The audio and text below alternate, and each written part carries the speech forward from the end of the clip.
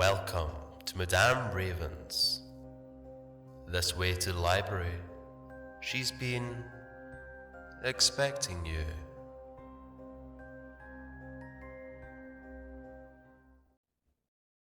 Before I started the amazing How to Survive Camping series, I did another one about the Fae in America. It was also an absolutely amazing series by a writer called Gelfwyn. She is really an excellent author, so I'm throwing together that series all in one video for you. Unfortunately, I haven't heard from her in a while, and her health was not good long before this virus hit, so I am very, very much hoping she's okay. Mara, if you see this, just give a post and let me know you're out there. Please like and subscribe and let me know. These are the collected tales. The first one is called The White Dog. Every place has those tales. Things spoken of when children are safely asleep. Tales told while out at activities the young'uns weren't invited to, be it a hunting trip, fishing, or just gathering around a fire drinking beer and shine. Those tales change and alter over time. New ones come to life and old ones fade into the mists of time. I can't say why, but I decided I wished to collect those tales still being spoken before they were lost forever. Sometimes I wish I had decided to become a farmer. Then I think of the missing field and sigh. I'll tell that tale soon. This was the first I heard. The White Dog. Emma was exactly what one would expect. Early 40s, not fat, but thickened by her 4 children and a life of working the land. She and her whole family had lived here for so long, no one ever remembered a time her family hadn't been in these rolling hills. She had sun-bleached hair that was thinning, skin that was half leather from the sun. Still, she might have been pretty in her youth. Now she was just like many of the women that lived out here. Worrying hard times had aged her. Still, her eyes were a rich chocolate brown. And scared. She had an ancient family Bible hugged to her chest and papers sticking wildly out of it at angles. Thing was big enough to make my table groan as she finally relinquished it to the scratched wood surface. She sat and shifted. We went through the game of offering refreshment 3 times before it was accepted. She didn't touch the glass of lemonade, but rather shifted uncomfortably. She wanted to talk, but was terrified to do so. My boy says you want to know stories about things that ain't natural. I nodded. I want to collect the legends and myths before they are lost. Ain't sure this is a legend or a myth, but it ain't natural. I ain't sure where to start, so guess I'll start with Great Aunt Caroline. She was my granny's oldest sister. She opened the family Bible and pointed to some faded scrawls. Caroline Sue was listed as the first of 6 children. Myrtle was Granny, the 4th name, with 2 boys in between. She was the first I ever heard of. You know how kids can run in when not expected or be awake when they ain't supposed to be. Granny wouldn't let no one talk about Caroline, but I heard the name one night and may have never remembered it if it hadn't been for Linda. Granny was apologizing that she just couldn't stand being near Linda, not when it was Caroline's eyes looking at her. Emma fluttered her hands and drew out a picture of 3 young girls, all with pale blonde hair, 2 with dark brown eyes, the oldest with the most amazing pale blue eyes. One could have thought them sisters, they were so close in looks. And I'm making a mess of this. This is Linda, Bonnie, and myself. We were cousins, only a couple months apart. Linda was the oldest. She's the blue-eyed one. Ain't no one in the family had eyes like that, but Linda did, and I guess Aunt Caroline did. I took the picture and looked at it closer. I was right. Once she and her cousins had been pretty girls, blonde, healthy, carefree. No, the blue eyes were focused not on the camera, but on something behind the person taking the picture. Fear was in those eyes. The smile, fake. I nodded again and handed the picture back. Linda was being hunted. I didn't understand it then. She was just strange, I thought. Hate being outside at night. Hated open windows. Always drew the curtains tight. Bonnie and I teased her. Wish we hadn't now, but... Back to Caroline. I remember the name, and then I saw it in the Bible. Only you notice, ain't no death date listed. But I grew up always knowing she was dead, but nothing more. When I got old enough, I started digging. She handed me a folded and somewhat worn paper, a printout from a newspaper microfilm. Caroline had died at 17. Cause of death? Animal attack. There was a picture, black and white, pale hair and pale eyes staring out at the photographer. Emma opened the Bible to the front page again. Lines upon lines of names. Then I noticed something else. You see, every mother makes a Bible for her children when they get married, and they copy everything from the start. So even though this one ain't that old, it has my family going right back to before this was a state even. Look here, that's would have been Granny's great aunt. She pointed to a name. Mary Ann. No birth or death date. Firstborn daughter. And here, every other generation. Firstborn girl. She was right. Always a girl's name. Always a firstborn daughter. But I also noticed that there was no Linda at the bottom. Where's Linda on this? Emma pointed to her grandmother's children. 3 boys. Linda was born to Tom, his only child. Pointing to the first name on the list. Frank was my pa. He was 2 years younger than Tom. You see the names? Again she looked flustered. I'm getting ahead of the story again. So, Caroline. I finally got to hear the tale. Granny's youngest brother was not in his right mind toward the end. We don't throw our elders away like they do today.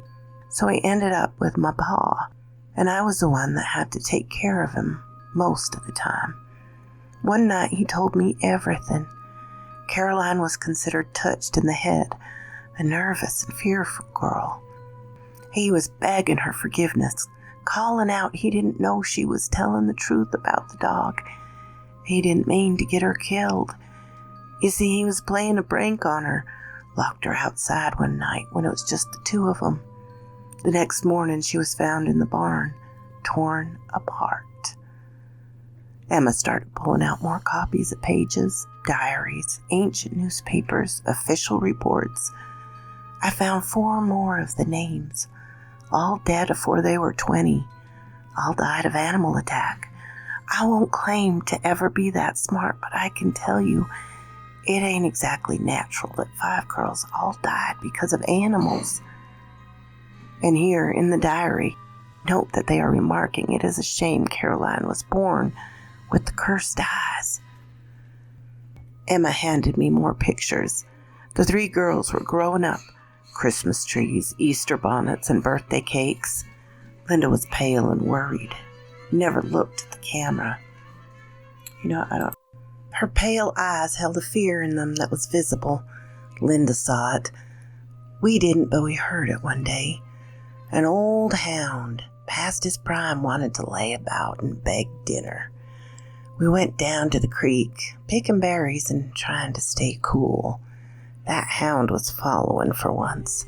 It was getting late, and Linda was acting stranger than normal. Suddenly that hound was bristled up like a bottle brush, and she was telling us to run. She herded us towards the house, closest one to us. That hound followed behind, growling and stopping to challenge something before running back to us. But I didn't see it. We ran through the bean field and up the hill. That old hound wasn't allowed in the house, but he came right in with us. Linda still wasn't happy. It was an old house with a lot of windows. She pushed us towards the bathroom. We protested it was too hot. Why? Still, she pushed us and that hound into that tiny room with only one itty-bitty window, and she wouldn't let us open it. Bonnie and I ended up in the tub. Linda and the hound were in the floor, her hugging it for dear life. It growled and bristled, and then Bonnie and I heard something walking outside the door. Nails clicking on the old wood floor first, then digging and tearing at the floor and door. She was looking at one of the pictures, tears running down her cheeks. We were only 10 years old, and Linda already knew to hide when it came. We got damn quiet about then, and didn't care the room was a furnace, just hugging one another close. When it got silent and the hound started to snore, she finally told us. It was a big, white dog, really big, but it wasn't really a dog, and if we ever saw it, we should run and hide. It had been chasing her for as long as she could remember. Her parents found us still in the bathroom. The whole family was out looking for us. At first they were mad about us not being where we were supposed to be. She said a wild dog had chased us from the creek and got inside. There were claw marks all over the door. So our papas were cursing and got their rifles, going to hunt that damn dog what was trying to get their kids.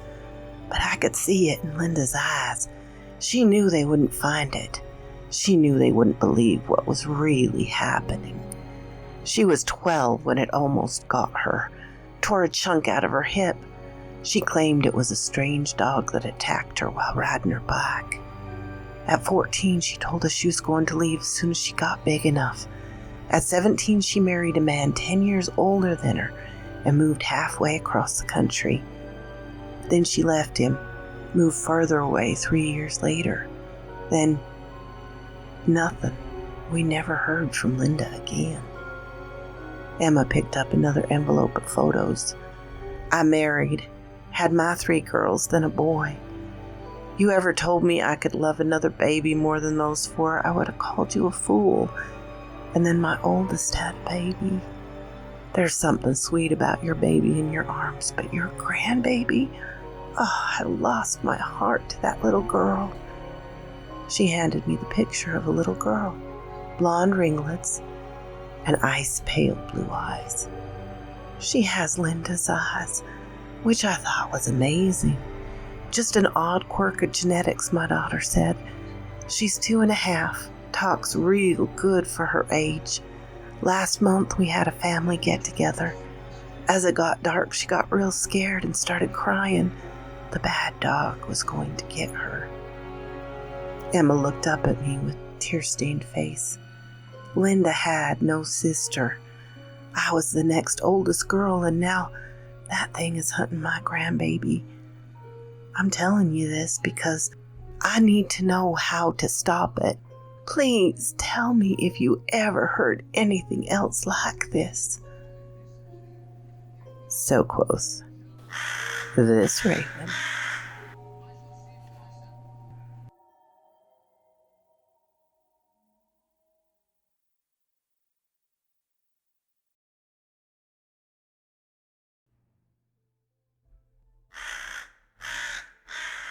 Hello, my darlings. Madam Raven here with another collected tale. Number 2 by Gelfwyn. Don't Chase a Golden Fox. The diner was run down and worn and probably wouldn't pass a health inspection. But they came every morning, farmers, workers, retired. These men didn't come because it was the best place for coffee. Most rarely ordered food. If so, it was 2 eggs, toast, and bacon, a slice of tomato on the side. They eyed me with curiosity when I told them I was looking for tales and legends of their community. One by one, the farmers and the workmen headed off to a long day, leaving me with a couple of grizzled old men. They would look back and forth, mutter. Then one spoke up. Ever hear of a golden fox? I had to admit I hadn't, but I knew red foxes could have some color variation. Not a red fox, nor gray. Bigger than either, and only ever seen when the moon is high. Coat will shine like gold in the moonlight. I saw my first when I was just a boy coon hunting with my pappy. Not even old enough to carry a gun. Pappy told me right then that I should never chase a golden fox. Look at the hounds. Now they were trained for ringtails, but if a varmint was in sight, they should be baying their fool heads off. Hounds were all coward, bellies to the ground, and silent as the grave. The old man took a sip of coffee. His hands were bony and worn, the knots of arthritis standing out. It turned, and I was just a wee bit, but I knew that pelt would have been worth enough for one man to take the shot. But they didn't. Not a single man lifted his gun. All Pappy would say is, leave it alone and never chase one. Was a man with 3 grown kids and a 4th on the way when I saw the next. Times were hard and I had mouths to feed, so I was sulking about one night to get something. A deer for meat, pelts to sell. Didn't care even a few rabbits would have helped. Came up the hollow and there it stood, glowing like fire in the moonlight. Pappy's words were in my head, but I was reasoning it weren't chasing when the damn thing was just standing there, and that pelt would bring a few dollars more than a plain old red one. He sighed and looked down. Fired at it and missed. It just turned its head to me, eyes like that gemstone. The one that has bugs in it, amber. And it was just watched as I reloaded and missed again. As I reloaded the 3rd time, it simply wasn't there anymore, nor were any other critter. I was the only one alive in that forest. Now, even after you spook animals, there's noise. Never really quiet in the woods. Animals talk all the time. Another heavy sigh, thin shoulders lifting and falling again, as if a weight settled on them. Took me till dawn to get back home. When I did, I was alone in the world. The cabin burned to the ground in the night. Wife, the kids, her ma, my pappy, all gone. Lost my mind. Dove into a bottle for a time. Forgot all about that devil fox. For 10 years I forgot. A woman decided to dry me out and straighten me up. Can't say I loved her as much, but she was a good woman and a good wife. I did my best by her. Never cheated, never beat her. Made sure she never went hungry or cold. Took her youngest brother hunting, and right there in the middle of a cow pasture was that fox again, just trotting through it like it had a hot date waiting on the other side. And that boy's eyes got huge, and he lifted his rifle, but I forced it to the ground before he could fire. Leave that thing, I told him. He was old enough to be annoyed, but I was ordering him about as he saw it. The fox never ever paused in its stride. The boy jerked away before I could say another word and chased after it. I turned and ran back home. Woman and our girl were fine. Couldn't understand why I was so worried, waking him up in the middle of the night, leaving her brother out in the fields. He waved over the waitress to get more coffee. Everyone pretended not to notice as he poured something from a small bottle into the coffee and stirred it. The boy wasn't found till spring. He was hanging in an oak tree, or had been. Finally rotted enough for his body to tear off and fall to the ground. His head was still in the tree fork. Woman almost left me, but we had the girl, and she knew the boy was hothead. Things were never right, though, between us after. Girl grew up, got married, lives out west with her man and kids. Those kids have kids now I ain't never seen. The woman went to live with her. I ain't the only one to see it. Every few years we have a boy go missing while hunting, usually found hanging in a tree. We tell our boys never chase it, leave it alone. But new folk move in and they don't believe in superstitions. You're gonna hear a lot of weird tales you keep asking. But remember, the world is a lot older than we are. And some of the warnings that don't make sense have survived because someone heeded the warning and lived. A golden fox ever crosses your path, you just wave and let it pass. So quoth this raven.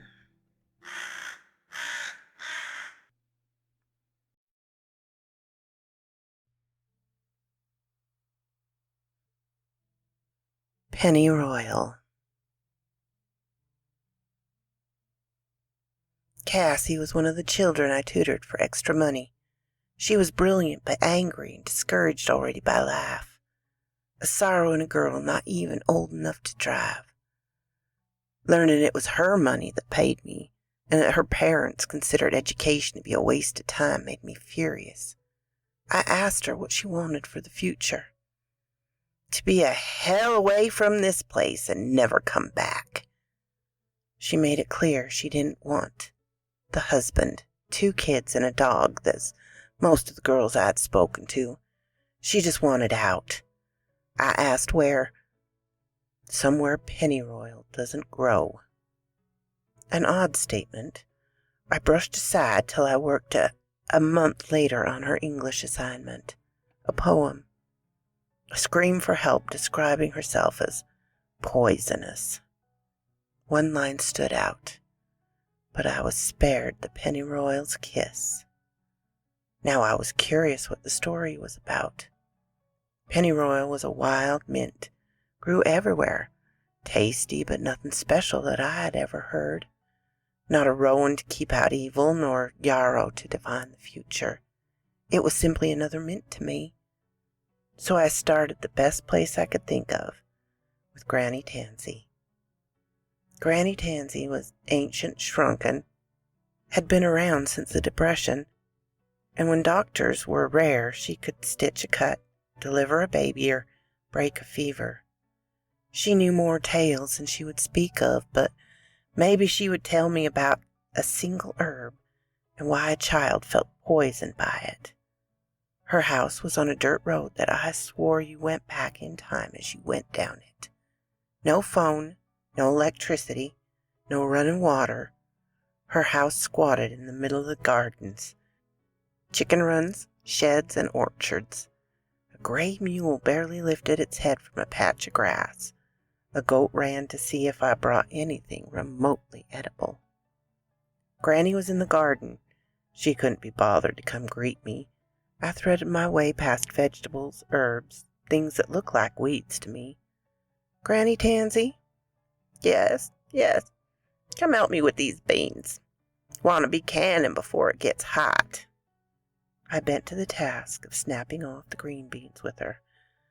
I have a girl I'm tutoring. She mentioned an herb, and I just don't understand what the meaning is. Denley girl? Have you asked her? I was shocked and curious. How could she know the girl? Yes, ma'am.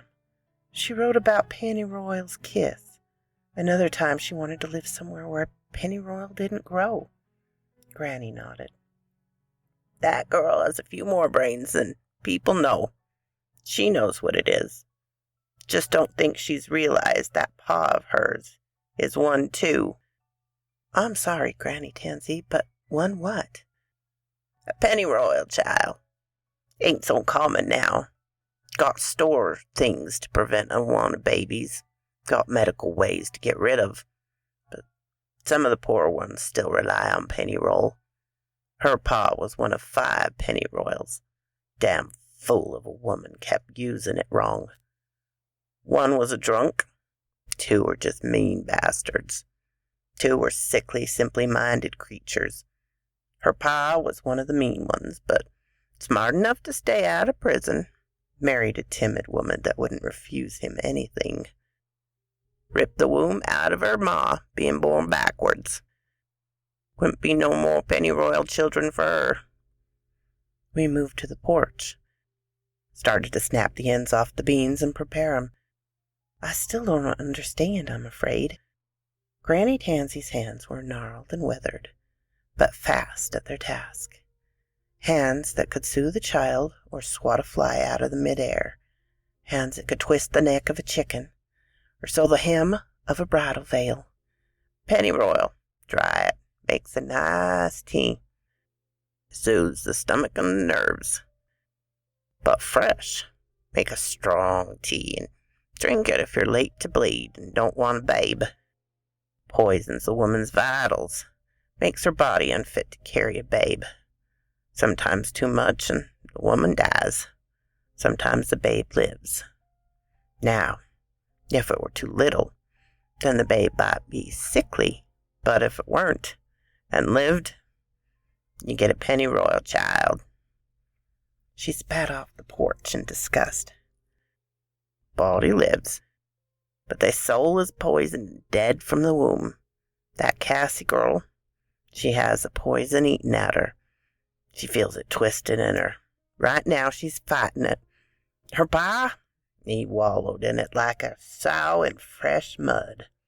Mean as a snake, that man. Jealous of even his own kid. The mean ones, they the ones you hear the most. That man few counties over got himself shot in the middle of Main Street at noon. Stolen child, wife beside him. Pulled enough lead out of him to make an anchor. But not a soul, not even that little girl he married, saw who shot him. Police people say 20 different guns were used. He were a mean one, baiting people, burning their houses. But when he took that little girl, they got the courage to cleanse the poison. Be a woman I heard of, 7 babies, all of them dying in their cribs. She would weep and wail for the cameras and then be planning the next funeral before the babe was out of her belly. She looked down at the apron full of beans she had left. Some ain't deadly to others. Miserable, unhappy creatures that know they ain't right but not why. Find the bottle or find their grave young. That Cassie girl, she knows why and she hates those 2. What should have protected her? If she wins, she'll leave and probably be a successful woman, but never happy. The pennyroyal wins and those 2 will be dead and the girl's smart enough to get away with it. Might even develop an appetite for it. Why, I watch her. They die and I feed her wolf's bane. Won't let that sorrow be turned out into the world. I blinked. That herb I knew, deadly aconite? Granny Tansy had just admitted to me she would kill the girl. I guess my face showed the shock I felt. I'm old. I get confused. I meant to give her linden to soothe her after the tragedy. Mix my herbs up, but better to be thought touched than let a pennyroyal child loose that could be as deadly as she. Swear Jesus, thought of giving it to her when she first started showing signs of being bright. But I figured she's fighting it. Let her have a chance. She loses, then those 2 get what they deserve. Then the child can go in peace. Lord already has her soul held safe. What can I do? Just what you already do. Listen to the girl and tell her about what can be waiting for her out there if she don't let the poison fester in her. Tell her it's okay not to go and whelp another babe with the poison in its vein. Tell her she can live and be free of it. Tell her, if Granny Tansy can fight the pennyroyal, so can she. Author's note. Pennyroyal, as a dried tea, is relatively harmless. I wouldn't drink it while pregnant or wishing to become pregnant. But pennyroyal oil is deadly. Even small amounts cause massive liver damage and can cause death with as little as a teaspoon for an adult. And yes, in the South, and I'm sure in a few other areas, it was used as means of abortion. However, it sometimes killed the woman or failed to abort and left you with a very sick child. So quoth this raven.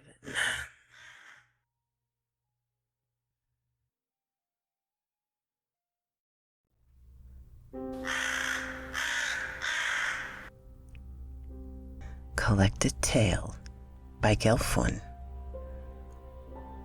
This one's entitled Witch's Cauldron. I took to visiting Granny Tansy at least every other week.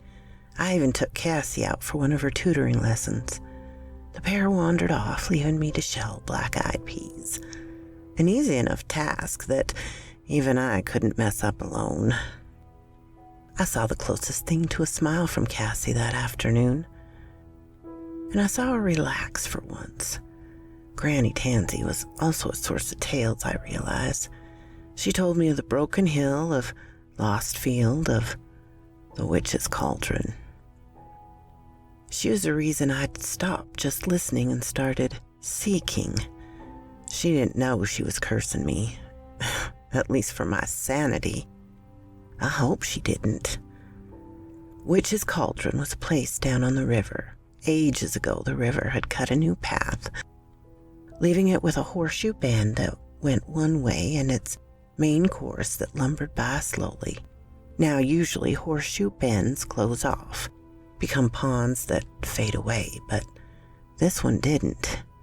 The river still filled it, and in its crook was a deep pool that was home to some huge catfish. When it rained, that crook would turn into a whirlpool that bubbled and swirled. The currents would grow strong and erratic. The possibility of a record-sized catfish brought fishermen to the cauldron often. Its dangerous currents that happened every time it rained were the reason parents warned their sons that they'd better never catch them there. Now, the moment you tell a boy something is forbidden, it becomes desired.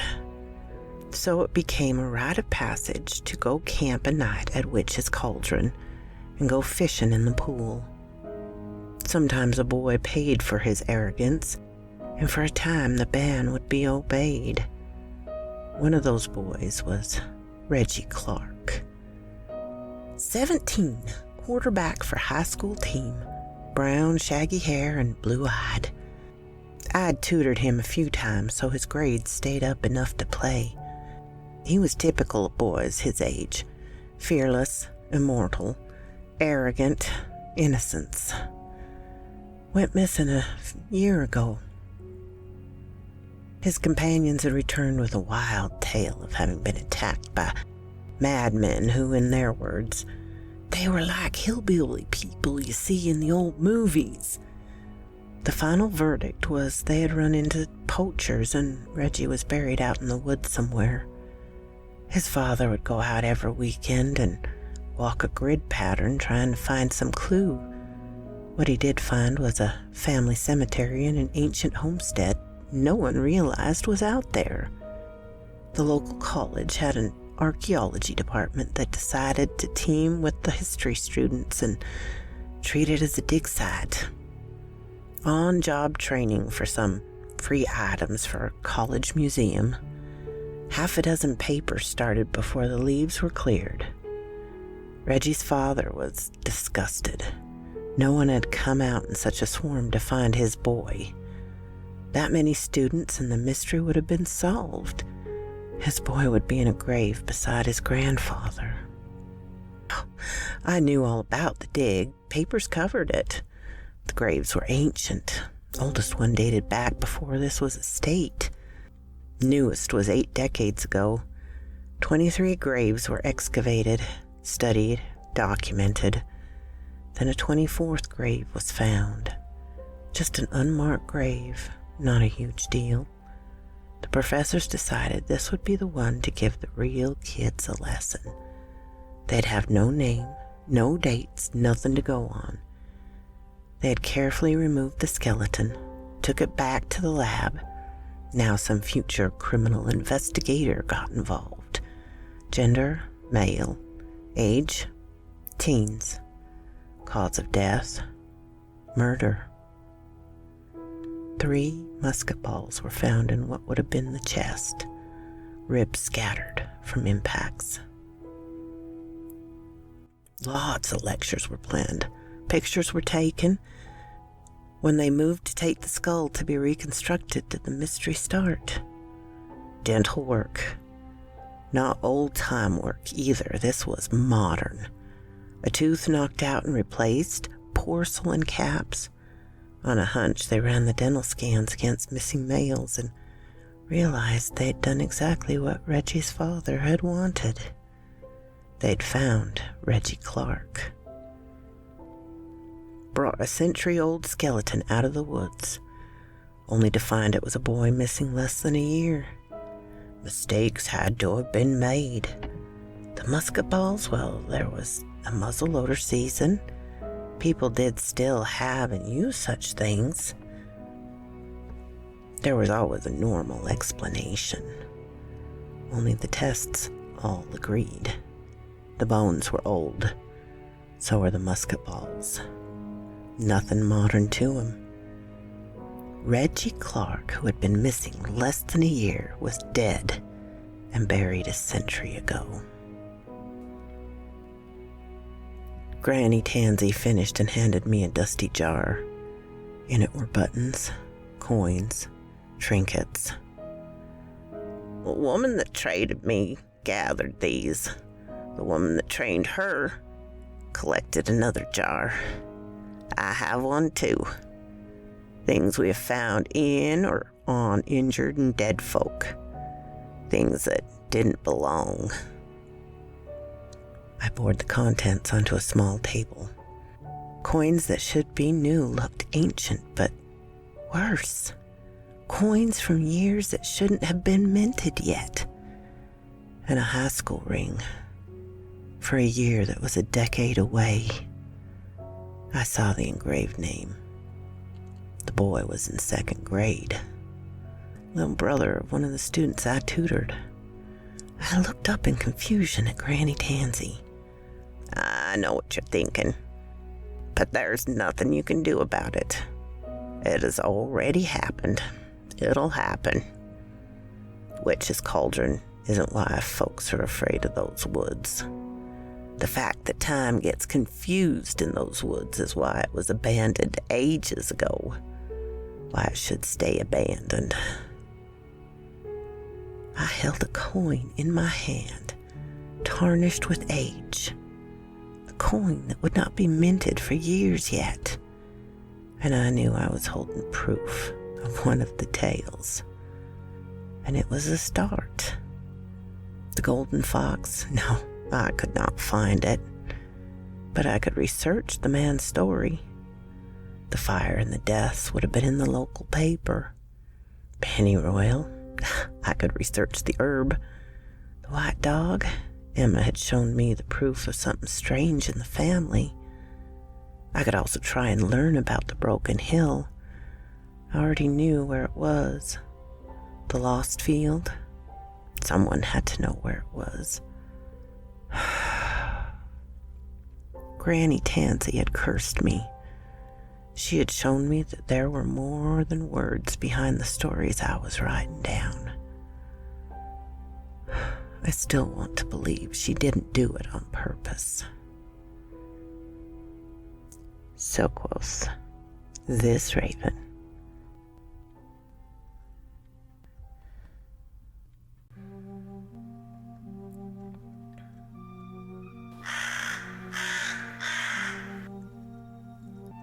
Collected Tale by Gelfwyn.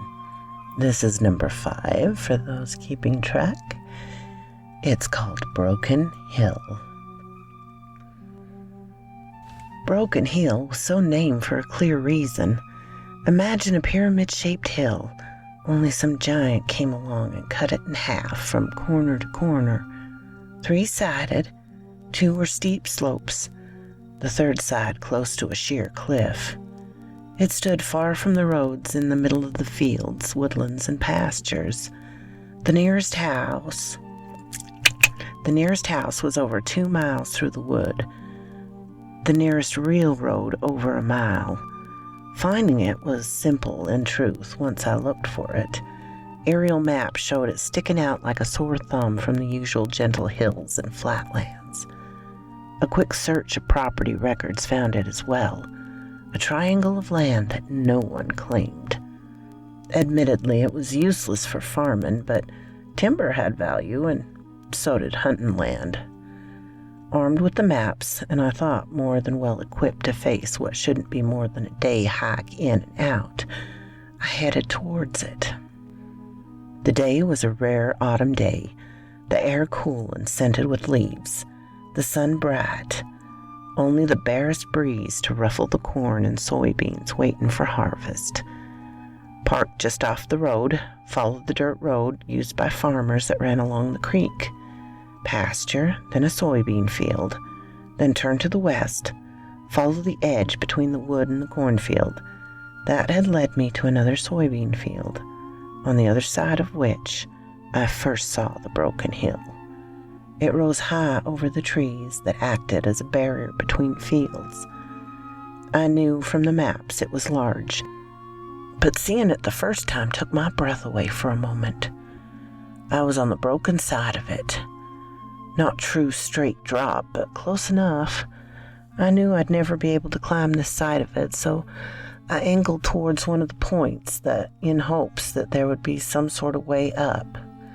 The closer I got, the larger it loomed, cast the field into shadow.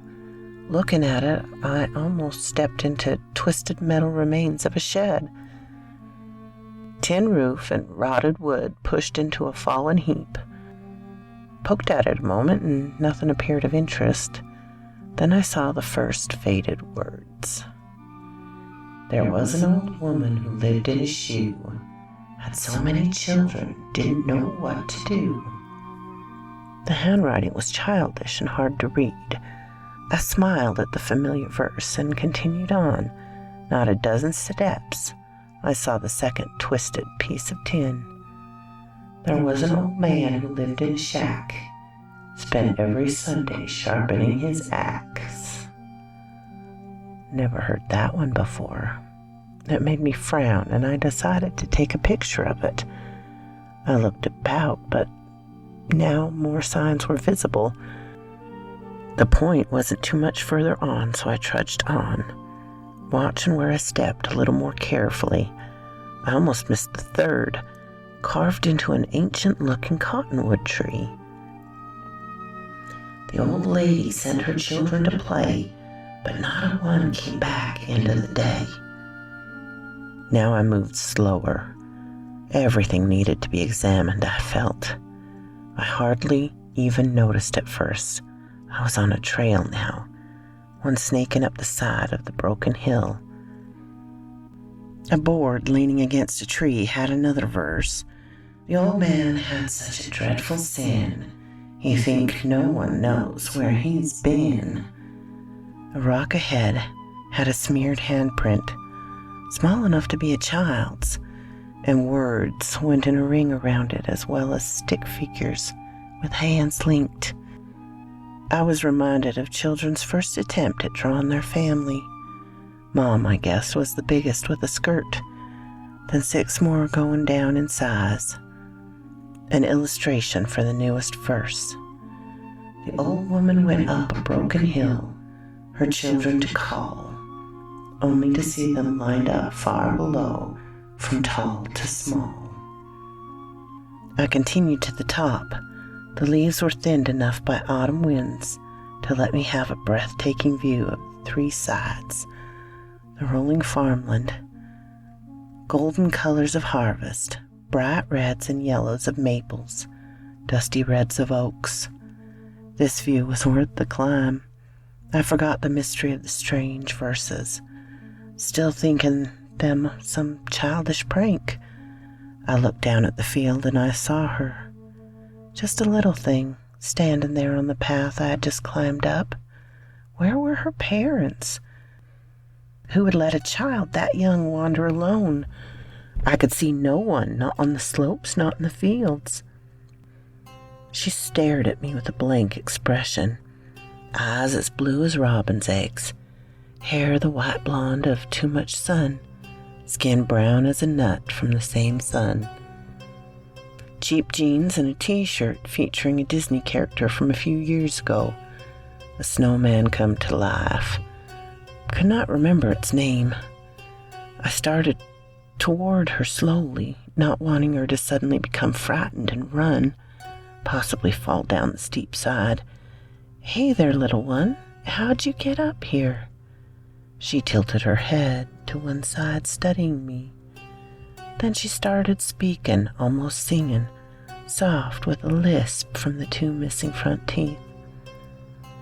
"The old man had a bloody secret to keep, and knows his crop will be hell to reap." With that, she turned and ran off down the trail. I tried to catch her, but she was gone, vanished. After frantic searching, I half ran back to my car. As soon as I got somewhere with a decent signal, I called the police. Someone had to come find that child. It would be dark in a few hours. No child that young should be alone. They came bringing dogs, asking me over and over about why I was there and what she looked like, what she said. I showed them the pictures I'd taken. In each there was a child. Boys, girls, some older, one much younger. Half hidden in the background of every picture I'd taken that day were children. The officers looked pale and sick. Then one of the older ones said I had probably had a prank played on me by a group, calling his men to come back and head off. "I'll find their parents and let them know it isn't nice to scare strangers. And next time maybe you shouldn't be trespassing." I saw one of the middle-aged officers lingeringly look at me with a horror in his eyes. He had something to say, but something he didn't dare say. As he turned to leave, something small and white fluttered to the ground. A business card with a name on it, the local precinct numbers, and scrawled quickly on the back, 7 numbers. So quoth this raven. The sleeping child. I called the number and reached a voicemail, left a message and started waiting. While I waited, I did more research. Broken Hill had a stream that originated from it. Tiny, unnamed, it twisted between 2 fields before reaching Mackey Creek, which in turn wound its way to the river. In fact, it poured into the offshoot that housed Witch's Cauldron. Was there a connection between the hill no one would claim and the land no one wanted to live on? My research found another unclaimed region, a large island between the main river and the offshoot that held the cauldron. Nothing seemed to be on it but woods, and with spring floods, maybe it wasn't useful. Or Granny Tansy was right, and no sane person would live near that area again. I came home to a strange car in the driveway, and the deputy sitting on my porch step turning a stick into wood shavings. He smelled of whiskey and looked like he would rather be anywhere rather than here. "You've been asking a lot of questions and spending a lot of time with that old woman." He didn't look up from the branch. Snick, snick, snick. The small knife flashed, and a golden wood flake would fall into the pile on the ground. I'm trying to collect local legends, myths, stories that are told one generation to the next. And you went looking for that cursed hill? I sat down on the far side of the step. I don't know. What I found was a weird poem written all along the path. And a child your sheriff seems to not want to think about. You didn't find a kid. Snick. The next flake was heavy enough to scatter the pile a bit. There's never a kid. The little girl curled up asleep. The boy with his dog. The girl carrying wildflowers. The baby. They're never there. He tossed the branch as far as he could, folded the knife back up, and ran a hand through his hair. I'll warn you now. You are walking into a spider's web. Invite me in and I'll tell you what I know about the spider. Tell me good night and walk away. Find someplace else with pretty stories to tell. I'll make us some coffee. I think I already hit that web. I thought of the coins and the glass ring. So there was an old woman with too many kids. Lots of old women, lots of old men, lots of kids not where they should be. He stood and stretched before coming inside. I had a feeling he was hoping for a different outcome. Not to have to cut open the wound I could see festering on his soul. He sat at the table while I started coffee. No warning, no lead-in. He just started talking. I'm one of 2 trained pilots for the helicopter. Mostly we look for lost tourists, check no fires left unattended, look for pot fields. When I took my first flight up, I was told not to go over the island, the one between the cauldron and the river. So guess where the first place I headed was. Expected some woods, maybe a hunter's cabin. Found a field. It was early April. Fields were plowed but not planted. Ground was too cold.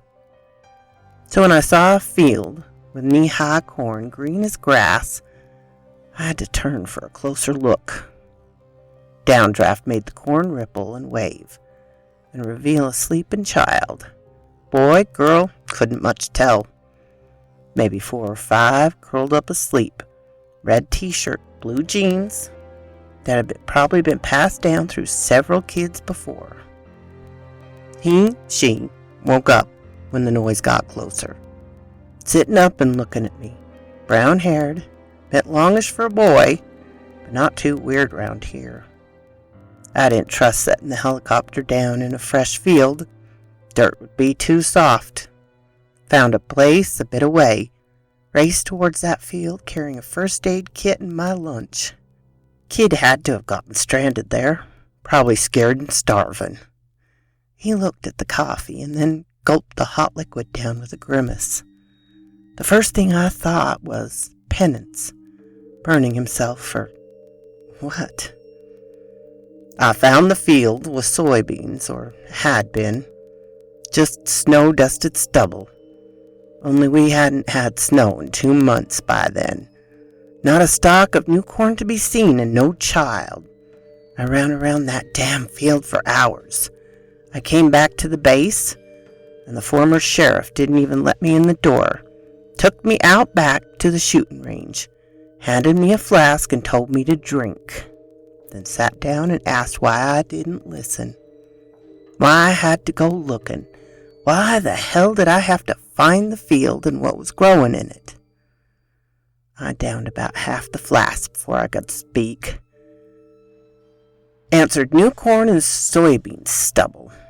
He nodded and said, I ever saw winter wheat just high enough to hide a rabbit. Close my eyes and count to 50. Just trust I was going straight. He knew I'd keep looking. He couldn't stop me, but again he told me winter wheat was something I should pray I never saw. I asked what he knew. What the hell was that field? The old sheriff just said it was a wrong place where people went to hide their sins. It stopped belonging to people. It belonged to the devil, and God had removed it for a reason. Only it kept flickering back into place. Every year I go back. Sometimes a crop is too tall for me to see a kid. Sometimes it's more than one kid. I thought they were bait, meant to lure me back down to the ground and into the field. Once it was 3. 2 young girls and a baby. I wanted to go to them so bad, but I knew there would never be anyone in that damn field. I'd never reach the field at the right time. 17 years now. 17 fields. 17 crops. Last spring it was winter wheat. Barely enough for Cottontail to hunker down and hide. He shuddered and tears were rolling down his cheeks. It was a little girl. It was the little girl you took a picture of on the trail. That blue shirt with the snowman. She wasn't sleeping. She wasn't standing. His fist hit the table hard, making the cups leap and tumble. Someone had driven 2 fence posts and hung that baby between them. When I first saw it, I thought she might be alive. Then I turned the helicopter about and saw what someone had done to her. Saw the bloody mess they had made of her. Someone killed that baby girl. Then I saw the posts. All the kids. Someone killed all those kids. He collapsed onto the table. I went and found the mason jar of clear liquid that Granny Tansy had given me a few weeks back. Poured a generous amount in the coffee and pushed it into his hand. He gulped it down. I'm a deputy because I want to protect. I'm a father, a grandfather. And I can't even tell anyone what I know because no one will believe me. Not till they've seen it for themselves. Those kids in your pictures, I've seen them all. Every one of them strung up between fence posts in that field. I could do nothing for the man. I could do nothing for myself. Granny Tansy knows, doesn't she? So quoth this raven.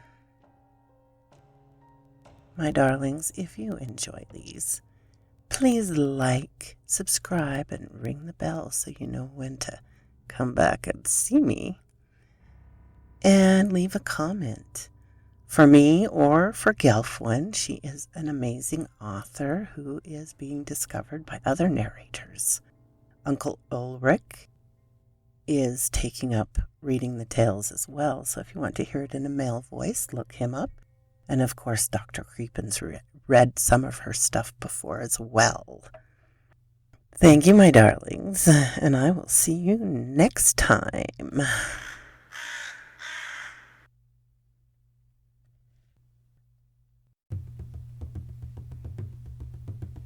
Hello, my darlings. Madam Raven here with another wonderful installment of Gelfwyn's Collected Tales. I am catching up with you, dear Gelfwyn. This one is number 7, The Pawpaw Tree.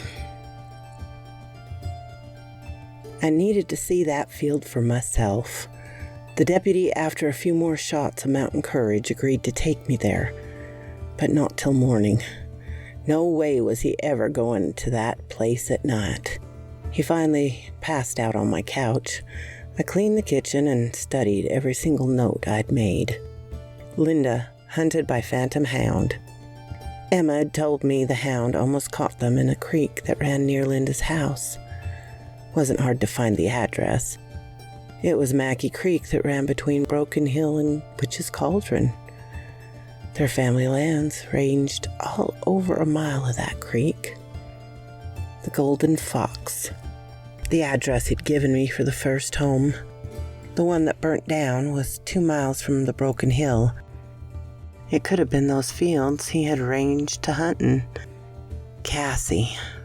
It wasn't so much as her pennyroyal. The area had an attitude that children could be expendable. Too many were a burden and no judgment if you got rid of one or two. What the hell area did I move to? This wasn't something that had happened overnight. This was bred into the very fabric of the community. Witch's Cauldron, the field, Broken Hill. People knew these places were wrong, but did nothing to protect others. I came seeking stories and had instead found a real, live horror story. The land this community was founded on was sick and twisted by something. I slept fitfully, my personal nightmare returning. I was drowning, muddy water in my mouth and nose, cold and being hit by branches of a tree, crying and screaming, and then being grabbed by the hands of a stranger. I woke startled to the sound of a knock on my bedroom door. I made coffee. Neither of us wanted to eat.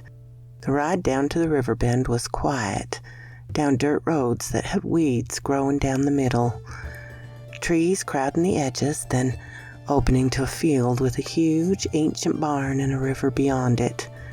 He parked beside the barn and pointed to it, something you need to see on the wall facing the river. Carved, painted, a Sharpie for the newest, dates, sometimes a gender. No names. I looked at the deputy. It was in his eyes. He knew what they meant now. Date's children were taken to the field, and a poem written in brick red paint. Old Tom had unwanted children 3. From the field they tried to flee. One got an axe to the head.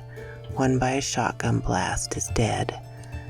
But little baby Lee went down the river in a pawpaw tree. That wasn't there 3 years ago, right after Thomas Lee died of old age. Married and divorced twice. No kids on record. At least not when he died. I frowned. Because he killed him in the field? Something did, I think.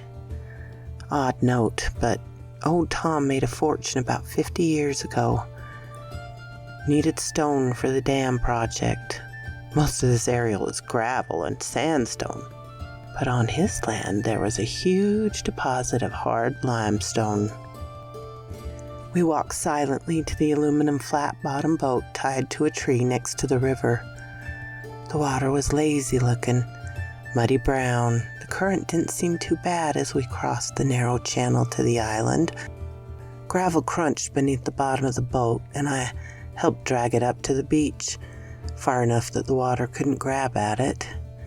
Neither of us wanted to tie it in case we needed to leave faster than we arrived. Scrub willows and pawpaw trees clung to the riverbank. We walked along the shore for a few minutes. Then he pushed into a canebrake. Damn, never knew just how sharp cane leaves could be. Then the leaves were fresh and green. The air was warm and sweet-scented. I heard him give a deep, shuddering breath. Soybeans, not spring wheat. It was a soybean field, ordinary looking, barely a hand high. Lush green leaves that would have made any farmer nod in contentment. But it was spring here. Wild daffodils bloomed along the field edge. There was a hole in the tree line of the field. The river rolled angrily beyond it.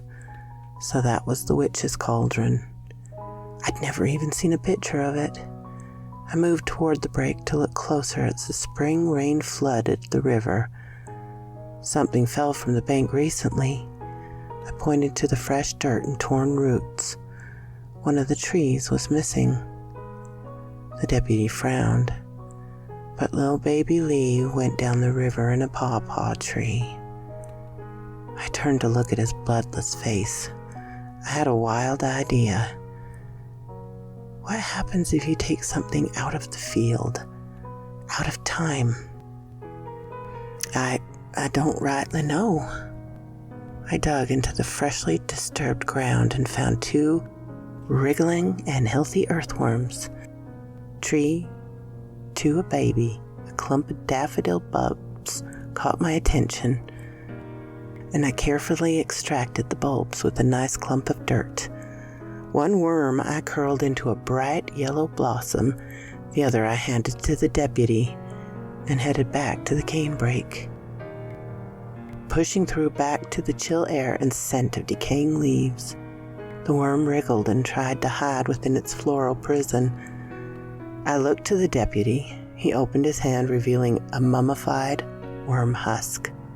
What had been living and squirming a minute ago was now age as dead. The daffodils were still bright and healthy as well. The dirt allows living things to escape. The baby survived, but was pushed to... when? We went back to the boat and crossed.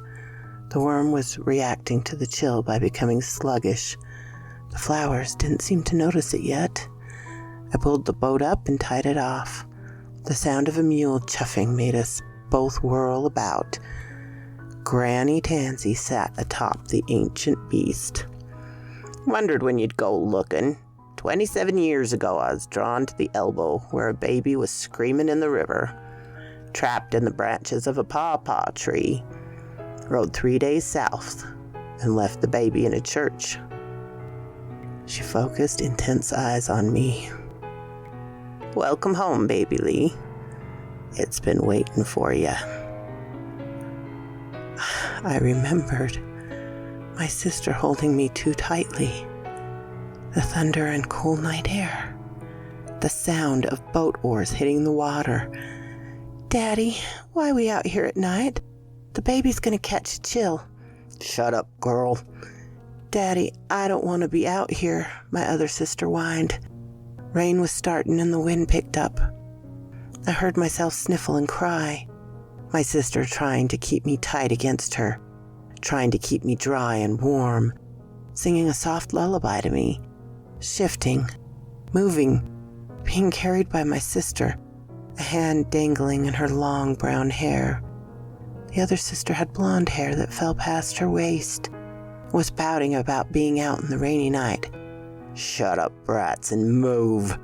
The man was angry, but that was just normal for me. All my life he'd been angry. Daddy, the baby needs to be home and dry. That was a bad sound. A wrong sound. Sister screamed and clutched me even tighter, then started running. I was scared now and confused. Then I was being pushed up into something. My clothes were tangled in the branches of something as my sister tried to climb up a bank. My sister's hands fell away from me. I was dangling from the tree branch. Another deafening boom, and the world tilted. I was in water, muddied and cold. It was getting in my mouth, choking me as I tried to scream my fear and fury. Then there were hands grabbing me. Hush now, child. River saved you, so stop being angry at it. I fell to my knees. You find the things out of time. You found me in the river. You took me far enough away no one ever think to search here. And some 20 years at a time. The deputy was shaking. Granny Tansy, what is this about? The pact was not complete. The thing wants what it was promised, but you got too old. It's angry now. You two be the best chance to break the cycle completely. Baby grew up to be a smart one, and you be an angry one, deputy, that knows this ain't right. Now, make it right again. How? Find the golden fox. He be the one showed me where you were. So quoth this raven. Now you be 3. I dream of death. I always have from the time I was a child, waking screaming in the middle of the night, sending my mother and her husband flying to my side. As I got older, I learned to hide the night terrors. My mother knew, but at least her husband ceased his frowning every time I disturbed his sleep. No more arguments about his needing to sleep. His job was hard. Not many men would take a woman with a brat on. We should be more thankful. As I got older, I realized I was not dreaming of death. I was seeing, living other people's deaths. Let me explain. One of my dreams was a gorge with cold, clear stream running through it. The walls were tall, covered in moss and fern, too slick to climb.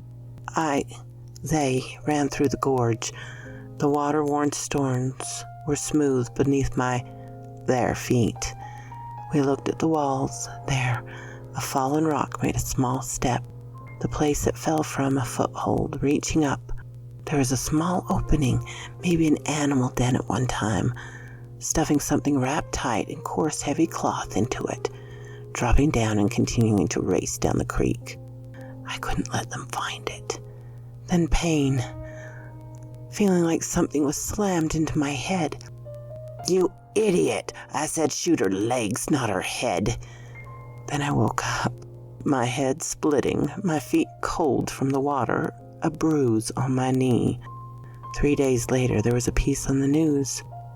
A murder victim found in a gorge. There, behind the reporter, was a rock in the water, having fallen from the wall. One could step on it to reach the hole it came out of. Above that was a hole where something wrapped in cloth was hidden. Something worth killing, dying for. I was only 7.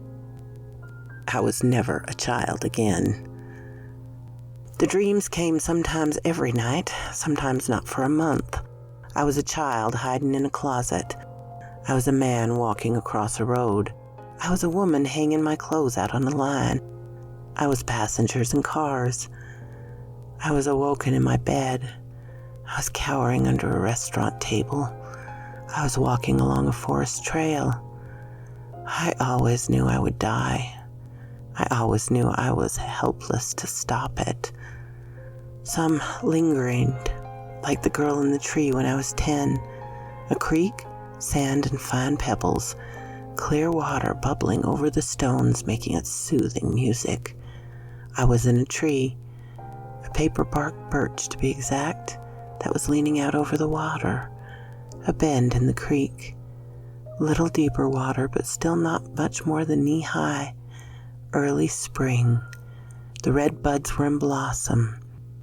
A few early spring flowers on the creek banks.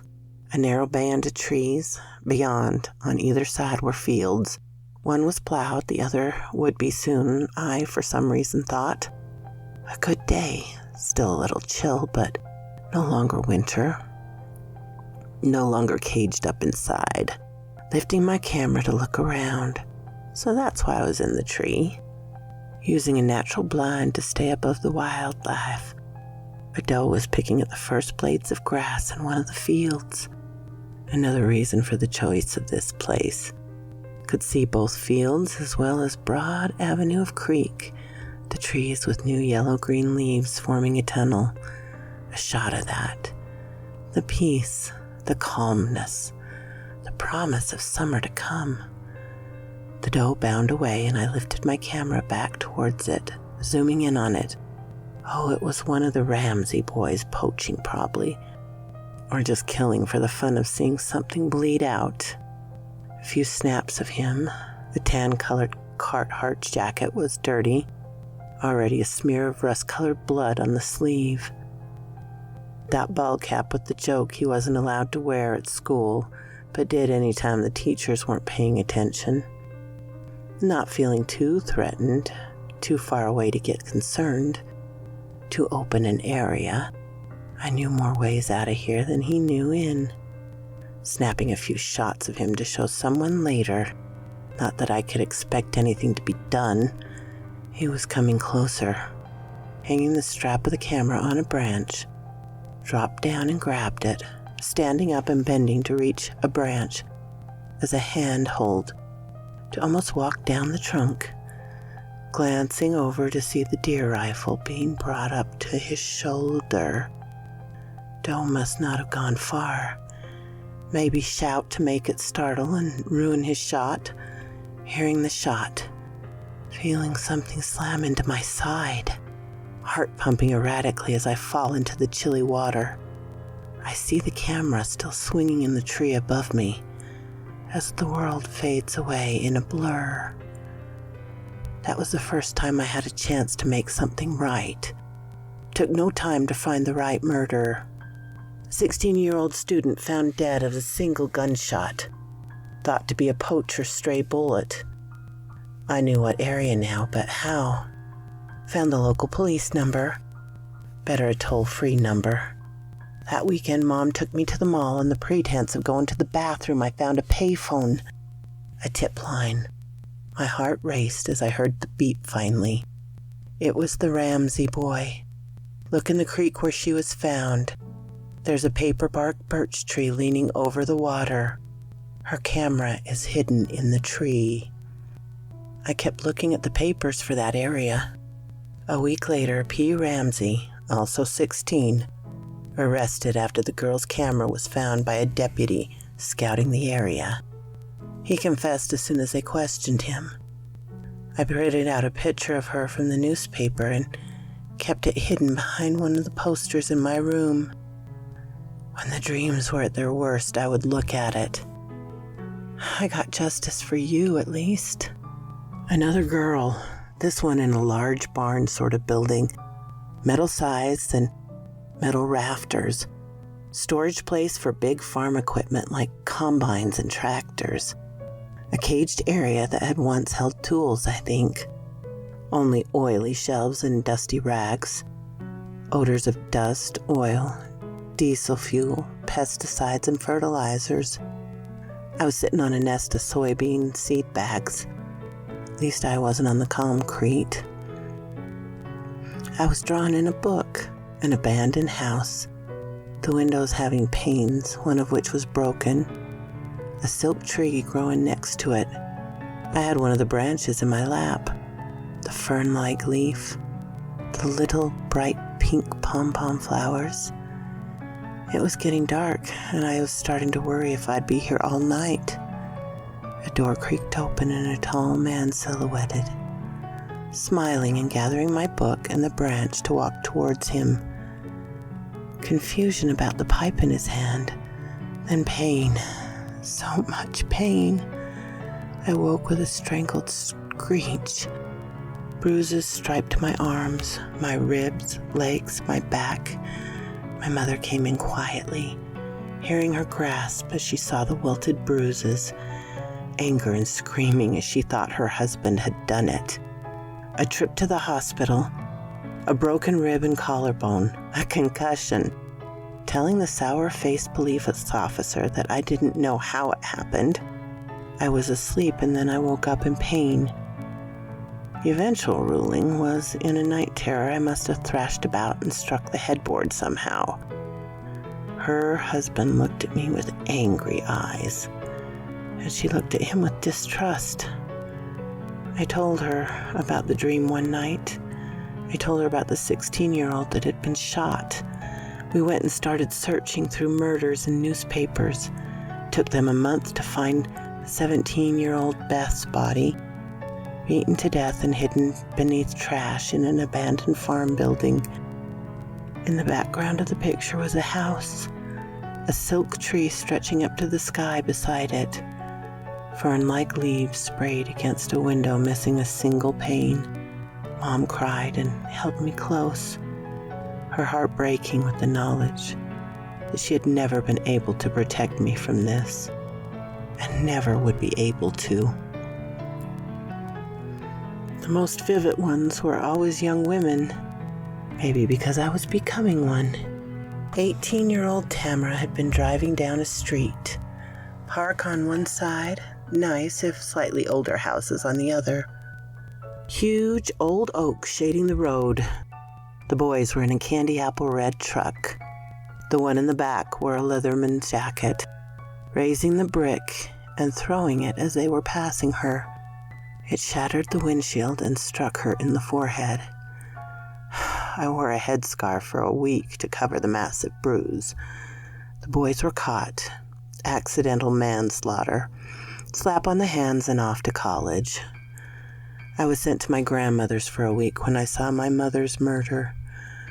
Years of his abuse, years of his ridicule, years of his attacks on me had been enough. She had sent me to her mother's so she could pack our stuff and leave while he was gone on a fishing, drinking trip with his buddies. He should have been gone till Sunday afternoon. Instead, he had returned late Saturday night in a foul mood. My mother died in my room with a fish knife in her throat. I awoke and called the police, crying as my grandmother demanded an answer. They tried to dismiss me at first, but had to do a welfare check. Found him trying to wrap her body in trash bags in the backyard. Grandmother looked at me with hard eyes. Your father's evil blood is flowing in you.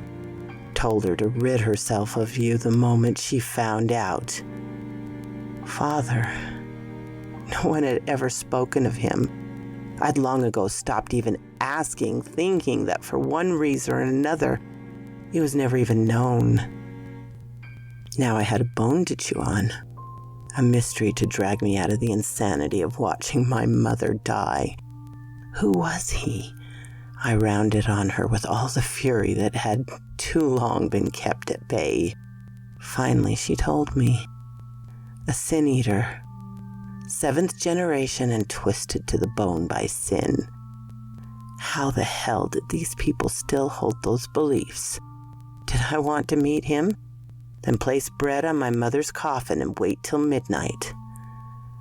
I made the bread, kneaded the loaf, and salted it with my tears, baked it brown and laid it on the finest china plate my grandmother had, placing it on the coffin, and then made a seat for myself in the very back of the church. I was half asleep, lost in the memories of a mother's love when I heard the slide of a china against wood. I stood and crept forward quiet as I could. He was hunched and looked furtively about. Hair oily and crusted with filth. Clothes more thread than cloth. He tore at the loaf and chewed almost convulsively, crying and moaning all the while. Are you my father?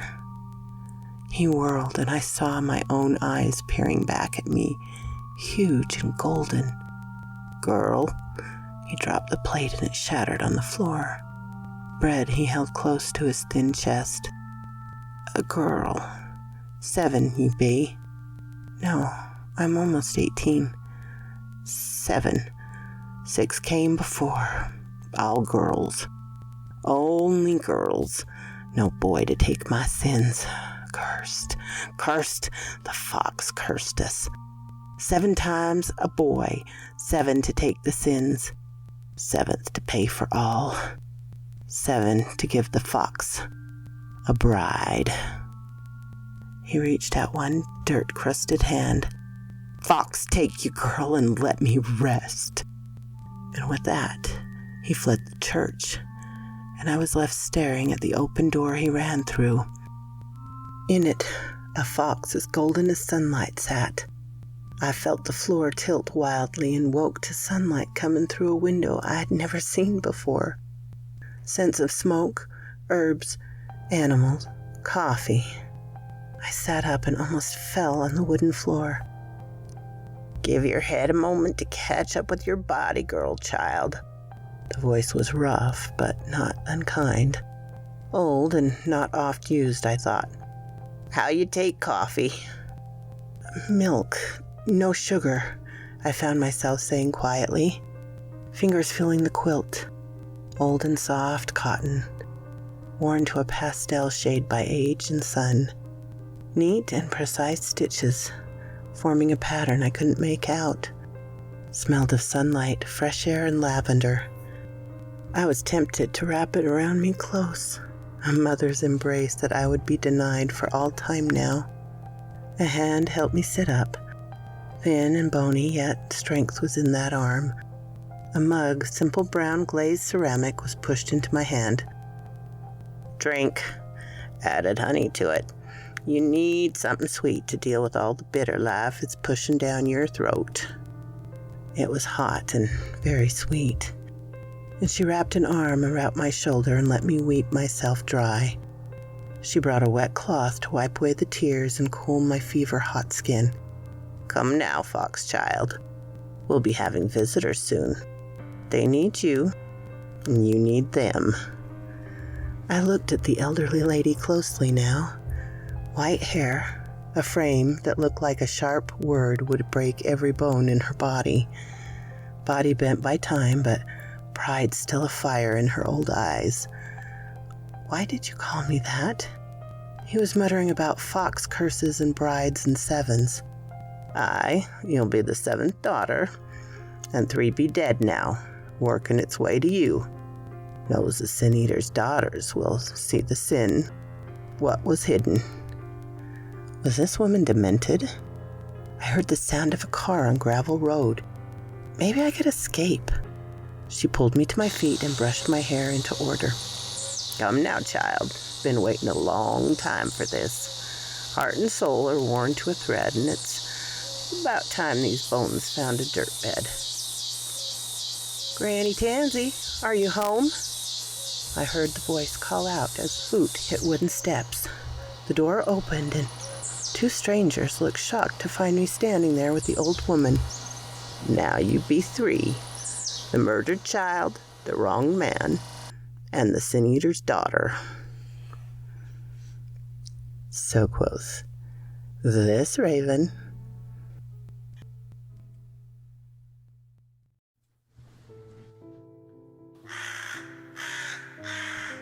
Hello, my darlings. Madam Raven here with Collected Tale number 9, Sins and Tricks. 1 for sorrow, 2 for mirth, 3 for a funeral, 4 for a birth, 5 for silver, 6 for gold, 7 for hidden secrets, 8 for the tales to be told, 9 for a journey, 10 for the warrior bold. The girl looked as if her life had just crashed to the ground. It had, I learned. Mother murdered by stepfather. Grandmother was best described as a bitch. And then her father was a real-life sin eater. That there had been sin eaters in this community for generations was not that surprising to me. I just wanted to hug the child tight and tell her it would be okay. Never mind, I wasn't sure that it was. We had a puzzle, but no picture to guide us, and no certainty which pieces belonged to our puzzle. The fox did. The girl proved that. But how did it fit? Broken Hill and the lost field were the chessboard, so to speak. The children were murdered in one but haunted the other. The hound, where did it fit in? Did it even fit in? What about the parents? Generations of them had slaughtered their children. How had they learned of the field? What sort of people would permit it to continue? What would they do if they knew someone was trying to end it? Murdered child. Yes, that's exactly what I was. Wronged man? Something in that title warned us that there was yet another secret waiting for us to trip over, or waiting to ambush us. The girl was looking at us with wild eyes, her breathing rapid. Granny patted the girl's shoulder. You see the sins now, don't you, girl? The girl half shook and then nodded her head, still wild and wide-eyed. Well, get better. You'll learn to draw the curtain closed again. Best you 3 sit down and talk. Child, you have to hurt him, I fear. Best to be over and done with.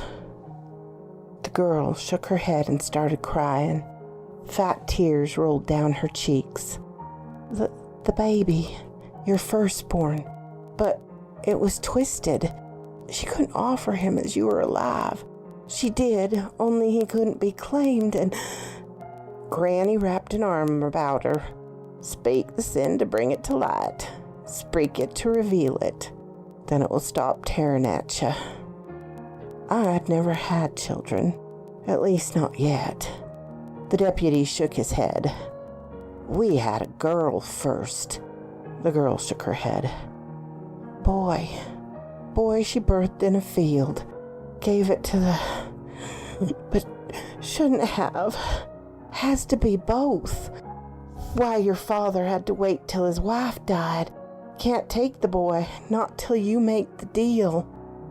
The deputy fell into the chair, looking like not a drop of blood remained in him. My wife loves her children. She's a good woman. She wouldn't. She wanted. She thought she needed. They give, and the thing in the field rewards. Been that way so long. Take me there. The girl had stopped crying. Her eyes were huge and golden. I need to go there. In daylight. I need to see. I have to find. To prove. Granny pushed her forward. Be quick. Don't let others see her. Neither of us wanted to return. The deputy was shaken and stuttering. Somewhere in his brain the truth was worming about and his life was being destroyed. The same as mine and the girls. I'll drive. I remember the way. The girl lay down on the back seat and we made our way in silence. Deputy and I both pretended to ignore the faint humming from the back seat as the girl tried to comfort herself. What on earth was Granny Tansy thinking? This child needed comfort, not to prove a nightmare. She needed a family. I was willing to bet she didn't have one. We arrived at noon. Sun bright overhead as we took the journey again. She ignored the barn completely, heading straight for the boat. She also didn't wait for the deputy as we were pulling the boat onto the other shore. He didn't even get a chance to call out a warning. But it wasn't spring wheat, nor new sprouted soybeans.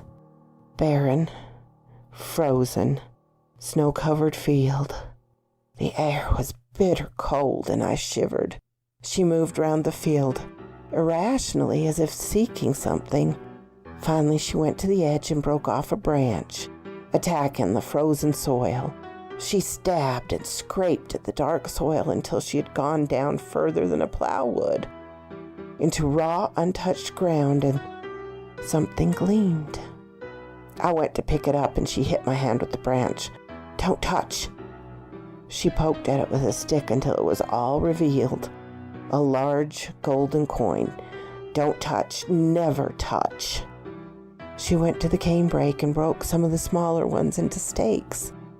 Moving about the field, she would stop and poke one of the stakes into the ground.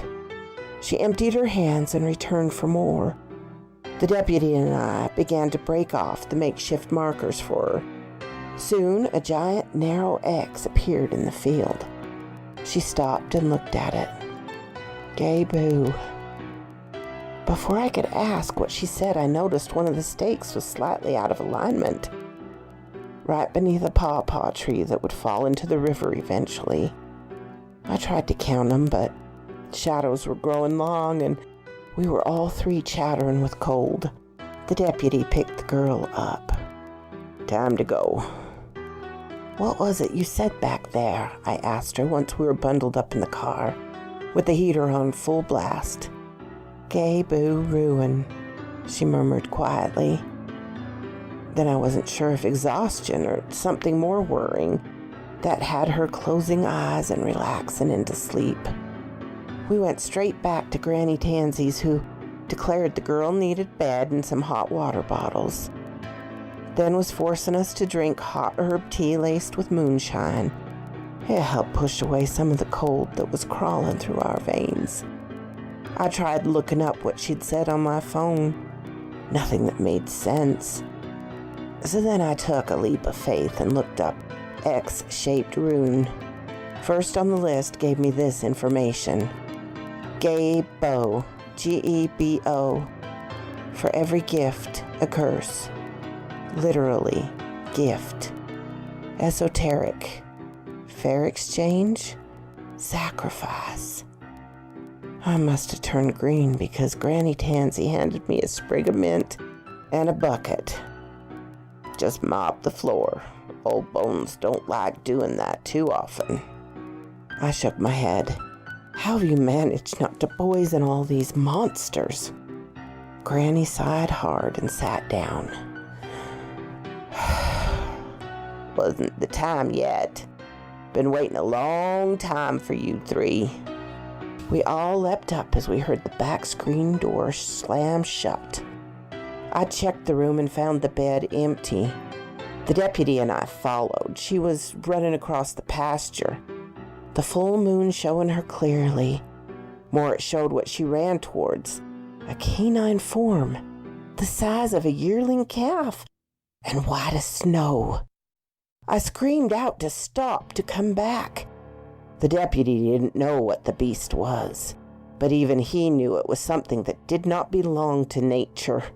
He was cursing the lack of his sidearm, not that he could use it with her between him and whatever that thing was. He was in good shape, but wasn't a track star. We knew the child would reach the beast before he could reach her. I knew what the white dog did to girls. I prepared myself for the screams, the blood, the terror. What none of us could be prepared for was her arms wrapping around the huge neck and burying her face into the white fur, nor for the creature to turn its head to almost hug her to it. Then it lowered itself to the ground, bringing her with it. She half laid atop it, and it curled about her, the huge tail wrapping her like a shawl. We slowed to not startle it, but the huge golden eyes were focused on us. Eyes as gold as the girl's eyes. She was crying again, heartbreaking sobs, tears washing the sorrow away. Eventually she quieted to dull hiccups, body limp against the silky fur. We came as close as we could before a warning growl rumbled from the beast. It wasn't harming her, it was guarding her. What was I missing? A few sniffles and she lifted up. Hands still knotted into the fur for support. It knows what you think, but you were wrong. The best tactic is to convince others your enemy is theirs, or that you are just a simple fox. Another sniffle and she was looking not at us, but at the great golden eyes that mirrored her own. Was a wealthy lord who bragged of his lands hunting, till day came and not hare nor fox did appear upon the land. He swore to the huntsman if he did not find something, would be the huntsman's children they chased.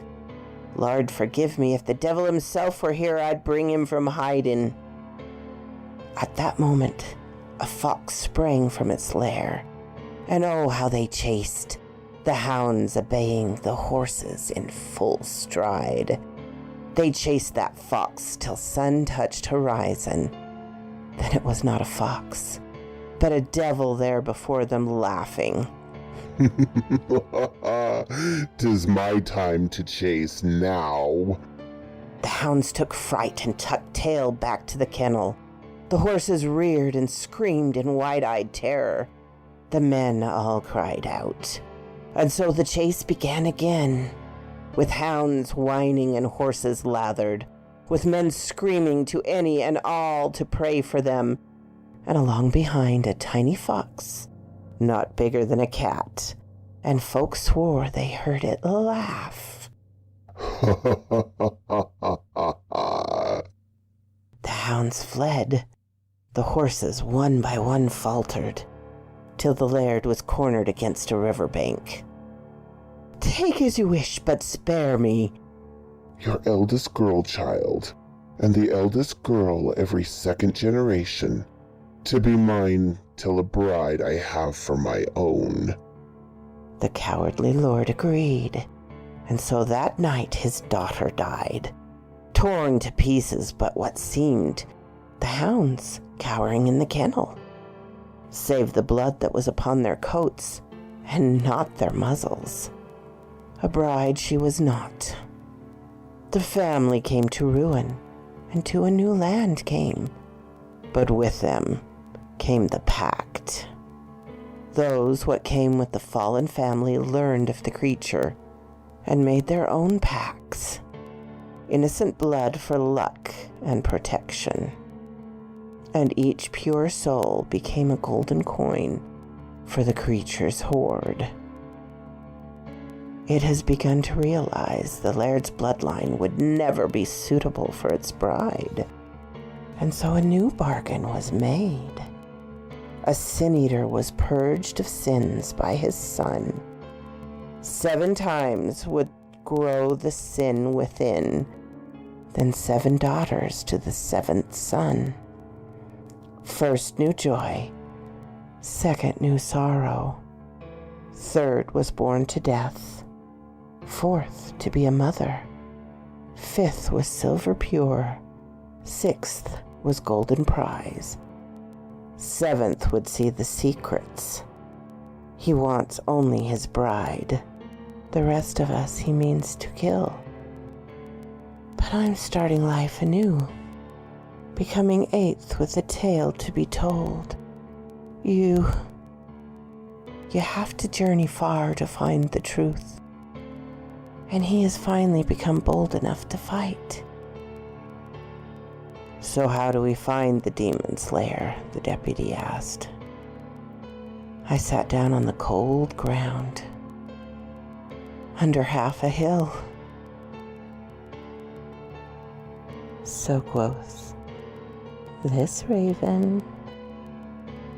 Oh, my darlings, I love, love, love this story.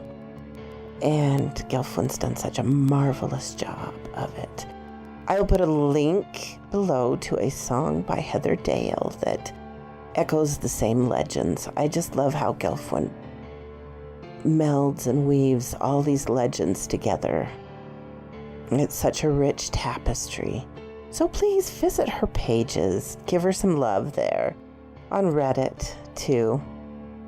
And if you like my videos, my darling, please like so I know you're been here. Subscribe so you don't miss any.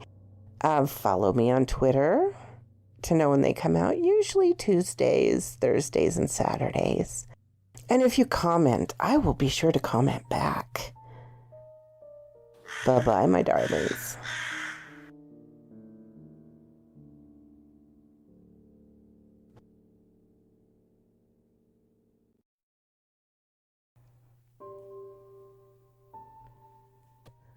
Best laid plans. I didn't know what the fox really was, or how it was twisted into the demon hound and a field of sacrifice. I didn't know many things anymore, it seemed. I didn't even know who I was. The deputy had lost himself, it seemed. Something the girl had said wormed its way into his mind once he understood the lie his wife had told him long ago. The girl would not come into the house again, instead sleeping out in the barn wrapped in hay and guarded by a creature that we couldn't even begin to understand. We saw a white dog the size of which was impossible, but we knew that was not what it was.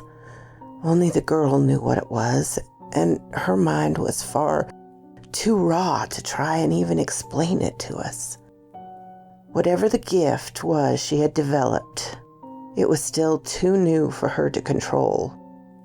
The girl, Emily rather, was struggling to understand what she could suddenly do. The creature was thankfully able to silence things and help her become more focused. I thought it was actually trying to teach her how to separate the visions from herself. Granny was not so happy to have that white beastie in her barn. Then again, we were all looking at her a bit cautiously now. The fox came to her, yet she was the one that had been guiding me to the truth. Or was she? I realized suddenly that right now it was only the three of us, and we were all standing in different corners, terrified of one another. Emily had destroyed the deputy's marriage by speaking a hidden truth. Granny had destroyed my history with the hidden truth of who I was.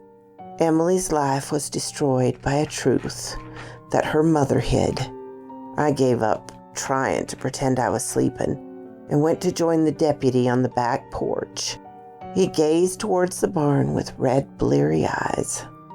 I've come to one understanding. The truth hurts like hell. Yep, he spit into the dirt. And it ain't gonna be any easier to hear. At least you and I can go back to shutting the curtains and pretending. That child has to see the truth of everyone she ever meets from now on. I would get drunk as a skunk and then blow my brains out. The deputy shook his head. Can't say I haven't already thought of it. I was in the army when we got married. I got assigned overseas, but she wanted to be near her ma when the baby came. Only I was told she lost it. Stayed with her ma because she was sickly after and grieving. Was 18 months before I saw her again. She killed my baby out there in that field for nothing. My son. My sisters are in that field. I don't even know their names. You realize when we went down to that field that it was the morning after the pawpaw tree fell. The morning after my sisters were murdered. It doesn't just randomly pick what time you step into. I sat down heavily on the step beside him. I keep thinking about the pictures I took. Wonder if I could find them now. Might could. Yeah, the chief knows what you saw out there.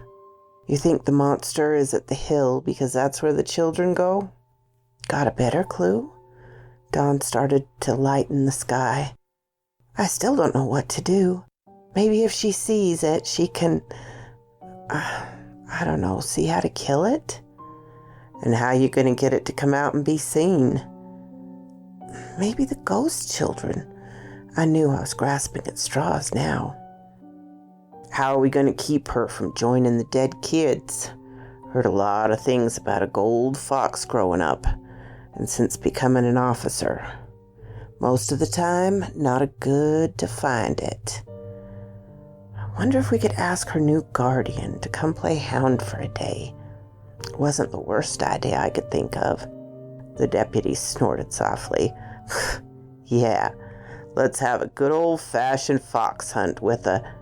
He slammed his fist onto the post beside him. What the hell are these things? How long have they been here? How many kids have died because of them? Why is it taking this long for anyone to do something? Hush up, young'uns. You'll have the rooster upset with the yelling. Granny's voice startled us both. Coffee's on. Come in out of the chill. As for your questions, don't rightly know. Since the first white folk came, far too many. Something needed to happen, and now it finally has. We rose and followed into the warmth of the kitchen. Hadn't even realized I was cold out there. Coffee pot was ancient, but there was something soothing about hearing it perk. The girl needs food. Ain't been taking food for days now, I'd say. I can take her something. Hopefully the guardian remembers I'm here to help. So what's changed? You three exist at the same time. Been more babes that got out of time. Been more than one wronged man ready to fight. Now the girl. Ain't sure she's been before, but been others to make the third. Were a boy not long ago figured out the truth, but killed herself. Girl has got a backbone. Granny rummaged about the kitchen, setting a pot of oatmeal cooking on the stove. You know the fox is what we have to hunt? I asked cautiously. Even the devil's done good when it suits his end. She turned to look at the barn. And angels done slaughtered children in their beds. She fixed a bowl, heaping dried apples, cinnamon, and honey on it. Make the girl eat this. She's got a long day ahead of her. Wrapped in a dish towel, I took the bowl out to the barn. She was awake and alone, sitting on a bale of hay, looking out across the field. Come on inside and eat. She looked at me with wide eyes and shook her head. Can't. She looked away from me. So, what is my sin? I forced her to take the wrapped bowl, watching her curl her fingers around the warmth. It cloaks you. It ain't yours, but it clings to you. It seems my father wanted me and my sisters dead in that field. One of them saved me, so now I need to find a way to free them. Do you understand what the coins you dug up are? She was toying with the oatmeal, nibbling it, her body demanding and her mind refusing. Tokens. Lives. Souls. Murdered children. We want to free them, to stop the killing, make that field vanish for all times. Emily looked up at me and sighed. But you don't know how. Not a question, but a truthful statement. I nodded. There is another place the children are seen. We want to take you there.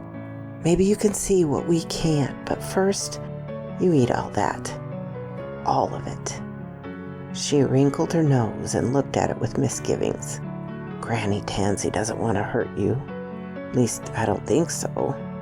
She's ready for this to end, too. I squeezed her shoulder lightly and got up to go. By the time I got back in the house, 2 plates sat on the table. The deputy had gone to get something and would return in a while. We ate in silence. I helped with the feeding animals, cleaning up, anything that needed doing in the barn. Emily ate the oatmeal and then walked across the pasture where a small stream was hidden by trees. I prayed she gained control enough to allow her to be around people again eventually. Deputy returned in his patrol truck. With it, we could drive almost all the way to Broken Hill. Emily appeared just as he pulled up. She didn't look at either of us as she slid into the back seat and waited. Are you sure that girl should be anywhere near that damn hill? I breathed deep and released it. No, but our choices are pretty limited. Got an idea of my own. He patted a tarp-covered box. We drove in silence, straight up to the tumbled-down shed. I noticed the writing was missing. Emily took one look at the shed and turned white, then wandered off towards the hill.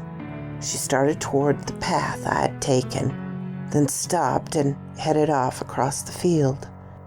The deputy motioned for me to follow and was digging things out of the back of his truck. We walked along the sharp drop of the hill. She would look up at it and frown, sometimes reach out and touch a tree or a stone. What she was seeing or looking for, I couldn't say, and she was not exactly in a talkative mood. She raced off, scrambling up a steep section.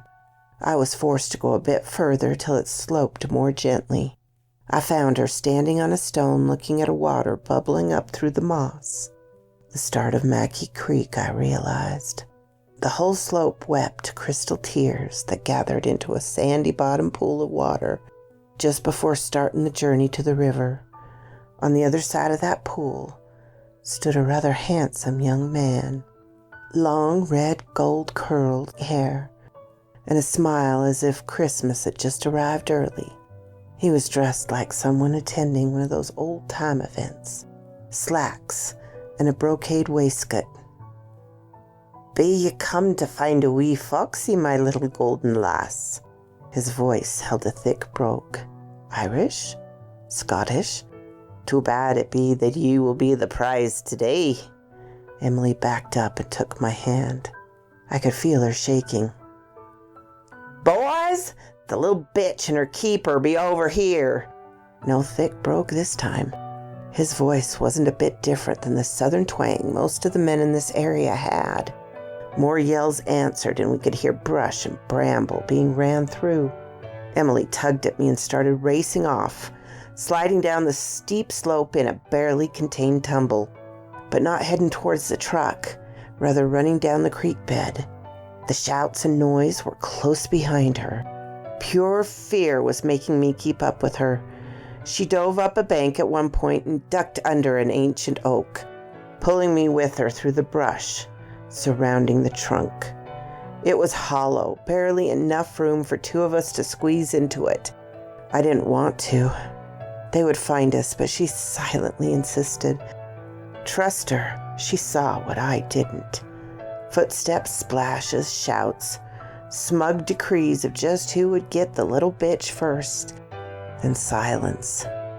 She squeezed my hand after what seemed an eternity.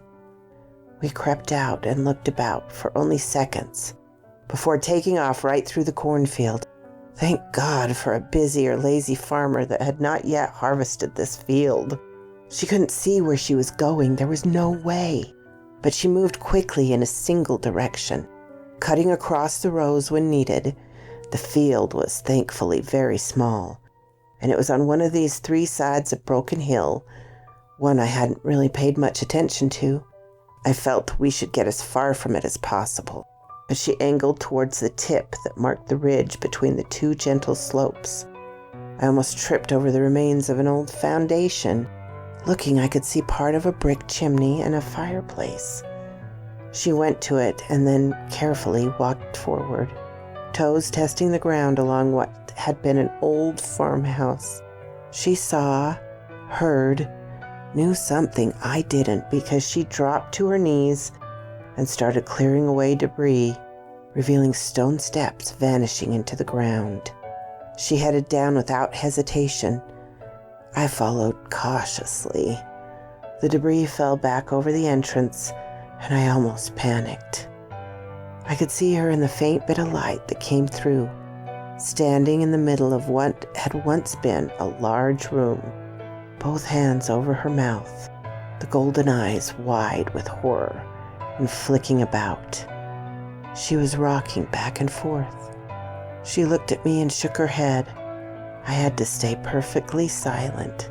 I understood as I heard steps on the debris overhead. I might have felt better about our hiding place if her eyes weren't constantly looking about at something in the cellar with us. Something that was about the height of a child or children. So quoth this raven.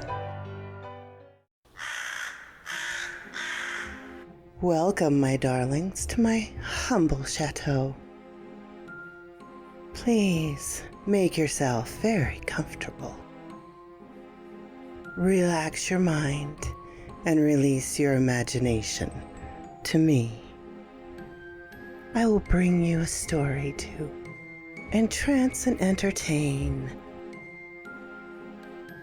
Perhaps a frightening one. Perhaps a steampunk. Perhaps a bit of mythology. Anyway, sit back, enjoy, and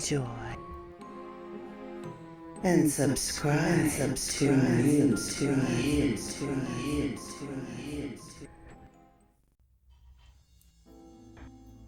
The Collected Tales, Chapter 11, Heather and Foxglove, by Gelfwyn. How long we stood in that damp cellar, I could not say. Voices came occasionally muffled by the dirt. Emily was now focused only on a stone wall. Her eyes were wide and worried. As my eyes adjusted to the darkness, I saw that the shelves still stood against the far wall, and something was on the shelves still. Crocks? Jars? Who knew how old this place was? I could understand abandoning it. I had no doubt that Broken Hill was a cursed landscape. No one would want to raise a family here. Maybe no one had been allowed to. Without warning, Emily moved to the wall she'd been staring at. grabbed up some abandoned tool and attacking the mortar between the stones. Old, damp, and sandy, it came out easily. In minutes, she had dragged the first stone out. I used my phone as a flashlight, briefly noticing no signal here. I was looking for something to help with digging, but also was curious about the shelves. Now you think I would know better than to be curious about anything. Skulls, neatly lined up and facing me. Some damaged, some whole. Some white, some gray. Some still had blood stains. I wondered if they'd always been here or just appeared for us. Or just for me. Emily was still tearing stones out of the wall. She had a decent hole revealing dark dirt behind it. I had to wonder why she was digging rather than just going back up the stairs. But if she wanted through that wall, then I would help. I found a metal pipe that was still solid and attacked the wall with all the rage I now carried for this land and its corrupted people.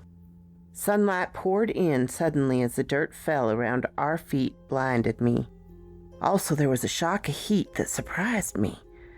If Emily was surprised, I didn't know she was making the hole large enough for us both fit through and then scrambling up to the surface.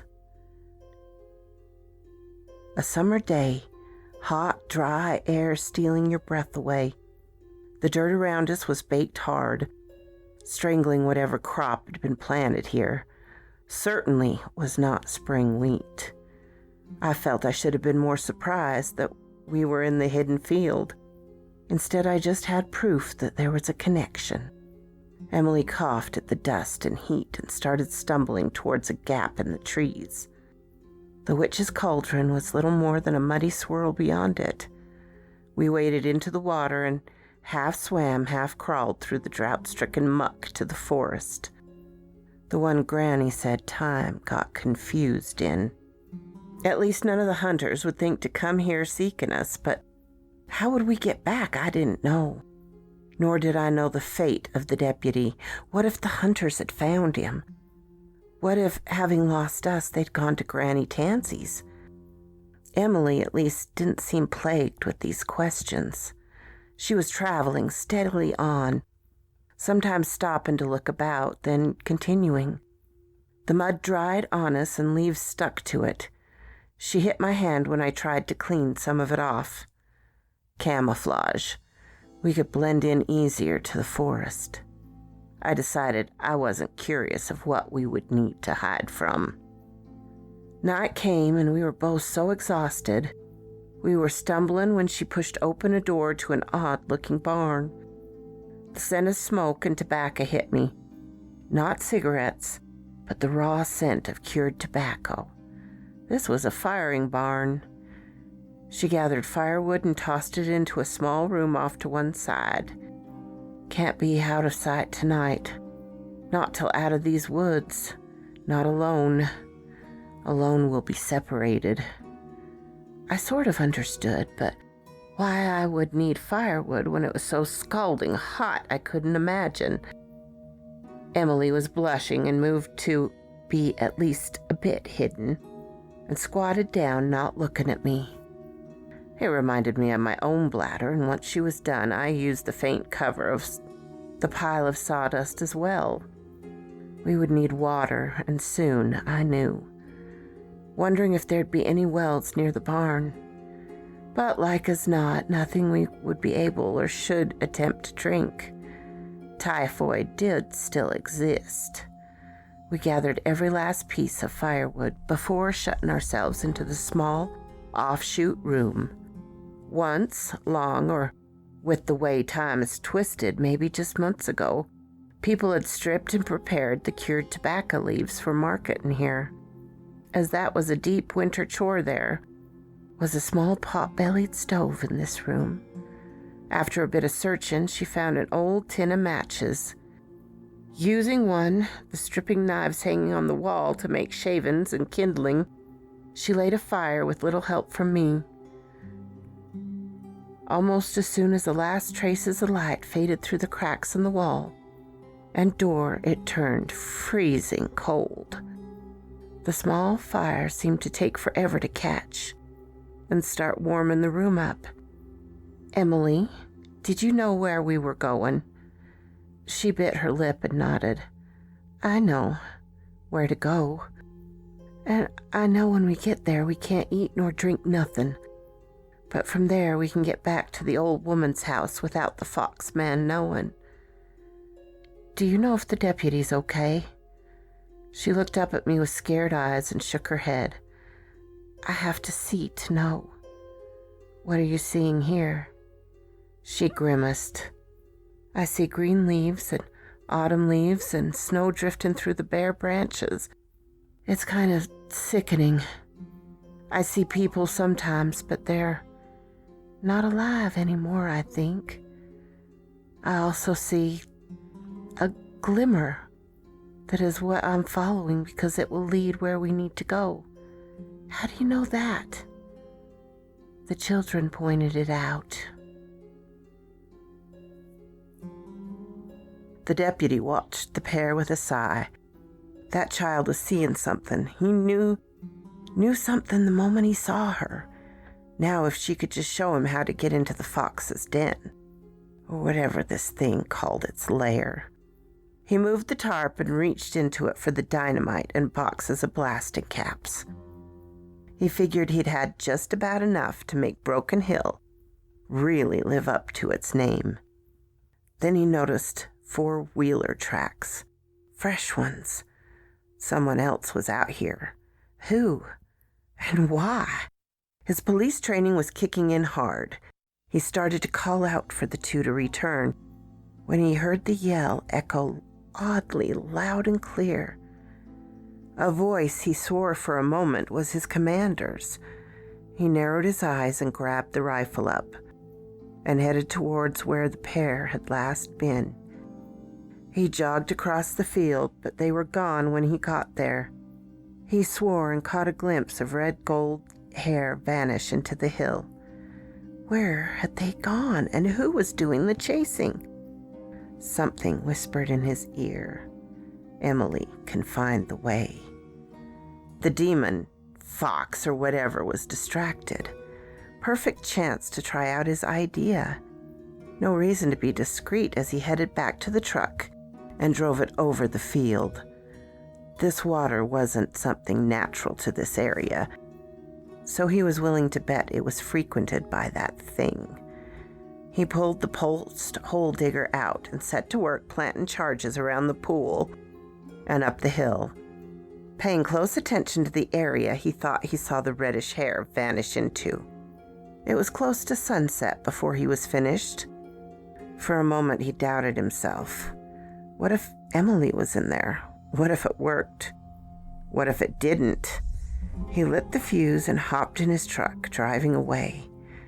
It wasn't loud, really, a muffled thunder, and he watched as the far tip of the hill set up a plume of dust, and the trees shook, and some even toppled over. He felt the truck rock and realized that that damn white beast was on his hood, head cocked to a side and watching the rain of debris. "Declaring war, are ye?" He heard the words, but there was no one to speak them.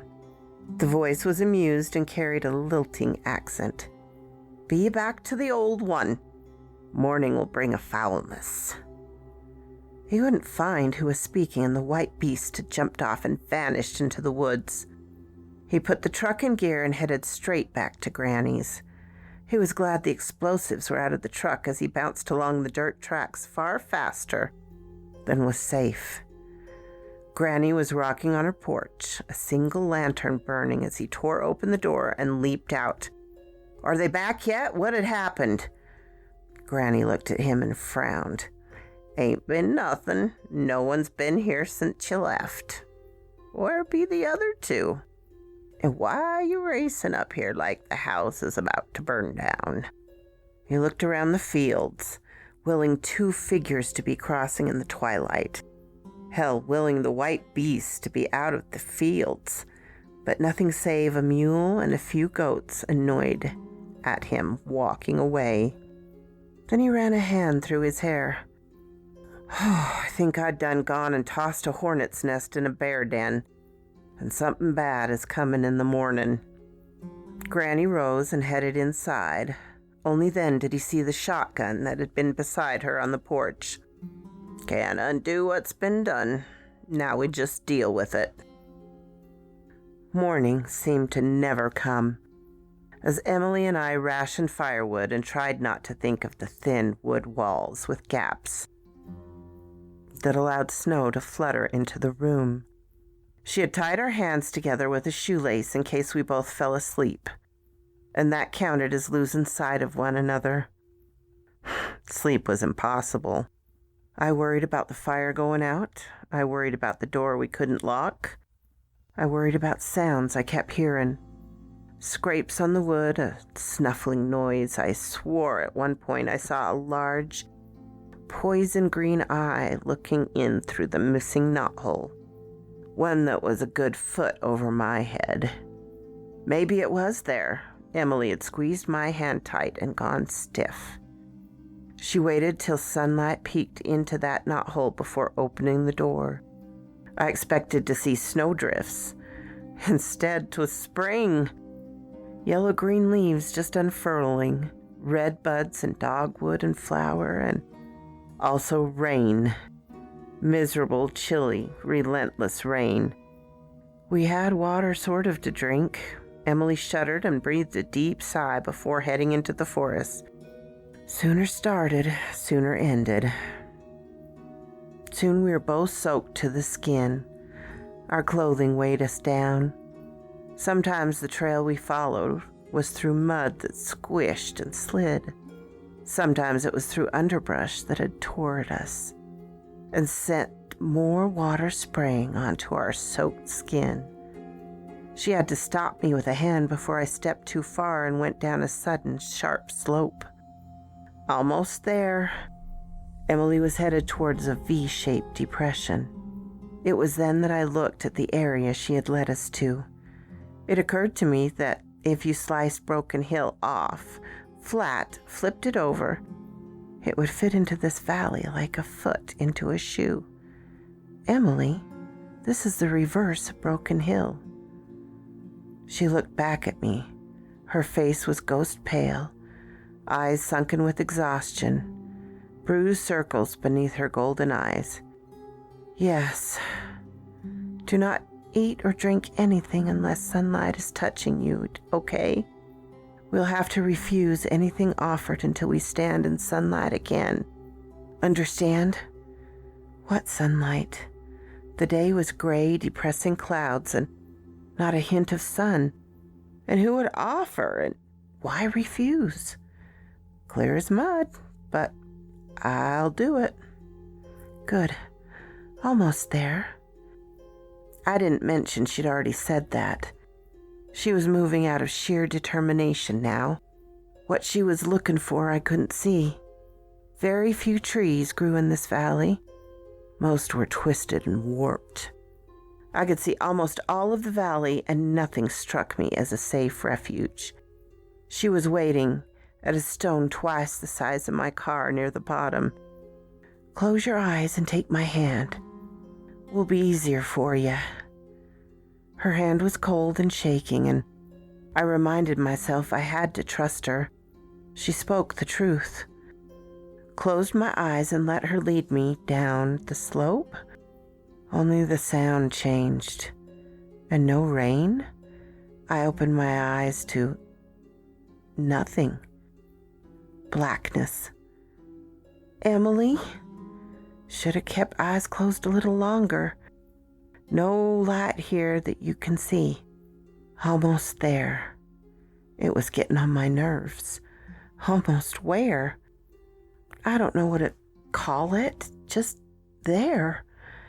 The glow I thought was an illusion at first, but then I was seeing a large room, towering pillars with detailed carvings, highly polished floors, ornate chairs and tables. It was like a movie set. And then there was a voice.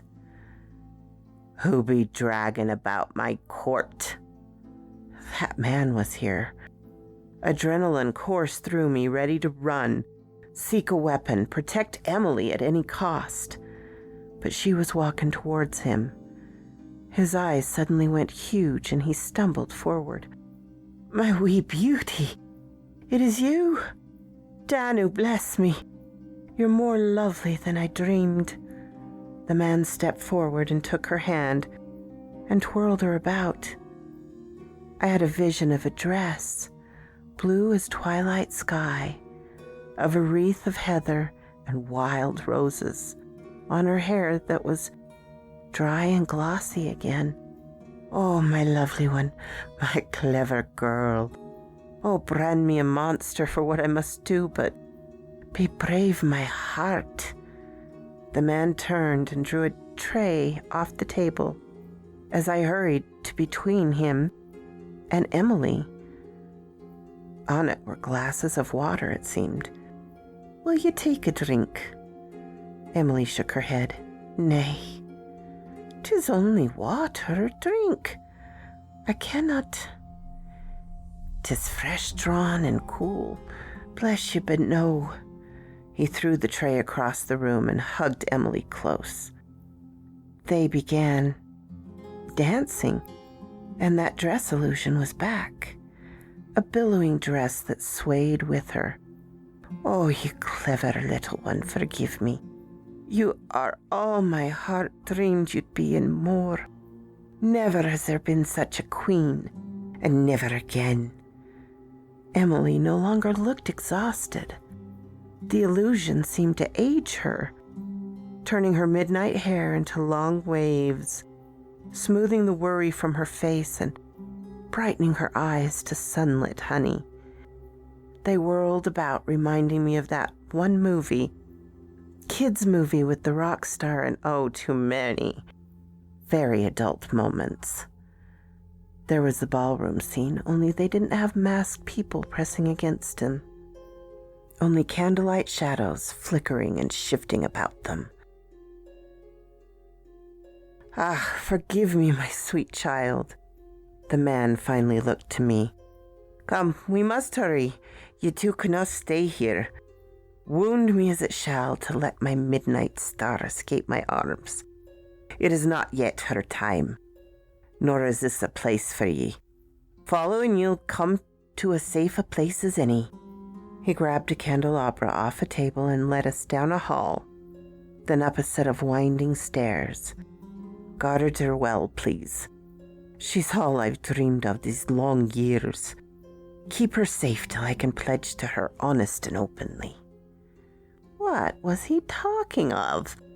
He shoved me towards a door and I pushed hard against it, only to tumble with Emily out into a creek bed, one I knew. We were both dry again, but she had that soul-worn look to her again, and the heather blossoms clinging to her tangled black hair. I looked out across the field to Granny's house. Almost there, I told her.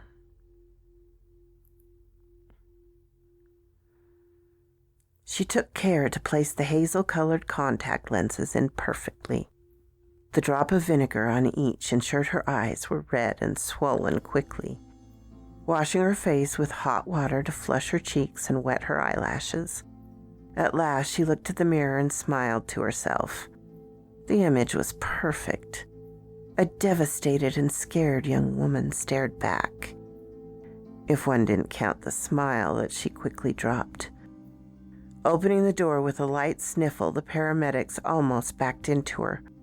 An apology, trying to be tactful about the fact he was removing a body bag from her bedroom. She whined and fled down the narrow hallway, not into her mother's arms, but stood looking panicked for a moment, till a female officer wrapped an arm about her shoulder. Poor little child. Come, you done seen enough. The woman glared at the mother, so wrapped up in her own grief she couldn't even offer the child a bit of comfort. She couldn't know the words that had passed before the first officer had arrived. The girl was actually surprised her mother wasn't dead yet. She'd given the woman enough time to blow her head off with one of dozens of guns in her parents' bedroom. Damn it all, she was going to have to push harder. The deputy led her around to the side of the house, out of the sight of the body bag being loaded into an ambulance.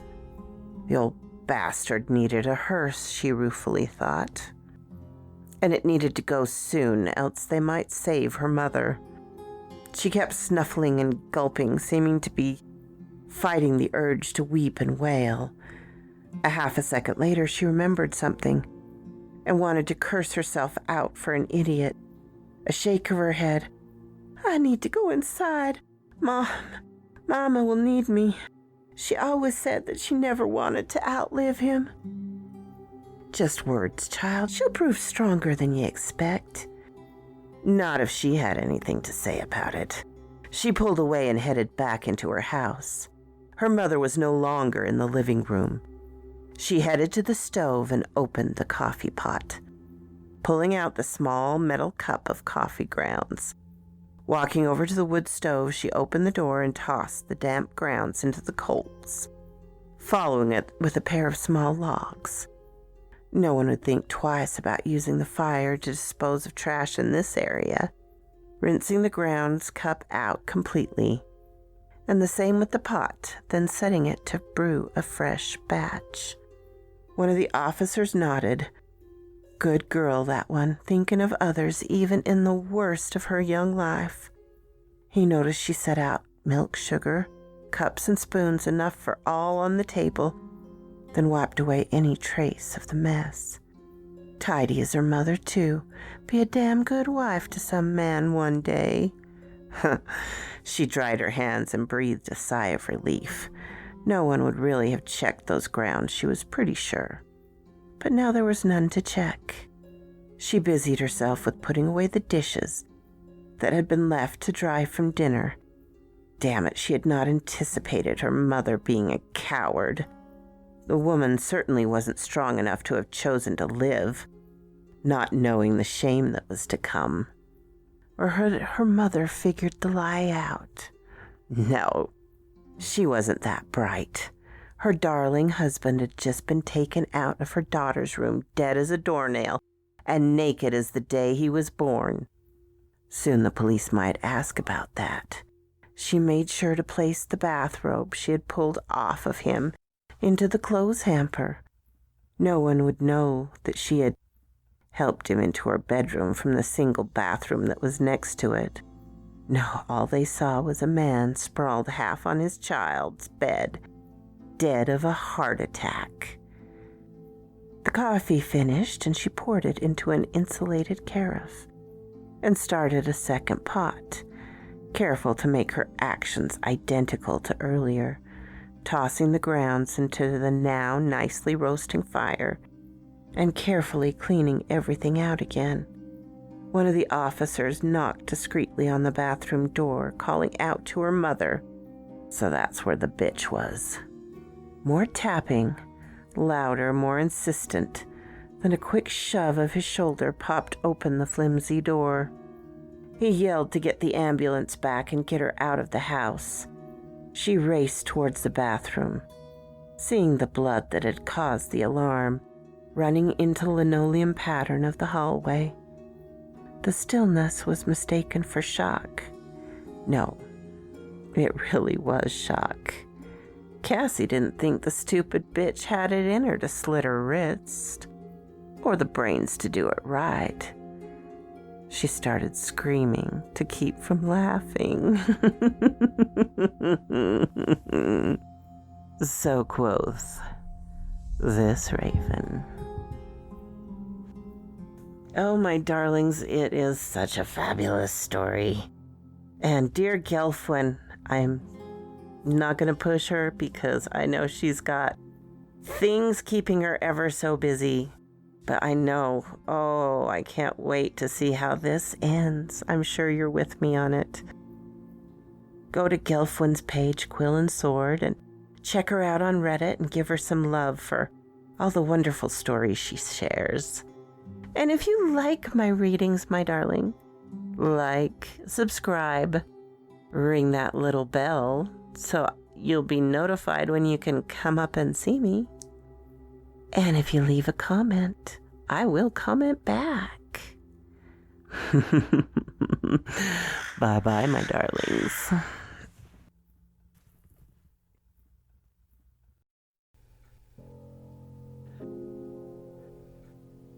Collected Tales number 12 by Gelfwyn. Awakening. The deputy came out to meet us as soon as we entered the field. It worried me that he was armed, but I was at this point just moving on sheer stubbornness. He lifted Emily off her feet, and she tried for a moment to protest, but then simply went limp. She had pushed far and fast with little reserve. I had a dozen questions of how, where, who, and why, and all I could vocalize was, "There's an opposite of the hill. It is... Hell if I know where it is or how we got there." "You two look like a hog dragged you through a swamp." He hefted Emily and tried not to rush me too fast towards Granny's. He was looking all about on full alert. "She did." I nodded ahead at Emily's limp form. Granny was on the porch with a shotgun. I frowned. Had the hunters been here? Were they expected? More questions when we already had a feast of them. I stumbled up the few steps and into the house, not wanting to set my mud-covered body on her furniture. I sank to the kitchen floor, head falling back against the wall and soaking in the heat of the stove. Granny fussed and set out a canvas cloth on the kitchen table for him to place Emily. Something reminded me that more than once that table had people laid out on it. Some she healed, some she prepared for the grave, and right now Emily looked more like a corpse than I liked. The deputy pressed a cup of hot coffee that had the tang of moonshine rising in the scent. I gulped it down, thankful for something to start thawing me out from the inside. Granny was filling a bowl with hot water. She looked to the deputy, then to me. "To the tub with ya. Clean up, get warm. Don't fall asleep. Both of you out of here so I can tend the child." The deputy half dragged me to the bathroom, standing outside the open door to give me some privacy, but all the while talking, making sure I was awake. My eyes kept closing, then I would startle awake. I chose to rinse off rather than soak in a bath. The clay mud of the river proved the hardest to remove. Not even the soaking rain had softened it. Why the guns? The hunters yesterday been here? I may have declared war, and something, don't ask me what, said, he paused, seeking the right way to say it. A foulness was coming. I was at least mud-free, not clean. Wasn't going to feel clean for a long time, I thought. Emily. There were two men, like twins. One was the fox, one was... I can't say, but she wasn't afraid of him. He said she's more than he dreamed she would be. What the hell does that mean? The deputy had handed me some spare clothing from his truck. It didn't fit well, but didn't stink at least. Can't say as I could make sense. Was that my voice slurring so bad? Keep her safe till he comes. The floor suddenly seemed like a perfectly comfortable bed. I dreamed. I knew I dreamed because I sure had never been any place like this. There was a damned ocean out there. I knew it was an ocean, yet I'd never seen one. The largest lake I'd ever seen was a placid pond compared to the angry blue-gray water and frothing waves I gazed at. A wide, rock-strewn beach that the cold water attacked relentlessly. There was a scent of salt and snow to the air. I turned my back on the ocean and looked up at a sloping valley between two huge hills.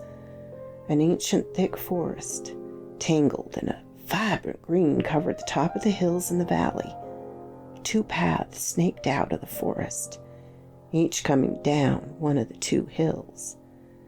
On the left was a dark gravel path, and to the right a golden sand path. Both ended at a huge sort of pillar of stone, some steps in front of me. For that matter, it seemed the left hill was soaked in a shadow and fog. The forest there seemed darker, unwelcoming, and vicious. The meadow on the left hill was dead grass, and snow clung to a few places. The right hill was sunlit. The meadow was vivid, lush green and dotted with colorful flowers. The forest showed dapple sunlight within. It promised birdsong and gentle paths. A few flowering trees broke up the leaves. Between, in the deepest part of the valley, were dark cedars, glossy holly trees, and slender pines. Movement caught my eye. 2 figures moved down the paths at one.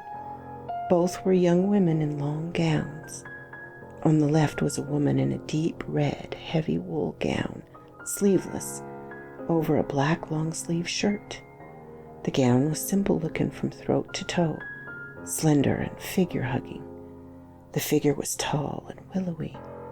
Pale blonde hair, the color of sun-bleached straw, fell straight down her back. She carried something, but I really couldn't see any details.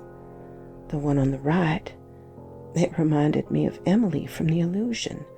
Black curls crowned with pink and white flowers. The gown was different, a heavy gown of forest green that laced tight to the chest and fell open from the waist. The underdress was white as snow, the sleeves full and puffy, but tight around the wrists.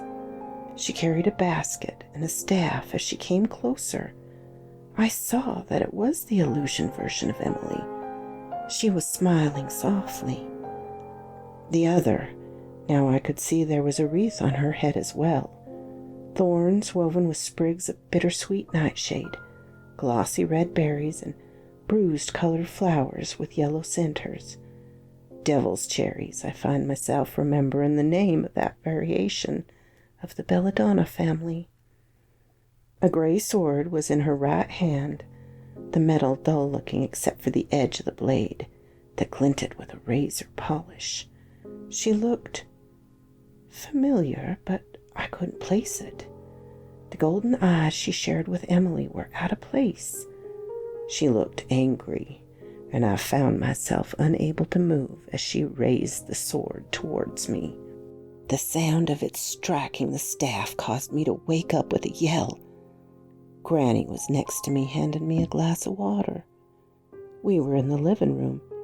Emily was curled up in a recliner sleeping. The deputy had gone into work. I'd been asleep since morning. Emily had also slept most of the day, I learned as Granny moved about the kitchen. A mug of soup was pressed into my hands, and I realized exactly how hungry I was, and a mere mug seemed cruel. I needed to take it easy at first. It took a lot of willpower not to bolt it down. Granny, where did the tradition of refusing food 3 times before taking it come from? Can't rightly say. Been that way as long as I know.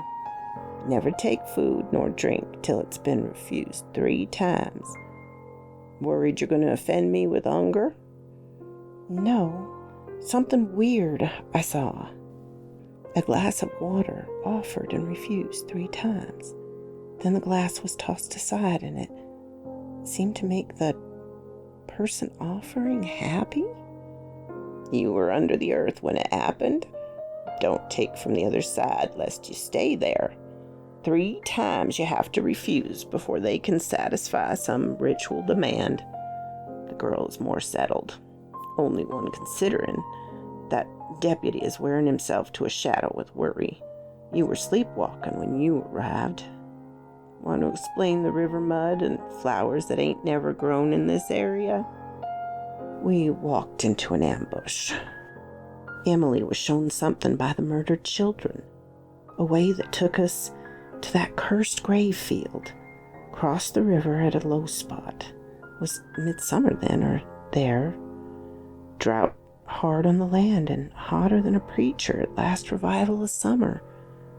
We followed a hard damn path to a place that, you chop Broken Hill off flat and flip it over. You could plug up the place we went perfectly. That thing at Broken Hill is a mimic. Emily sees through it. Me, I saw the same man twice, but she didn't. Granny nodded. Know who he be? I know the moment he saw Emily, he was insane with delight. Said to watch over her. Been waiting for her. Was promised to him by someone named Danu. Granny dropped the knitting she had been doing and looked at me with hard, surprised eyes. Then she looked at Emily with narrowing eyes. Well, now that be something. Her eyes went up to the front window. Deputy be back. Indeed, there was a cloud of dust above the gravel road leading up to the house. Has he been home since he heard? Nope.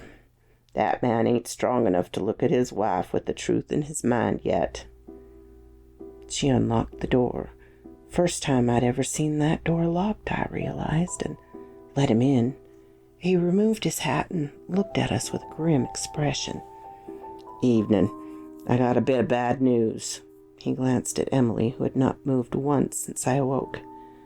The Henleys died this morning. He had a heart attack again, but didn't get help in time. That selfish fool of a woman slit her wrists after they were hauling him off. Granny had a hard, thin set to her mouth. The girl? Staying with a neighbor while they clean the trailer up. Don't think she'll return to it. That man went and died in her bed. Add that her mama went and killed herself while the child was making coffee for the officers still there. She just turned 18 this summer, so won't have to endure any of his family. Devil take those two. The girl's probably better off. Sell that land and go to college somewhere far away. I remembered Granny's statement. But a heart attack? Another one? And suicide couldn't be blamed on the girl. She was older than I'd thought. The dream girl. It was Cassie's face and pale blonde hair. But Cassie had greenish-brown eyes. Besides, why would Cassie attack me? A sigh, and Emily opened those honey gold eyes to regard us with a faint frown. Cassie regarded the gathered group with utter distaste. Half were her mother's kin, the other half the man's kin. Most were trying to figure out how to get her to sign over the land and the trailer to them. She was too young to take care of herself. She wouldn't be going back to the trailer anyway, so she didn't need it. She had no illusions. The promise to take care of her if she handed off the land was as false as her grief. Wasn't like any of them were grieving either, so she didn't feel bad about the thoughts that were going through her head about how a few more pots of foxglove-laden coffee would bring peace, but would also bring suspicion. Instead, she withdrew, stating she felt exhausted and wanted some time alone. Half the assembled adults secretly hoped she would follow her mother's actions. She slipped out the back door and headed across the pasture to a half-forgotten barn, buried in blackberry brambles and sumac trees. The path in was small, and she felt thorns tear at her. The barn had 4 small, dirty stalls and a tiny loft that she now climbed into. Owls had nested here over the summer, meaning few varmints dared to be there. Using a tuft of grass as she grabbed, she was able to sweep some of the dust away and find a good place to sit. A few more weeks was all she had to endure. A few more weeks and she would be free from here, from these people, from the noisome rules and beliefs. Just a few more weeks. The sky was starting to fade to darkness. She wondered if the stranger would find this hideaway as easy as he had found her others. She chuckled at the thought of him having to wiggle through those thorns in that fancy coat and vest he liked. Moonrise would tell, she thought. Emily had dreamed as well, strange and wonderful dreams. She had awoken a few times to eat before returning to a place of Latin music, where water sang and stars giggled, where the shadows murmured and bowed as she walked past, where he took her hand with an expression of wonder that left no doubt in her mind that she was loved. She wanted to stay there forever. Then, the last time she had slept, she was a child again. Her mother had not yet met her husband. Her mother gazed at her with all the love that a woman could have. "You are a very special little girl, Emmeline Ryanek. Never forget that. One day you will know all the wonder that was lost when the sparrow fell." Emily had not heard her full name in ages, not since the man had declared it too strange for a girl, and refused to call her anything but Emily. She loved hearing her mother's voice and seeing her so happy again. She had forgotten what it felt like to have long hair.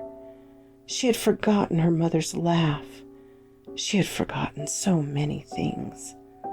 The man had smothered all these memories with his rules and demands. This time, as she opened her eyes, she found everyone was in the room and talking softly. Then she noticed something else. The raw, vivid ghosts that had hung around them were faded to a point she could almost ignore them. She saw flickers of things moving about as well. A tiny face peered up at her from under Granny's chair, half hidden by her skirt. A tiny hand was holding onto a picture frame. She looked at her own hands, and something else occurred to her. She no longer dreamed of death, not since her mother's death. Maybe it was because she had altered. Maybe it was because the truth she needed to know was finally before her. "Emily?" She realized they were speaking to her. She looked up at them. "Yes?" "When's your birthday, Emily?" "December 21st. Almost a Christmas babe." "Ye be a solstice babe instead." Granny eyed her with a sour smile of uncertainty. Emily stood on stiff legs and stretched, looking out the window. Twilight was just starting to tint the sky with colors. She went first to the kitchen for a glass of water, enjoying the bone-shattering cold of the water straight from the heart of the earth. No wine would be so sweet as clean water and clear after the thirst she had endured. Even now she was still thirsty, she found, but cold and fresh as the water was, she craved that offered by another. Why had she not reached out and taken that crystal goblet from the tray? She would one day, she thought to herself, and why not now? A little face peered into the kitchen window, a wizened old man, no taller than a cat, with a red cap. He was mangling his dirt-stained and calloused hands. He seemed so worried she tilted her head and studied him. A glance towards the living room showed her those three were busy with their discussion of the previous day's misadventure. She slipped out quietly and went to the side of the house, but at first she didn't see the creature. Then, behind the remains of a frost-killed flower bush, he stood. She knelt down and spoke quietly. "It'll be okay." She didn't know why she said that, but she also knew she was speaking a truth by the way it sang from her. The creature stepped towards her timidly. A shy wonder transformed the homely face. "Be ye she we be waiting for?" Emily nodded. No, I am she. I'm going to fight for you soon."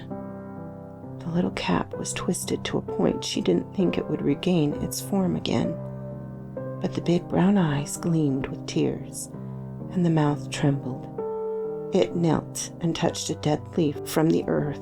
Heart-shaped leaves unfurled, and a violet bloomed in the autumn-chilled soil. It started to pluck the single royal purple flower, and she shook her head and dug her fingers into the ground, cupping the small plant whole in her hand.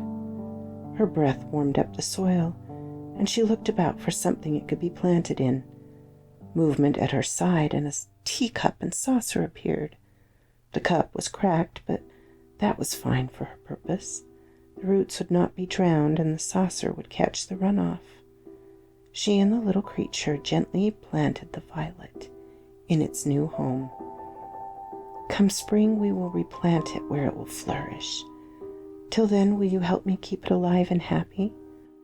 The little man nodded vigorously. She picked up the cap from the ground where he had let it fall in his haste to help her. It was so small, but she saw it as it was, and also as it should be. Something pecked at the back of her mind, a wisdom forgotten for ages, a memory waiting to bloom as a flower after the winter snow. And she felt her fingers grow hot, and the little cap grew bright red as a holly berry, and took back the shape it had when it was new. She bent low to brush the softest kiss on the furrowed brow, then replaced the renewed cap on his head. He reached a hand up to touch it while blushing and shifting in embarrassed delight. Thank your friends for the teacup. It was perfect. She looked up and realized now they were not hiding. They were staring at her with a strange mixture of fear, hope, wonder, shock, and love. So many, so different. Some were also holding red caps in their hands. Some were leaf-garbed, shades of autumn. Some looked like dolls, pale as moonlight and thin. As she looked at them, the nagging memory returned, and she smiled. I know he is cheated, but I'm going to fight him with honesty. I can do nothing else and stay worthy of you. One by one, she remembered, from ages past into dust, the names of those who evermore crowded forward, seeking to witness the miracle as she knelt there on the cool earth with a violet plant blooming in a teacup. And her soul was soothed. This was the truth of herself. She was theirs. She always had been. And she had a battle to fight for them. One that would kill her if she failed. But if it killed her, she would be reborn to them stronger. And the enemy would have to start over again. But how much misery had already come from waiting. She looked at the despair and hope reflected in the eyes of these strange, forgotten ones of old, and knew she had to be strong enough. She was going to be the one that was promised. She was not alone. She had to trust her sword and her shield. But how much misery had come already from the waiting? She looked at the despair and hope reflected in the eyes of these strange, forgotten ones of old, and knew she had to be strong enough. She was going to be the one that was promised. She was not alone. She had to trust her sword and her shield. She smiled and stood, then curtsied as gracefully as she could, and returned to the house.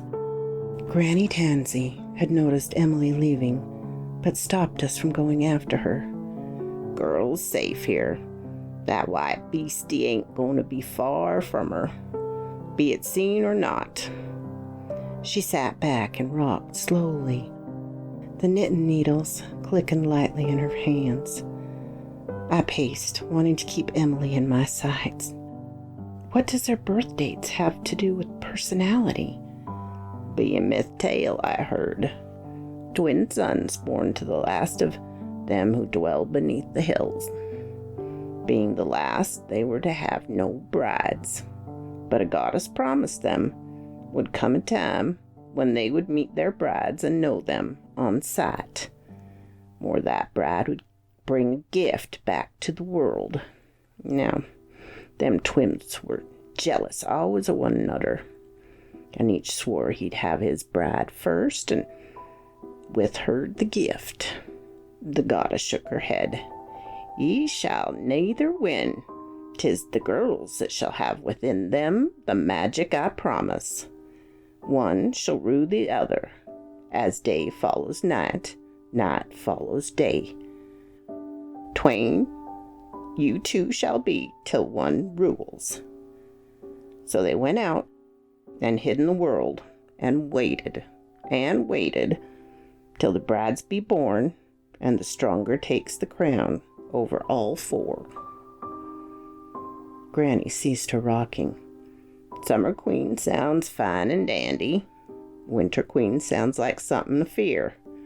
Summer solstice, the day holds sway, yet also the dark starts rising.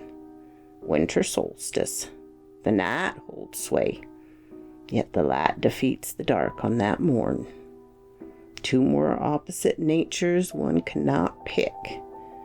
Cassie be a summer babe, Emily be a winter one. Ain't likely to have just happened. Don't like that I did not see it for myself. Thought the girl was a Henley through and through, but she be another of the Sin Eater's daughters.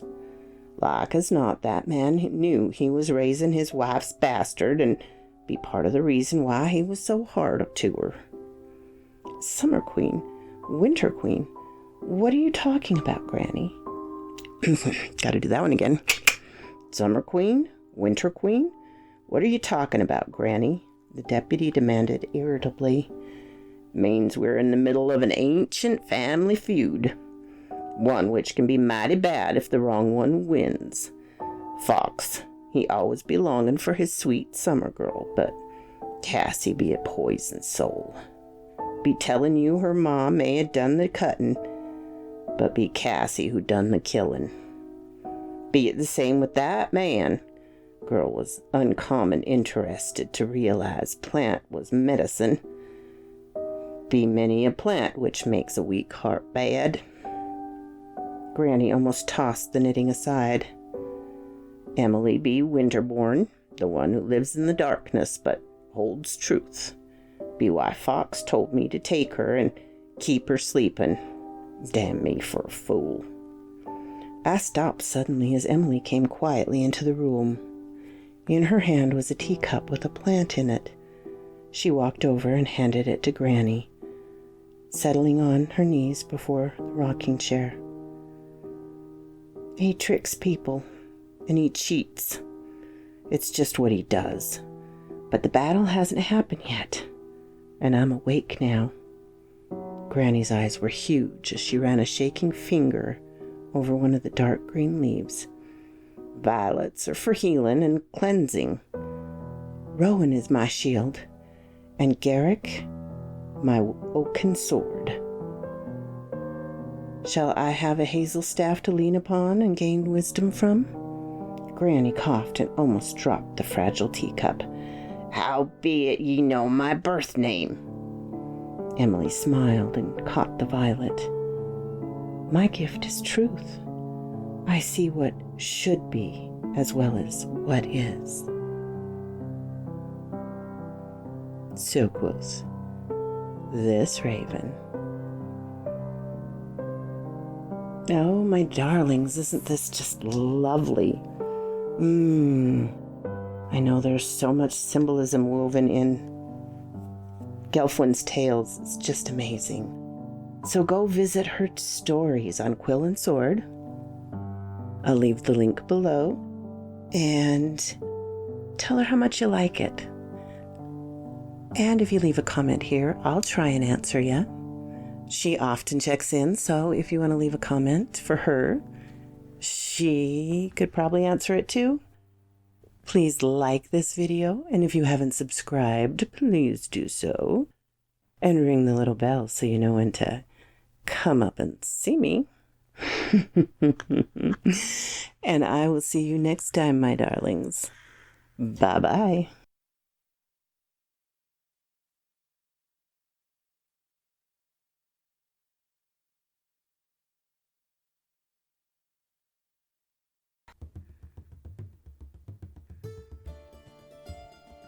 Collected Tales 13 Sisters by Gelfwyn.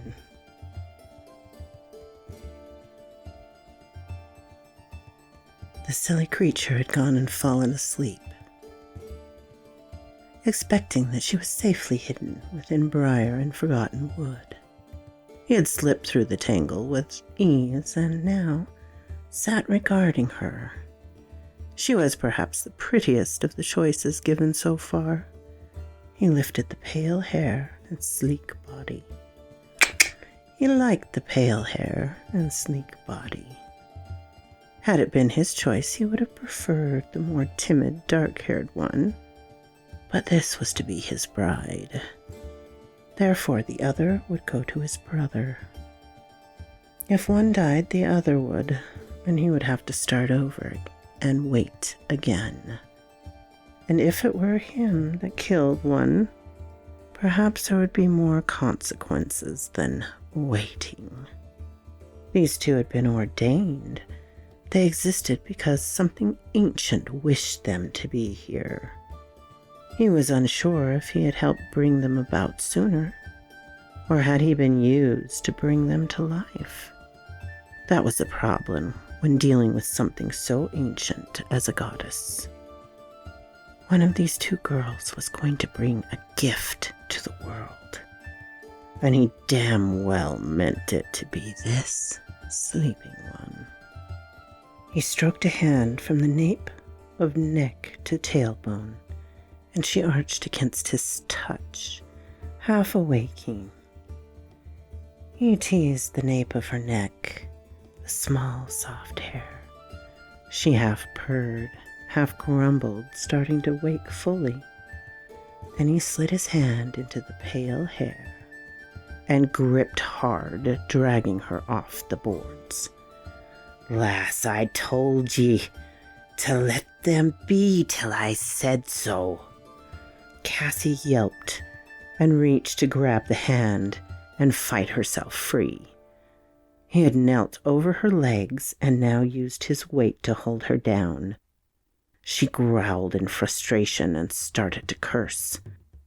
At that, he had half shaken her head and hissed again in her ear, "You will be queen if you can behave and listen.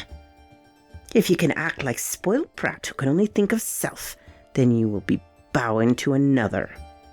Only one of ye can be the true queen. I be choosing ye, but keep thinking of only what ye want, and the scared little girlie will be handed the crown. No one knows what I did to him, and I didn't even lay a finger on my mother. They were for the hunt to blood themselves on." He released her hair, but stayed kneeling atop her, keeping her still. "They weren't worthy of a hunt, both lazy and pitiful." She snarled, and again he frowned, wondering how much he would be fighting to keep her impulses under control. Well, he was up for a challenge. The proudest make the best servants once they accept their place. He caught her wrists behind her back, forcing her to the dusty boards. "Lass," he purred as he used his free hand to stroke the tangled locks of her hair. "I am the one that says who is worthy to hunt and who is not. I would have made their suffering a gift for you, for our wedding night. Now you've gone and made a fuss of things and risked much of what? For what? And you free of the rest of that clutter of fools? Can you be your true self yet? Be you wearing my crown a day sooner? Be in my bed a night sooner?"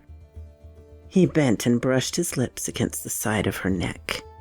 be those fools that would take ye away before I can declare ye mine rightfully." He smiled as she tried again to fuss, but she caved the affection and attention in spite of herself. It was this flaw he would twist to his own whims. All he needed to do was soothe her, adorn her, make her worship him for all time.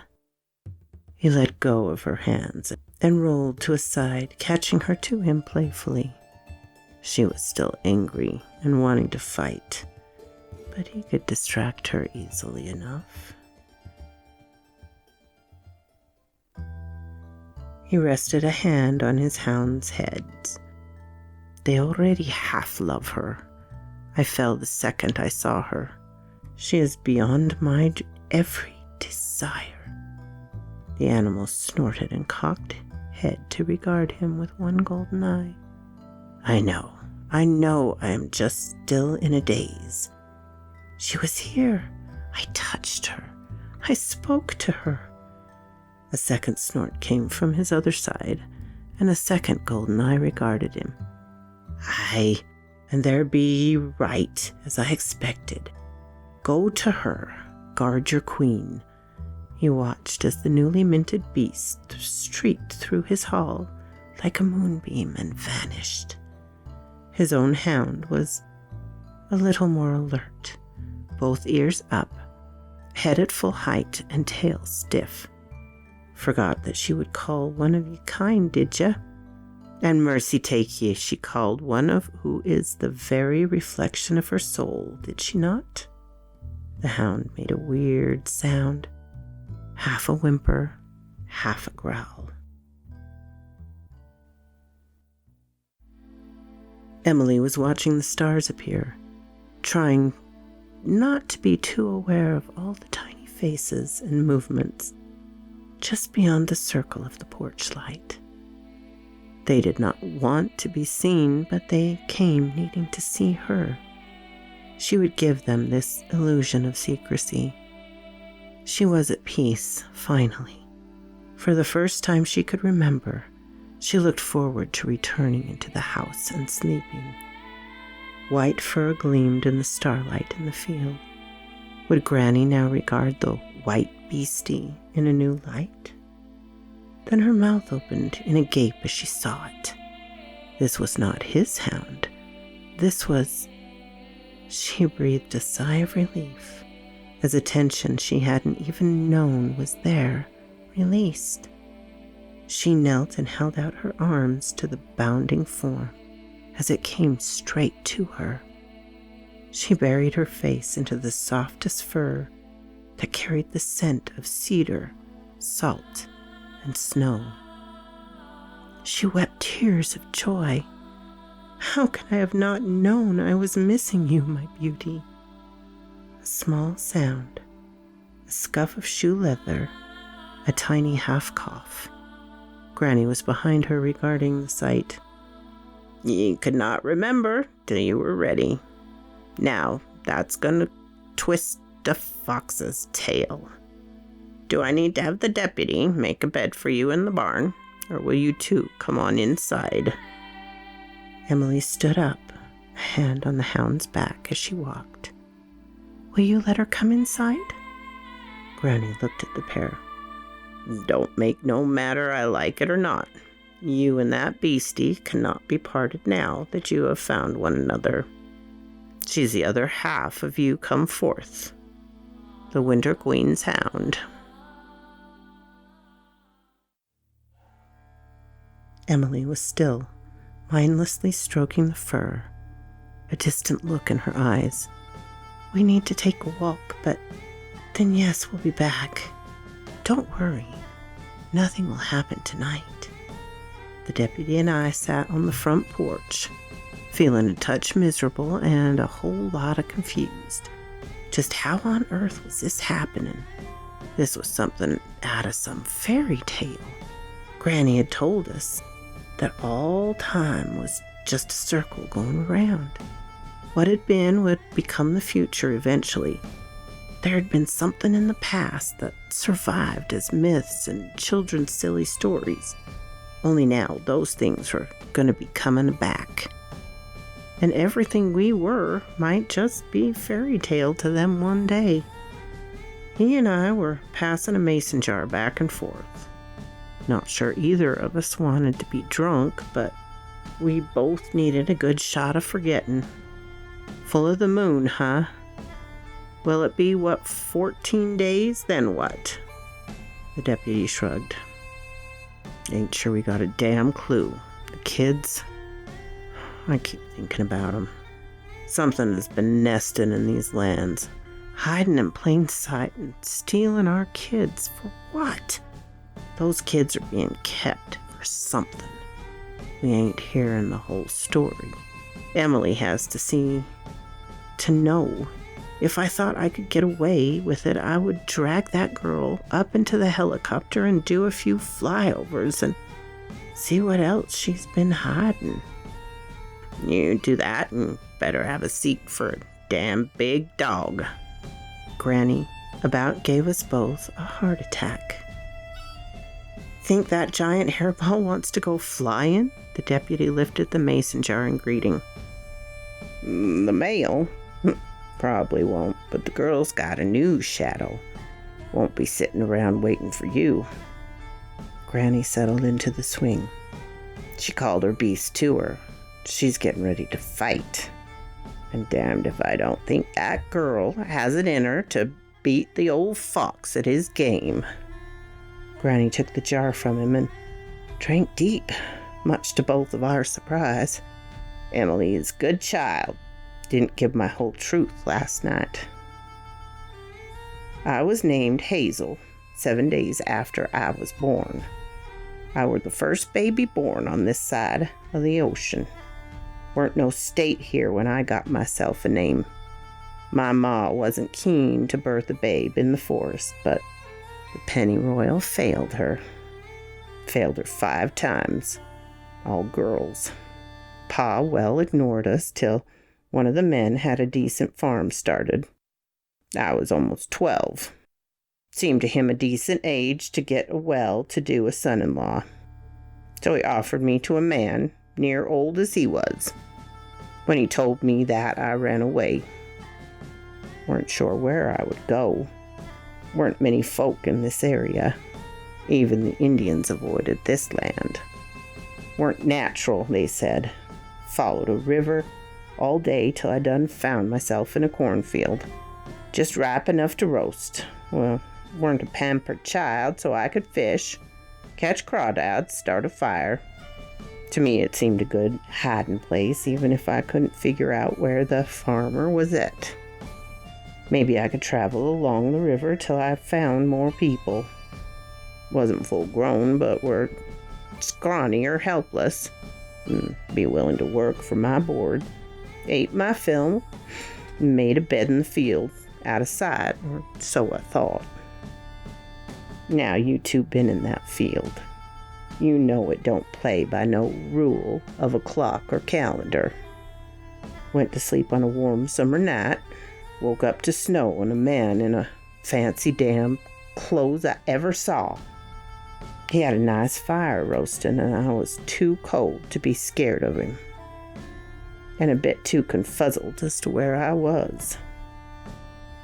He talked like no one I ever heard and looked aside. Asked me where me folks were, and I lied and said dead. He laughed and said that was one, not again, or a price I would pay. Be it most uncanny the child arrive on its own. How I be making the deal with them, if they ain't strong enough to come to me. Too bad, anyway. Ye ate me corn, didn't ye not? Ye be owing me now, and ye be wanting something. Maybe I can make use of my very own calech. Granny shook her head. Didn't know what that were, and he said I would be like an herb wife, only never a wife. Sounded good to me. He said sleep, and when I woke I could be his calech. I slept the night by the fire and woke here. Weren't quite as you see it. A 2-room log cabin, garden, a few animals. And where I had been a child, I were as you see me now. I knew when I saw a plant what it could be used for, how to heal a cut or kill a deformed babe. She was looking at her hands. I thought he'd gone and stole my whole life in a night. But when the house changes, people forget who I was. Start calling me a new name. Been many changes. I done brought babies into this world that are dust in the ground. I done seen men dying in wars and sickness. That lost boy, he died on my kitchen table. Only I was Marigold then, and made them bury him proper. I knew the moment I saw him he was in the wrong time. A deep sigh shook her thin shoulders. Fox, he comes sometime for a herbal concoction.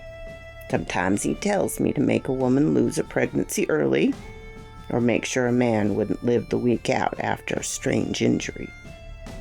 More, he had me watch a girl child grow every so many years. Them girls all but one died. Be ye knowin' the tale of Linda? She ran far and finally ran into the service of something old Foxy fears about as much as Danu.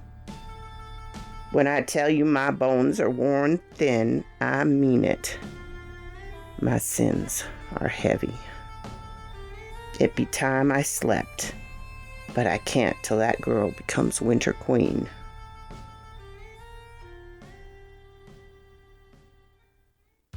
Cassie was still angry, but it was fading away. He had left her, telling her to stay put. He would see her safe the night. She went down the ladder and stood in the opening where maybe a door had been, or just a gate. It didn't matter. The brambles would give her notice if anyone came near. The night was blacker than she had ever seen it, and the stars looked like spilt salt scattered across the sky.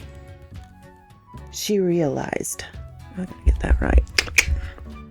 She realized there was a glow in the tiny barn and frowned. Maybe he'd left her a lantern. She turned and stifled a yelp, staring wide-eyed at the largest damn dog. No, dog was too poor a word for the creature. A wolfhound and an Afghan mixed with a deer? All of it gleaming white fur, golden eyes, and beside it stood a girl her age, black curls haloed about her head, and golden eyes. He's not lying to you, nor is he telling you the whole truth, soon-to-be Summer Queen. Who are you? She finally stammered. Eyes kept returning to the beast that looked like something out of a fairy tale. Your sister, the future Winter Queen.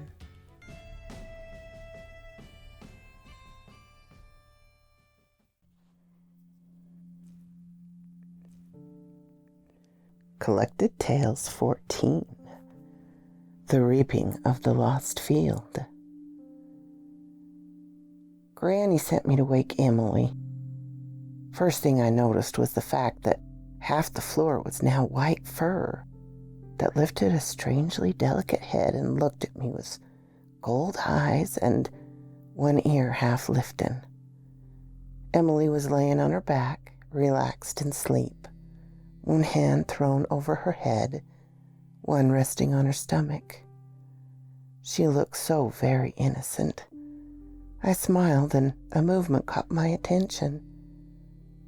In the second bed, on the other side of the white mountain of fur, was a pale-haired girl, curled on her side, a fist gripping the blanket tight to her chest.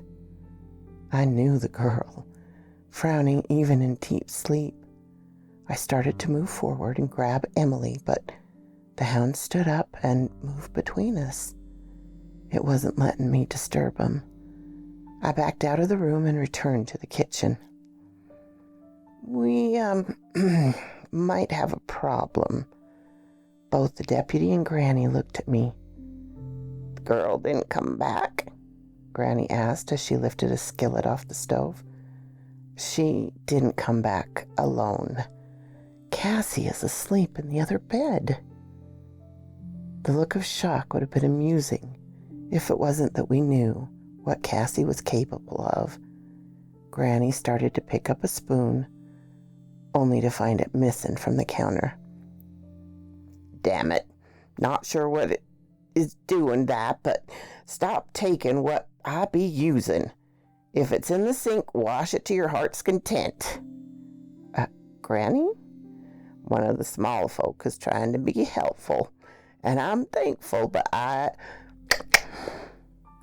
would they please let me cook breakfast without washing everything I'm using?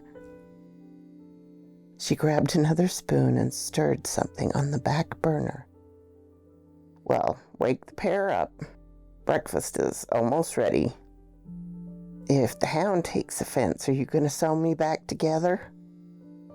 A nice scallop or maybe a feather stitch. Granny waved the spoon towards the hall.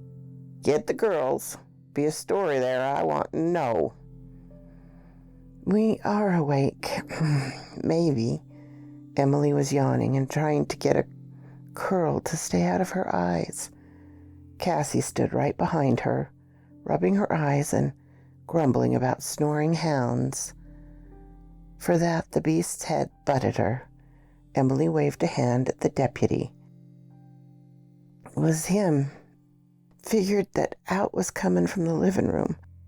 Thought it was you. Cassie glared at the hound, then Emily. Coffee? Granny poured 2 cups and the girls slumped, exhausted, into chairs beside one another. Stayed up too late. Emily stirred the coffee, sipped, stirred it again, frowning at it. Could say early. Was daybreak. What was that red sky saying, Cassie? Cassie muttered, having drunk half the cup. Oh, yeah, Shakespeare. Like a red morn that ever yet betoken, wreck to the seamen, tempest to the fields, sorrow to the shepherds, woe unto the birds, gusts and foul flaws to herdsmen and to herds. Emily sipped the coffee, then seemed to remember she liked milk in hers. That. So what does pink mean? That we should have been asleep, Cassie yawned. Lots of clouds. It's going to storm. Granny served the 2 plates, and they looked at them bleary-eyed and picked at them between nodding off. Had it been any other day, any other situation, the 3 of us would have been chuckling at the pair of teens trying not to face-plant in their plates. But this was the pair of would-be queens. They were supposed to be enemies. What was the fox planning? No, Emily saw the truth. Trust her, this needed to be for some reason. Granny finally huffed. What happened last night? Cassie waved a piece of bacon at Emily. She came, got me. We talked till dawn, then passed out. What time is it? A bit after 9. Everyone slept in, Deputy said with clear amusement. Emily groaned and laid her head on the table. 2 hours. Granny rapped the table with a spoon. Girls. Emily looked up. I think I figured it out. Gonna trap a fox. Cassie was snoring, head resting beside her plate. Emily's eyes fluttered closed, and she would have fallen out of the chair if an amused hound hadn't caught her. Wait, just how did that creature manage to look so utterly amused?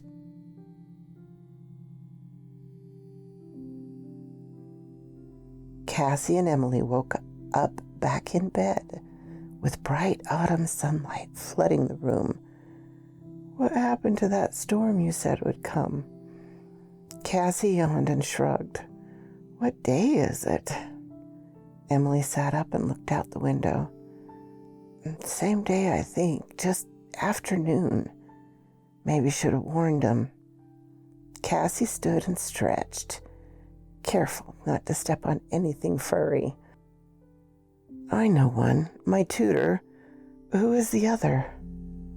My oaken sword, the wronged man. He's going to be a twisty part of the bargain we have to make. But he's damned smart, so I think he can figure out what he needs to say.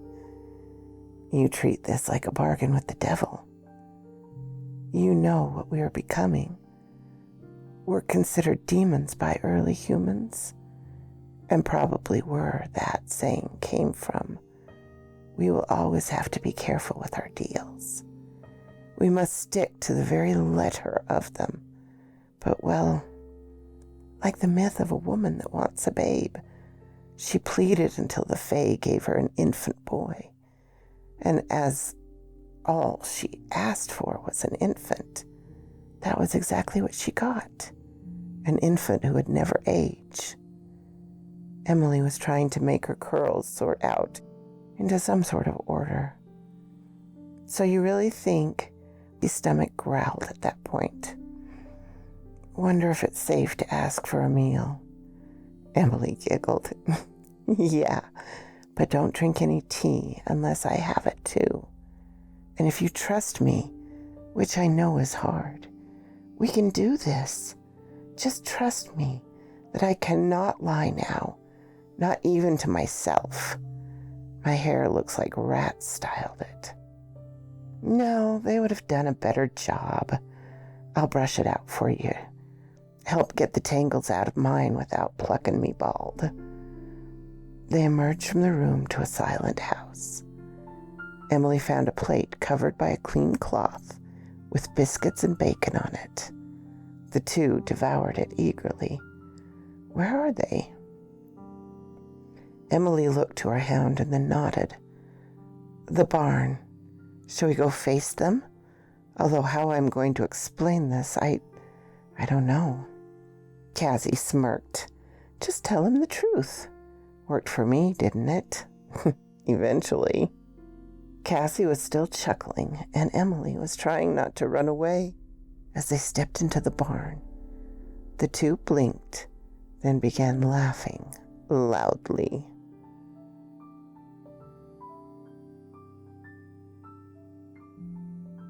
The eggs had been the first sign. No warning that there were other helpful sort out and about. Granny had never removed every egg. Some were fake eggs of stone to encourage the hen to stay in the nests. But the basket on the porch contained every single egg-shaped anything in the barn, including a few golf balls and an old doorknob. The barn had been scrubbed clean. Fresh straw was almost laid out in a mat. The goats were also scrubbed and combed, but it was the poor mule that had suffered the most indignity. His mane was always close-cropped, but didn't stop the helpers from making wreaths of the last flowers and colorful leaves to decorate his neck, and the ragged tail was braided and ribbon bedecked. The mule glared at the three of us with a fury that was almost tangible. Every tool was laid out clean, sharpened, polished. Every single water trough held clean water, cold. The chickens had fresh sand and gravel that had been neatly combed into a design. Nothing was where it had been, yet everything was put away. Things Granny couldn't even remember having gotten were now displayed. Even the fences had been restored to shiny, perfect order. We were all three trying to make some sense of the sheer amount of change that had happened silently in a single night, when we heard the laughter. The pair stood in the doorway, arms around one another's waist to support one another, a white head peering in beside Emily. The tongue lulled and vanished back out. Emily spoke first. "I'm sorry. They just want to help. They used to be scattered out among many, but, well, you're the first that have been able to help in many, far too many years. So they are enthusiastic. I'll ask them not to be so aggressive with the animals." Granny huffed. "Be lucky if the hens lay for a moon." "At least it isn't spring. Think how many varieties of eggs they could have gathered." Cassie was still laughing softly. She looked almost relaxed when she was happy. Granny was, if anything, more indignant at that thought. The deputy was also shaking with silent laughter now. "By spring, I promise there will be fewer, and only chicken eggs. The chickens that belong to the farm." Emily was speaking to someone in the loft. Now there were two white heads looking in the door, both with tongues lolling in pure amusement. "Damn it!" Cassie yelped and leaped forward. "I thought you only had one." "I do. That one is his." She pointed to the far more massive one we were used to. Cassie was glaring at the pair. "Throw a saddle on it and ride it." Cassie was trying to regain some dignity. "So, am I going to be calling one of those things? And can they see them the way you and I do?" Emily thought for a moment. "No, you have something different, more like Foxy's ability." "Yes and no. They see them as real huge dogs." "He has a name, and what ability?" "Shape-shifting." "We will learn it soon, I think." Emily didn't notice the looks we were giving her, or couldn't think how to react. All three of us wondered what the hounds were supposed to look like if they weren't huge dogs. "He can do what? Is that why you keep calling him Fox's name?" Cassie was honestly surprised. That son of a bitch. So that's how he crept in all the time. Naturally graceful, my ass. "No, he's as graceful as a fox, which is natural, I guess, but yes. He can shift, mostly as a fox, but he likes to mimic his brother's hound as well." Emily shrugged her shoulders. I see it sort of, but I think like him you have a main form and what you need. Or maybe what I need of you. What the hunt needs. You know I'm going to hate that whole truth to the letter deal. Cassie rolled her eyes. "Girls," Granny spoke forcefully. "Kitchen, we need to talk." The girls looked at one another. "Figure it out yet?" Cassie asked with a grin. Emily's head dropped. "Nope." We ended up on the front porch. Seemed that the hounds also wanted in on this conversation, and the seven of us didn't fit in the kitchen. On the full moon, the brothers can officially ask for us to allow them to claim us. And yes, they have to ask, and we have the right to refuse. She was looking at Cassie. She becomes the Summer Queen that night, regardless, and I become the Winter Queen.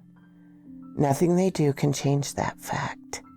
It is what we were born to be. Well, they could have killed us, but now it is a little too close. They bring the court to us.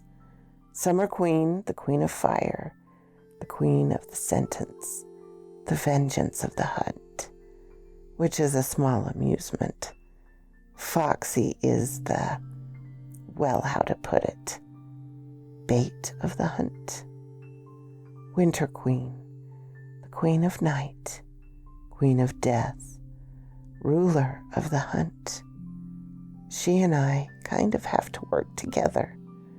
A lot more than I even realized till I saw her. And my future king is the caller of the hunt. I'm going to try and explain a little of this because lots of rumors and myths and legends and confusion. If a wrong is committed, that makes the very earth cry out to me. I must decide if a hunt is needed. When I do, my king will call for a hunt together. Her husband will become the lure to bring the accused to us. Then she is in charge of actually bringing the accuser to the ground if Emily was fighting to form a word or thought. Her hands moved. If they did it, they belong to her. If somehow they are innocent, she brings them to me. So we work tangled with one another, the start and the finish, because once the hunt is finished, she brings me the final outcome. If they were innocent, I must decree an amend. If they were guilty, she decrees a punishment. Cassie smirked. Sounds cool to me. Seems there'll be a lot of hunting when we take our places, including something unexpected, if I'm right about that. Emily sighed. And I know you are still worried about the other titles, Granny. But think of it this way.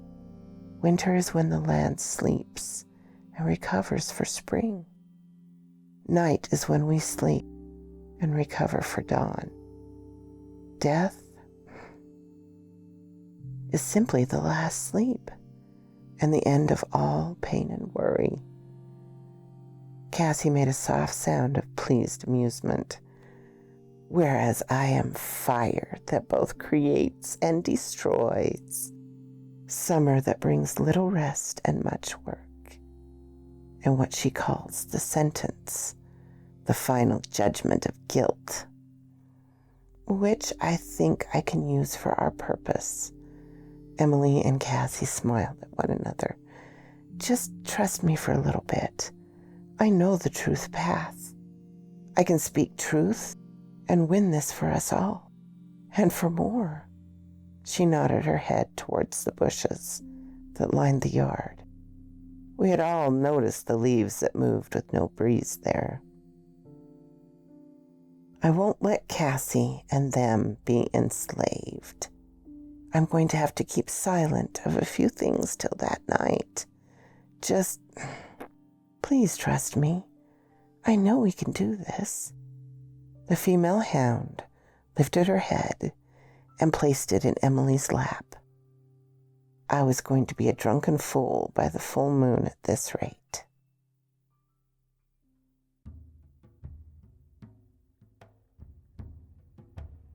A full moon started peeking over the tree line. The night was chill, but so clear, 1,000 stars shone above. Emily had insisted we come to the lost field, all of us. The deputy stood on one side of her, and I on the other. Granny was unhappy, but standing off to the side. The past 2 weeks, I swore, had added an inch to Emily, and her hair curled midnight black around her shoulders. The deputy and I had additional gray hairs from the past 2 weeks. A rather crash course in what is what and needs what to not be unhappy. Emily guided us through some of it and kept telling us to trust Cassie, who had returned to her home. The two were not in contact that I could tell. Couldn't speak for the other two, but we didn't trust Cassie anymore. She belonged to the fox. When Cassie appeared, she was taller as well, slender, and her hair glowed in the pale light. Her eyes, no longer hidden by the green contacts, were golden. They walked forward to a spot across from one another as the first rays of moonlight fell on the field. As soon as they were bathed in the silvery light, it seemed all color was washed away. All of the field, or rather a meadow now, were tones of gray and silver. The girls were haloed in silver and gold. With each step towards one another, they altered, first their garments, lovely robes made of silk and velvet, heavy with embroidery and jewels, which Cassie plucked at in annoyance. They were visibly becoming full adults. A flash of red gold, and the Foxy brother stepped out, looking smug in his radiant garments, silver white, and the hound was walking beside his master, who was simply dressed in black homespun pants and a white linen shirt. In his hand, he held the crown that made me think of snowflakes enlarged and turned to crystal. The silence was unnatural. Both the deputy and I were stiffening as the twins came closer to the girls. Could we trust Cassie? She said nothing, but then neither did Emily. The twins might have started with the same face, but to see them, one could never mistake them. Foxy was sly. He smirked and stood arrogantly. The other had a stunned expression of amazement on his face. He saw nothing but Emily. He walked to her and placed the sparkling crown on her hair. All that I have, I forsake to you. My court is now yours. My wealth is yours. I come to you as nothing but a man who loves you. Never again will I gather gold, only your laughter. Never again shall I strive for a palace, only a smile from you. Emily was blushing, but there was also a breath of relief from her. Cassie looked relieved. They were counting on some part of this. You shall be my king and stand beside me always. You shall be my voice when the very soil cries out for vengeance. Emily reached a hand out to take his. A glance to us, and she suddenly lifted her head and seemed to scream silently, her back arched. The deputy and I were halfway to her when we saw them. All of the children, every single child that had died in the field, now stood over the place they had died. I looked to the pawpaw tree. My sister stood, her hair dark and straight to her waist. I didn't think she knew who I was, but she was looking towards another girl in the field, hair just as long and straight, but a pale color. These were the sisters who died the night I was tossed into a river of time. At the same time, Cassie also yelped and stiffened, and Granny cried out in surprise. We whirled to see not the wizened old woman, but a girl barely old enough to care for herself, drowning in a dress meant for a grown woman. Emily stepped forward quickly, grabbing Cassie's hand, something you could almost feel swirling about them. Cassandra, Queen of Summer. Cassie's eyes opened in wonder. Emmeline, Queen of Winter.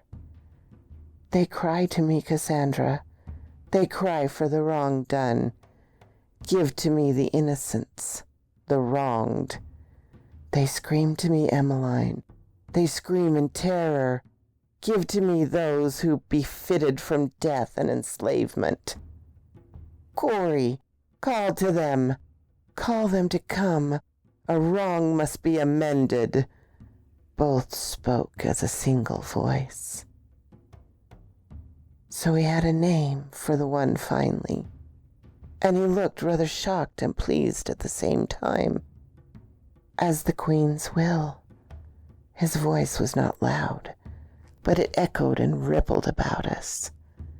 Through us, ancient words, and something came in answer to them, slinking to the edge of the field.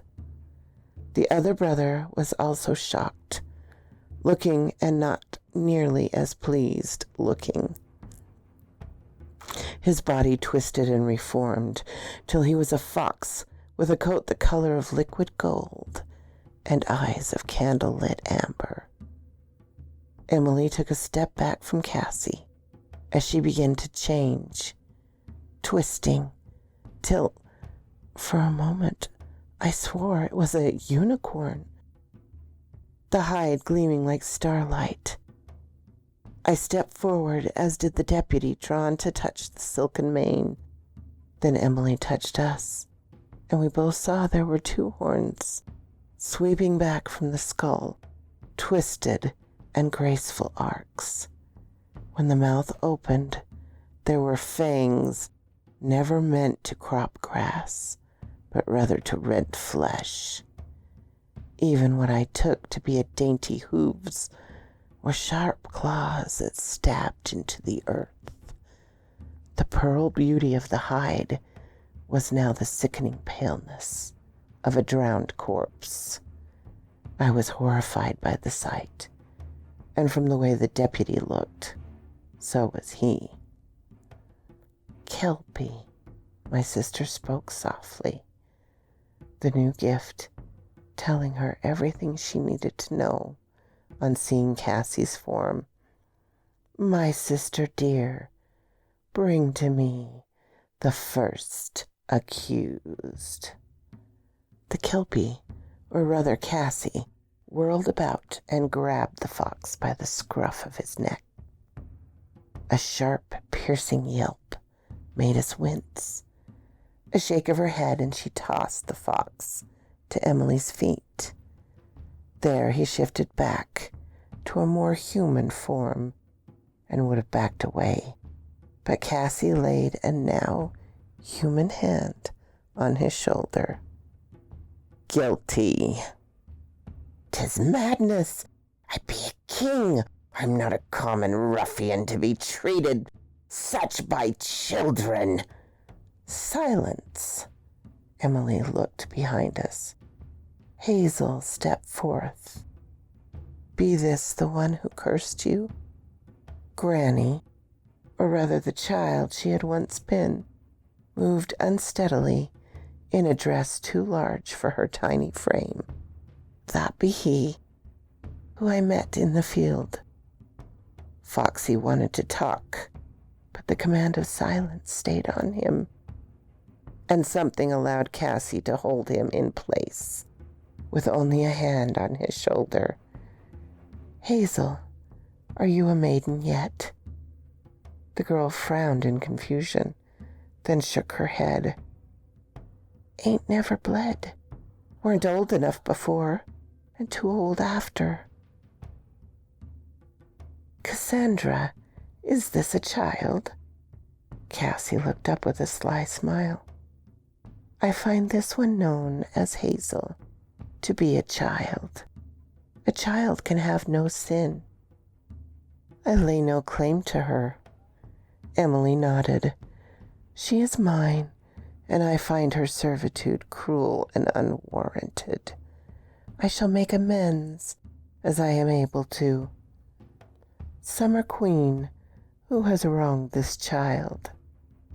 I now was starting to understand what the pair planned. I wanted to burst out laughing as Cassie looked down at the ginger-haired man that knelt between them.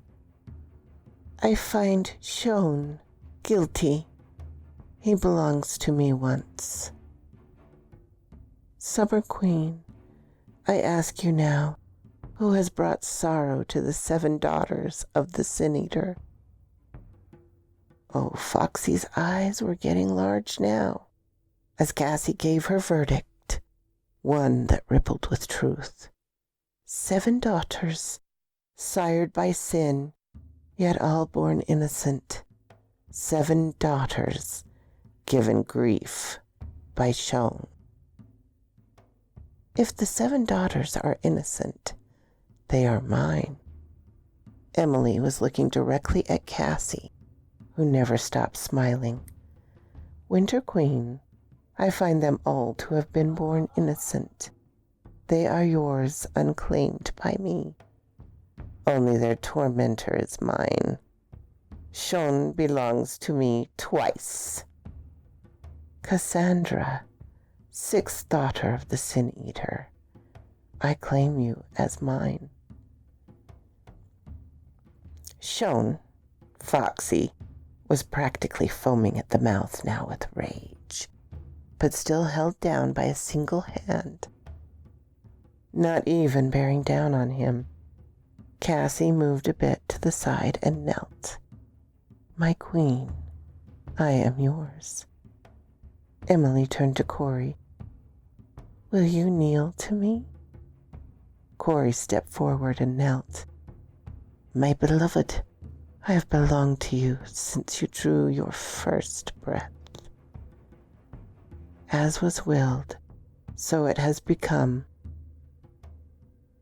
2 brides stand before you. Because of your lies and hate shown, your bride now rules over you. Because of your harm, I rule over your bride. Because of love, I rule over my bridegroom. My left and my right hand, my love and my sister. Can any speak against this truth?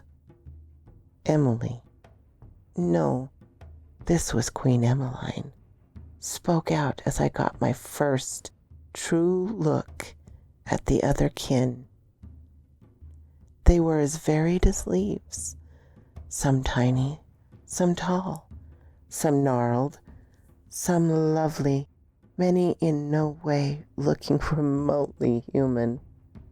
They gathered about the edges of the field.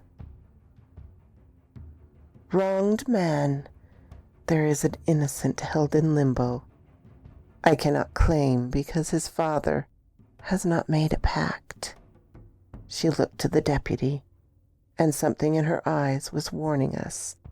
There was a high price if he failed to meet her expectation. I spoke softly to him. Those who benefited from death. You need to make a request for your son, but watch what you say. He was staring at an infant laying asleep in a grassy clump. I wish for my children to know how much I love them, for them to be placed on the path they were meant to walk. Well, damn, Garrick seemed to have a little poet in him. Emmeline looked to the other. How do you judge him? Cassandra shrugged. He has been wronged. He is not mine. But is there a single amend I can give to these children? Their mortal lives taken. I shall give to them a second life within the court of winter. All the children began to glow, and suddenly, Elvin, that was the name we'd given to them once, the Fae, the Seelie, tall and graceful, they moved freely now. My sisters moved towards one another to embrace. The infant was now a young boy, with a messy head of red hair and eyes that promised pure mischief as he sat up. The deputy moved to help him stand up as I moved to my sisters. They looked at me with surprise now, seeing me for who I was. It was chaos and celebration within the field. From somewhere, tables laden with food emerged. The field was a confusion of flowers from every season, of laughter and music. Oh, and the hunt still stalked nearby, Later, there would be many brought to ground for their crimes. Cassandra's court would still need to be brought forward. Those guilty of crimes would be twisted into her new servants. Towards some hour of night that should have had me exhausted, I approached the impromptu throne set up. Emmeline was seated in the center, with Corey on her right and Cassandra on her left. Shone was in fox form, laying at Cassandra's feet. The two hounds were lounging nearby. The queens were both smiling, which I think is part of the reason for the jubilation of the assorted gathering. Or maybe it was the fact that Shone was finally getting caught in his own trouble. Emmeline motioned for me to come closer. You are still worried, but you need not be. I am still young, but there is time. Corey, will you give me 7 mortal years before I come forever to dwell in the hollow beneath? She looked to her right with a sly smile. The man shook his head. My love, I've waited 7 centuries for you. Will be 7 years before I truly believe you have come to my side. It shall be but a breath of time after the long wait. I nodded. This sounded like a good trade, a 7-year courtship. And what about him? Cassandra chuckled. It is said, you reap what you sow. I think 7 years till the courts are declared complete should be enough time to come to an agreement. I think I almost felt sorry for Shone.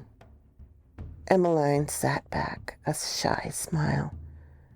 Rowan, I'm afraid I have a very strange request to make of you soon. I have a very long road ahead of me. I have many amends to make, and I'm afraid I need to ask of you a task. And what would that be? Enjoy the night. Tomorrow is soon enough to discuss the future. For now, sister dear, are you ready for the hunt? Cassandra stood with an eager smile. Sister Night, tell me which you would have brought to your feet. My fox will bring them from hiding. Again she shifted, the gorgeous fairy beast that I knew hid a nightmare now. Still I was drawn to stroke that mane, which I knew was more like rotting water weeds than silk. A growl that no equine should be able to make. And Shone shot off in fox form. As Cassandra reared, more creatures, including the 2 white hounds, swarmed to her. She led the pack on to a hunt I knew would terrorize this community for years to come. I also knew they had earned this terror for all the grief they had caused, for the sin they had wallowed in, and the desires that had clouded their minds and poisoned their souls. I took a seat nearby and watched the remaining new-minted fae enjoying the first night of freedom. Off to the side, the deputy was getting to know his fae son, who had found others close to his age. He was living up to the promise of the mischief in his eyes. Granny, rather Hazel, sat down beside me. You think I'm to start over as this? I shook my head. I think she's trying to find a way to make amends to you. Garrick's boy is trying to get himself kicked out the first night. I pointed to the little fireball that was now being chased by a group of mud-splattered young females, and they were not looking as if they wished to hug and adore him. Hazel laughed. That child has many years of living to make up for. So do your sisters. The two I knew had been my sisters were standing near a table with a miniature court of young males, rose red and snow white. I remembered that fairy tale of two sisters, one dark, one fair, both lovely, graceful, and sweet-tempered. I think they told it to me. Hazel frowned. We be witnessing the start of the fall of mortals, you know. I nodded. I knew. Magic is coming back, and one day magic will fade again, an ending becoming the beginning of another.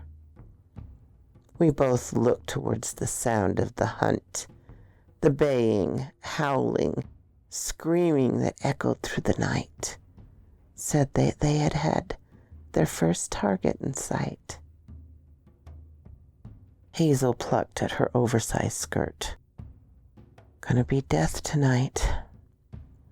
I instinctively wrapped an arm around the tiny shoulders, pulling her close for comfort. Only for those that earned it, and not for you. Morning was still a long time off. It was almost a week before I saw Emily again. A week of dealing with Hazel fussing about being too damn small for anything. The deputy stayed with the court. Him walking up one morning was first sign we had that the Winter Queen would visit.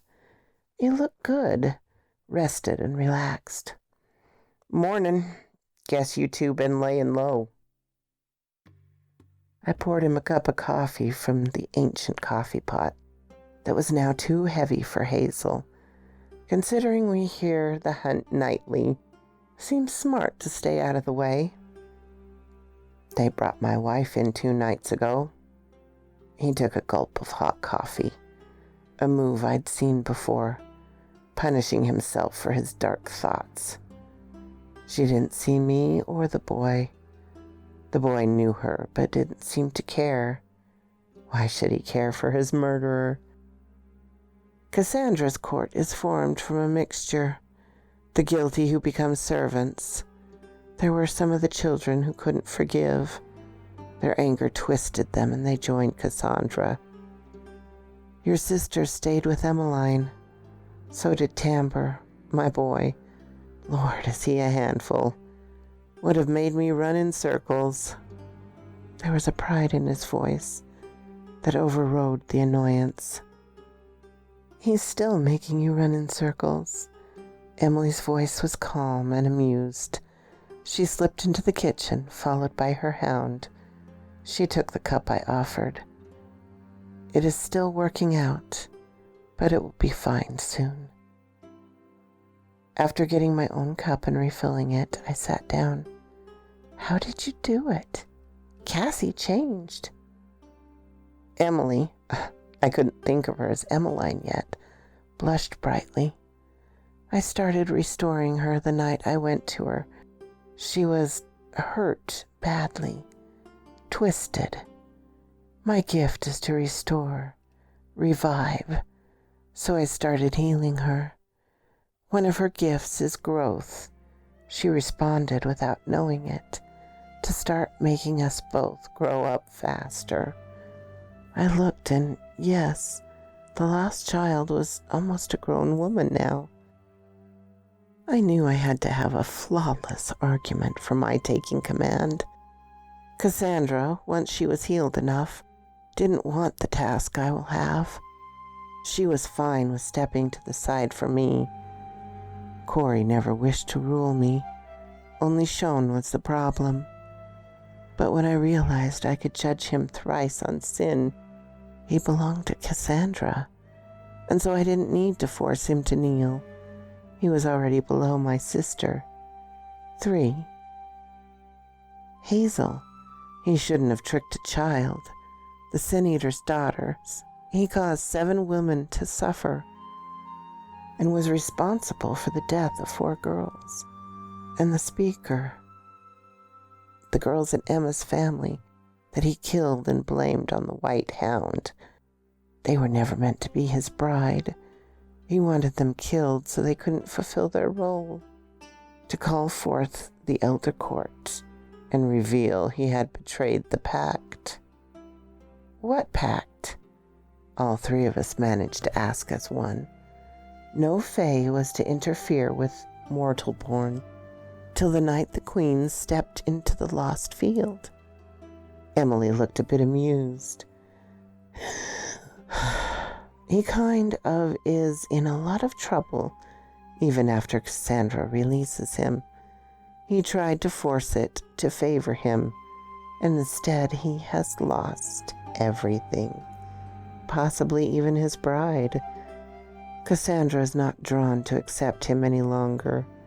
Her mind is healthy enough. He can't twist her emotions now. And you? Emily's ears were red as roses from the blush. I will have a husband in 7 years. I keep thinking that choice of time, but it is what I know must be. There are some things that need to happen first. I was made complete the moment I looked into his eyes. So what needs to happen? This week has been hunting down every parent that sacrificed their child, be it in the field or not. The child comes to be. The murder to Cassandra. She's creative after what she endured. Emily frowned. Now we start making a place for all the other lost kin to return to. The ones that had to hide away when the Fae were locked out. It isn't going to happen in a year, or even 7. But yes, mortal man must learn to live alongside the other kin again. The deputy will take back his place in the mortal world, a bridge between myself and it. We will with luck create a better community.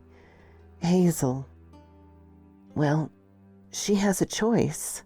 She may grow and live as a mortal child, the life stolen from her, if that is her choice. I will live here as her parent for the next 7 years. She may join my court, or she may take the hand of death and rest. Not going to ask her choice for a bit, so she can think about it. Hazel looked wistful. She was both annoyed at being a child with limits and intrigued to have a chance at a real life. Rowan, I need you to find something. One of my sisters died to protect it. There's a creek gorge. I have a decent idea where, in a small hole, maybe an animal den, is a box wrapped in oilcloth. In that box is a page from an ancient manuscript. The words on it mean little. Rather, there is a drop of blood on the edge of that page. With it, you can find the Church of the Iron Cross and enter the door. Why do you need me to do this? Because that is where you will find the lady. Emily was shifting about. Why do you need me to find this lady? I already dreaded the answer. Because you have to take a vial of my blood to the lady. The nervousness in her voice told me this was not going to be a simple task. Even she didn't know then that it would take me almost 7 years to return to her with the lady's answer. So quoth this raven.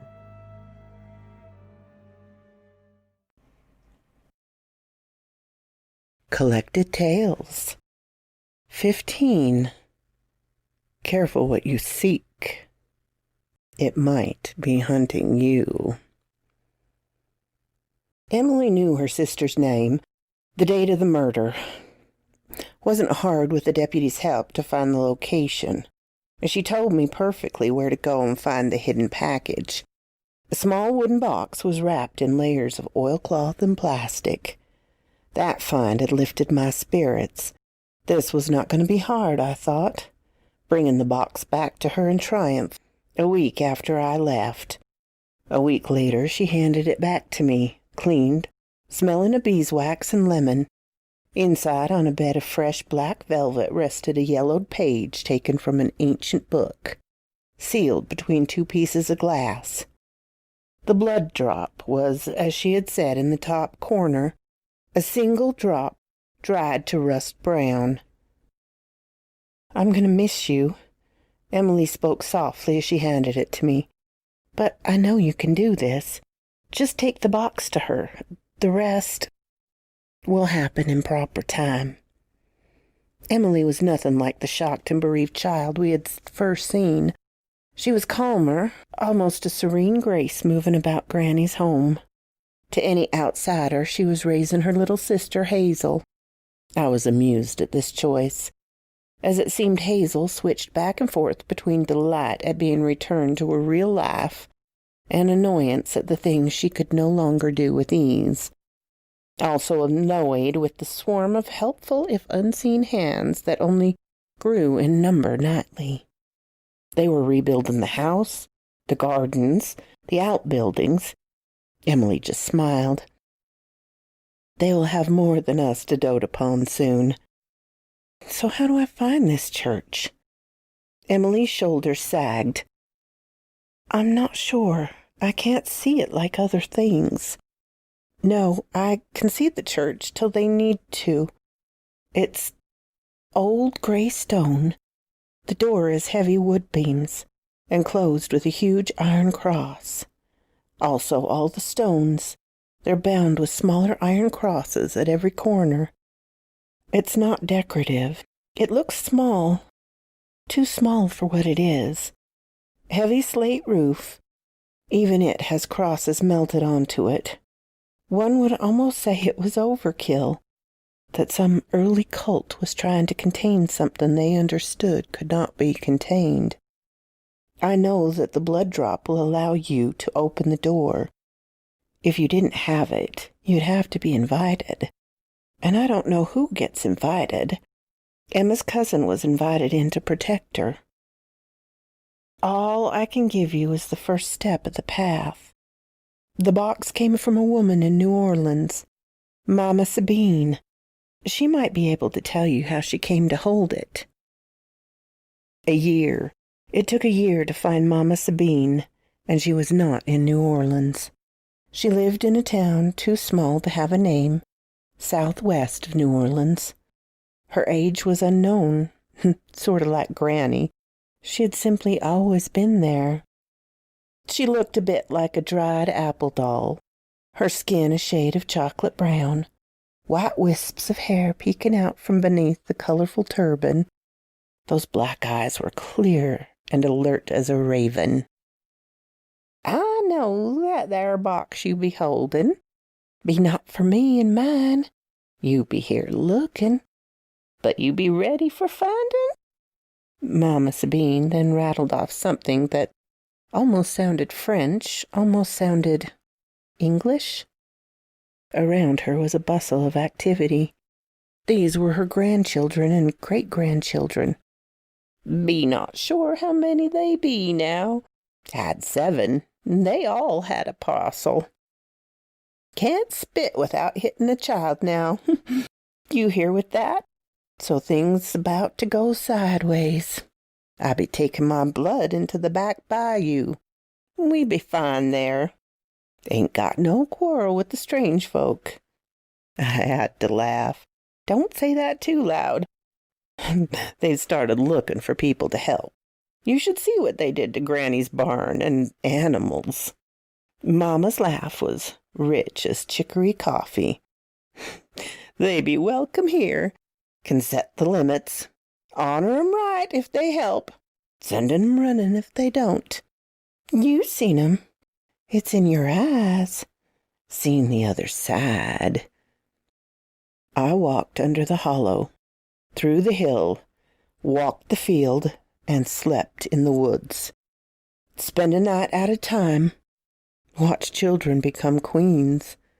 Seen a Kelpie lead a hunt, and heard 'em catch their prey. Mama went still as stone. Which girl became the High Queen? Her voice was a command to be obeyed. The Winter Queen who will rule with truth and offer restoration.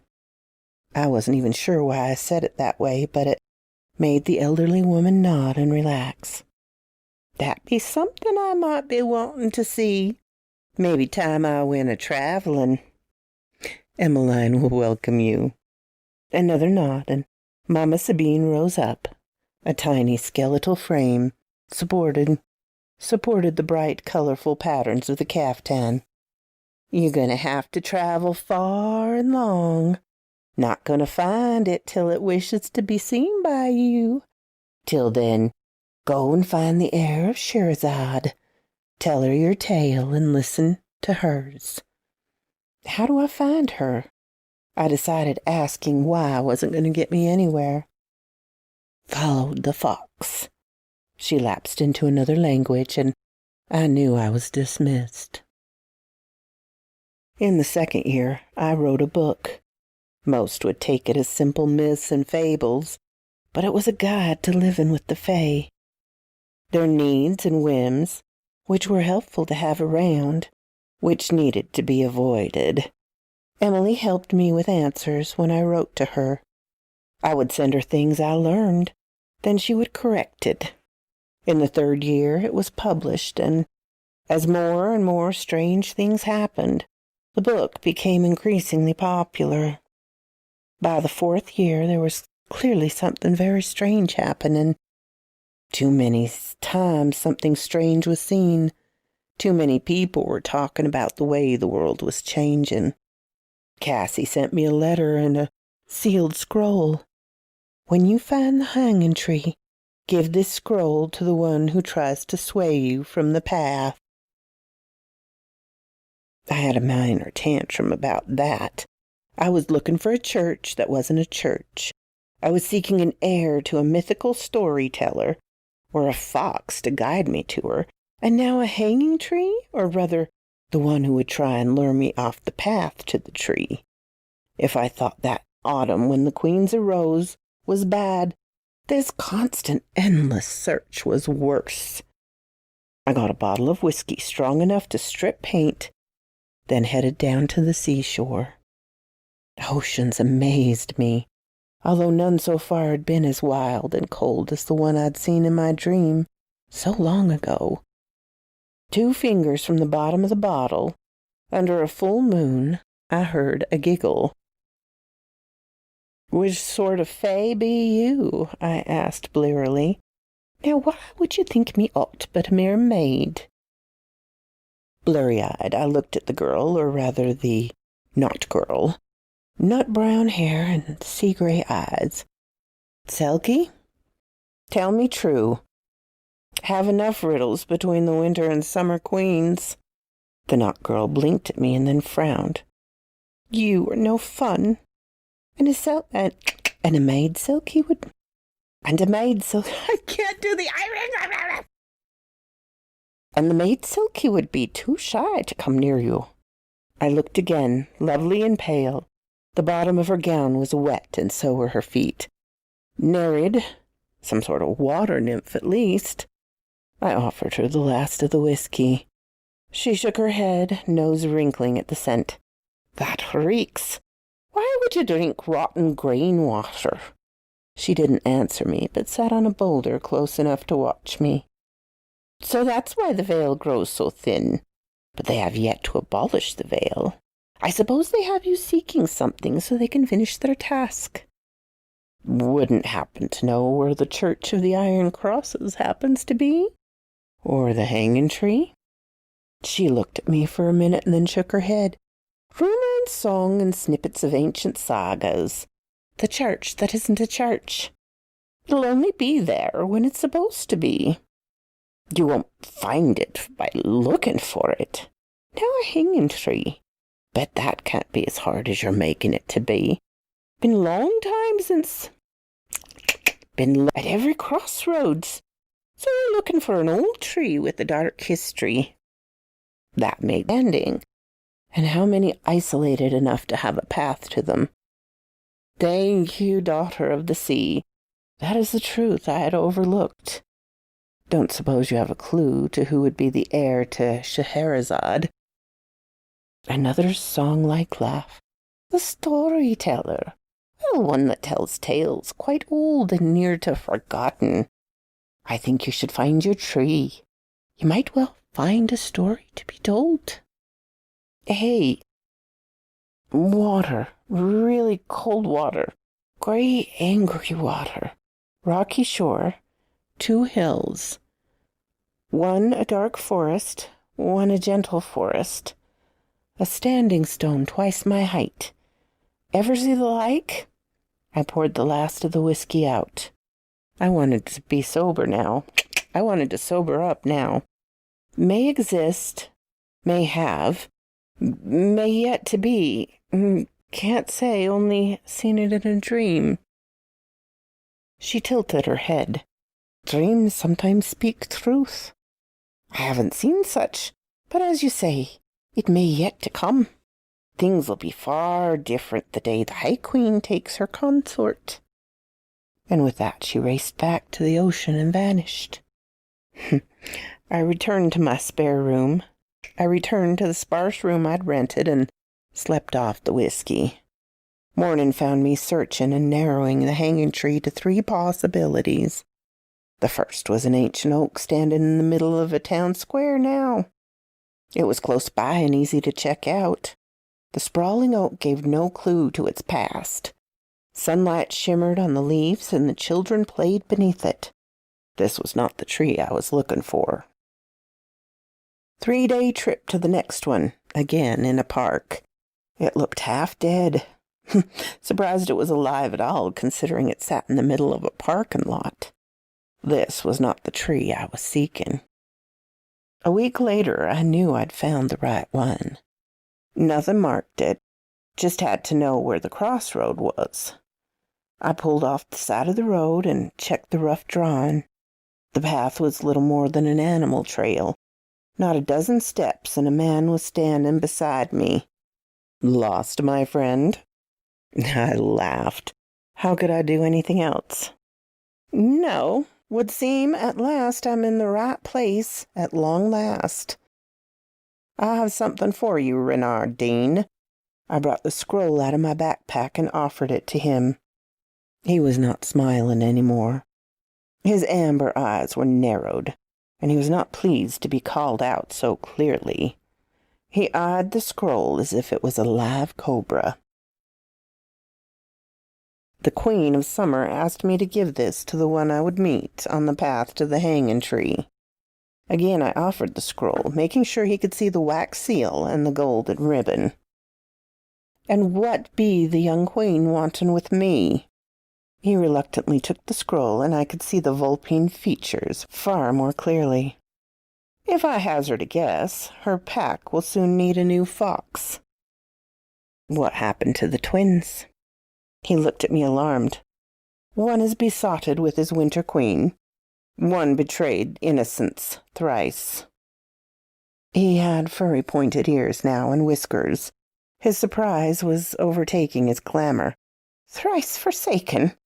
Mother forgives my sins. One does not work against her and not pay the price. He lost the bride he was promised. Never shall he be the summer king. I was amazed at the changes that flickered through the foxkin's face. I think she will, upon her sister's wedding, send him back to face his parents. When she does, she'll need a new helper to lure the condemned. Who better than a fox to be bait? Sorry for the surprise. She didn't exactly tell me who I was coming to meet. Don't suppose you know much about this hanging tree? Or where I might find a storyteller of ancient wisdom. A crone told me I'd need to follow a fox to her.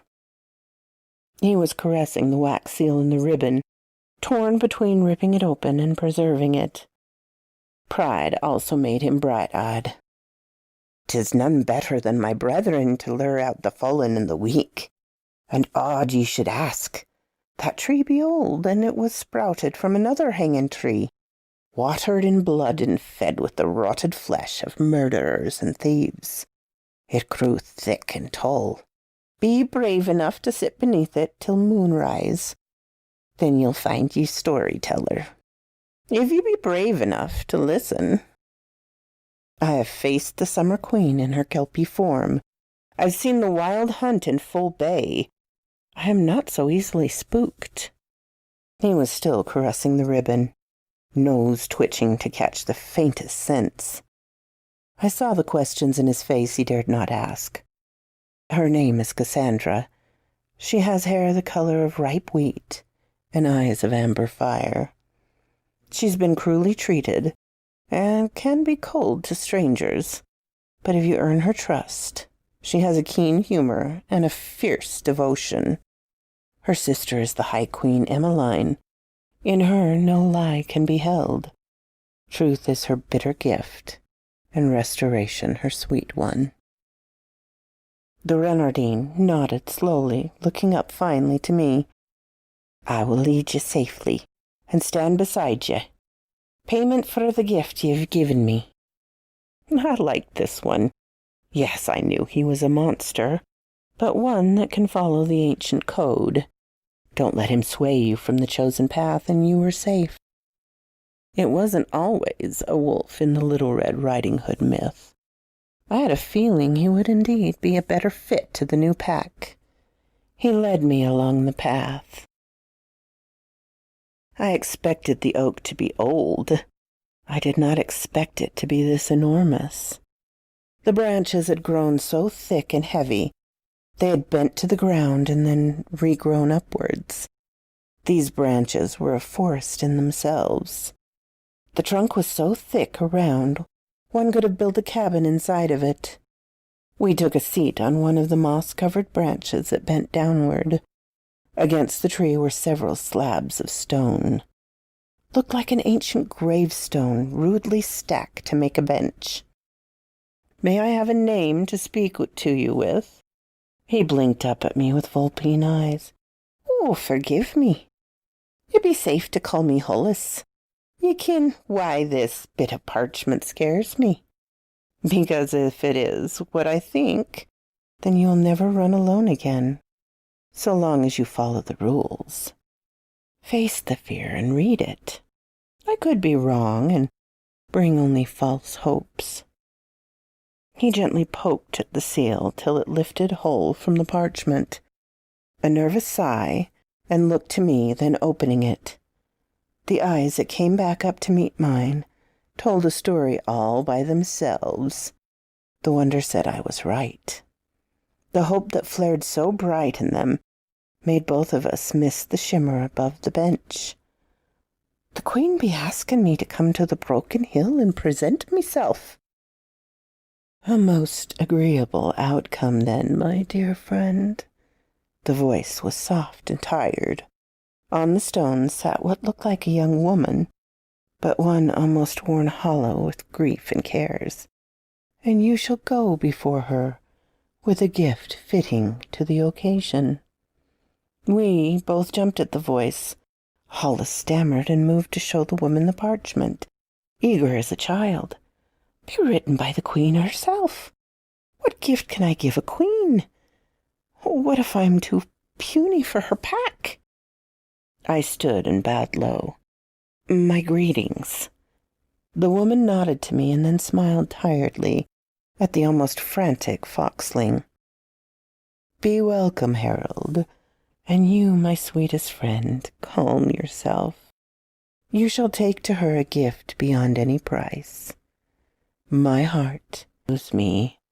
You shall instead take me to be reborn anew, cleansed and pure again. And with those who once stood alongside me when the old ones walked in the forest. To the queens you shall bring the first seeds of a living grove. I suddenly understood exactly what this woman was.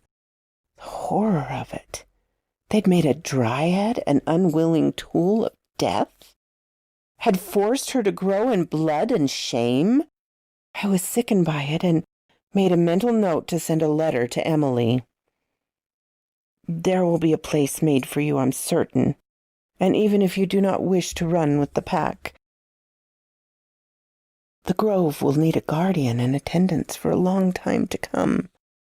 Who better than one who has come to earn the favor of an oak? The woman again nodded to me with that tired but peaceful countenance. Very true, Harold. Now, what is it you seek?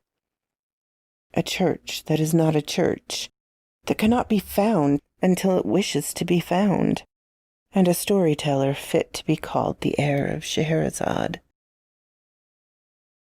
Leaf-green eyes regarded me. So, a storyteller, with more than 1,000 tales to tell. I might be one of the few left that can speak of so many days. Now passed into dust and legend. And yes, I've heard of the Church of the Iron Crosses, when the last of the elders were fading behind the veil. One stepped forward and agreed to be locked inside a cocoon of stone. When the strange father worshippers came, they could not enter. So they bound every stone with crosses of iron to try and prevent her escape. Fools, not knowing that she never was trapped in it, merely safeguarded from them. She was always meant to leave it on the day the new queen took her place. Nothing can prevent that from happening. I had sat back down. And this is the lady? Hollis had settled down finally, sitting at the Dryad's feet and cradling the scroll tenderly. The Dryad was stroking his hair softly. Yes. Some time ago, the doors started opening for those who were born on the wrong side of the veil, or simply needed a safe place till the veil came down. When it is time, you will see the church, and the doors will open. I wanted to scream, but instead I smiled and thanked her. Through the night she told stories, and we listened. Come morning, she just faded away, leaving behind a large basket filled with strange wizened things, and one very bloody-looking thing I did not wish to think much of. Hollis led me away as the storm approached. Papers would state the old tree was the victim of a lightning strike. Hollis assured me he would go that very day to present the basket and himself to the queen. There were old pathways for ones like him to use. Would be there before the sunset. I told him I would see him again when I came back from my task, and to hold his head up high. He had a Dryad's trust, and he'd always kept the pack. I also asked of him to tell the full story of the oak, leaving not a fact out, so that she would be helped in her next rebirth. Let her grow straight and tall. And so I began my 5th year, just seeking out myths and legends. I'd come to understand I would see the church the day the lady wished me to see it. Nothing I did would change things, but I could help with the transition, and it was getting worse. People were now certain something was happening. Religions and governments couldn't cover it up. Some welcomed it. Some were sure it was the end of the world. Religions and governments were both desperate to keep control and prevent the loss of their power. At one point, because of my books, I was questioned, but they could see the amount of research and notes I had. The travel was recorded and the interviews clearly labeled. The people that had grabbed me released me, thinking I was no more than someone taking advantage of the chaos, but at least working to give decent information. I became a bit more paranoid after that. My 6th year was more traveling. more looking over my shoulder. I didn't dare respond to the fae if I saw it anymore. I was being watched, hunted. I found brief respite in a mountain town, where it seemed there was another pocket of the ancient, waiting to blossom. They gave me a chance to get my bearings and answered many questions I had willingly, and when they couldn't give me any more answers, they said follow them into the forest. A stone ring in a clearing beside a clear river looked as if I had walked backwards in time. More so when I realized there were new faces among the crowd, including a child with willow-green eyes. I was startled for a second and then laughed. Dryads, you have guarded a grove for how long? Many ages, the sheriff answered and smiled fondly at the willow child. Not the first you've seen? I've met another. And I am so pleased to see them healthy and happy-looking, guarded. His eyes narrowed. What happened with the other one you met? She was planted at a crossroad, grew among death, and was used as a hanging tree. I saw the horror in the gathered crowd, both human and spirit. She is reborn, or will be soon, as part of the new Queen's Grove. She will even have an old friend there. The Winter Queen will see her restored. I trust this. They were still shocked at the horror I'd spoken of, but also curious and surprised that a new grove was being planted. I told them everything I knew of the queens, of the brothers, of the autumn of discovery. They listened, and when I asked questions, they answered. Here was a gold mine of ancient knowledge. Before I left that town, I gave them directions to find the deputy, and through him the queens. Seemed a few of the Dryads were willing to send children to the new groves, and to send caretakers to teach the new guardians. I knew they would be welcome there. I sorely missed my home, but I had to go back out before my hunters came there. So I headed to Denver. Rumors abounded about something unnatural that stalked the mountains, something unafraid of the change to come. I loved the mountains, even if for the first few weeks I felt out of breath, standing on top of the world, ankle-deep in snow in midsummer. The mountains were old and yet young, raw and savage.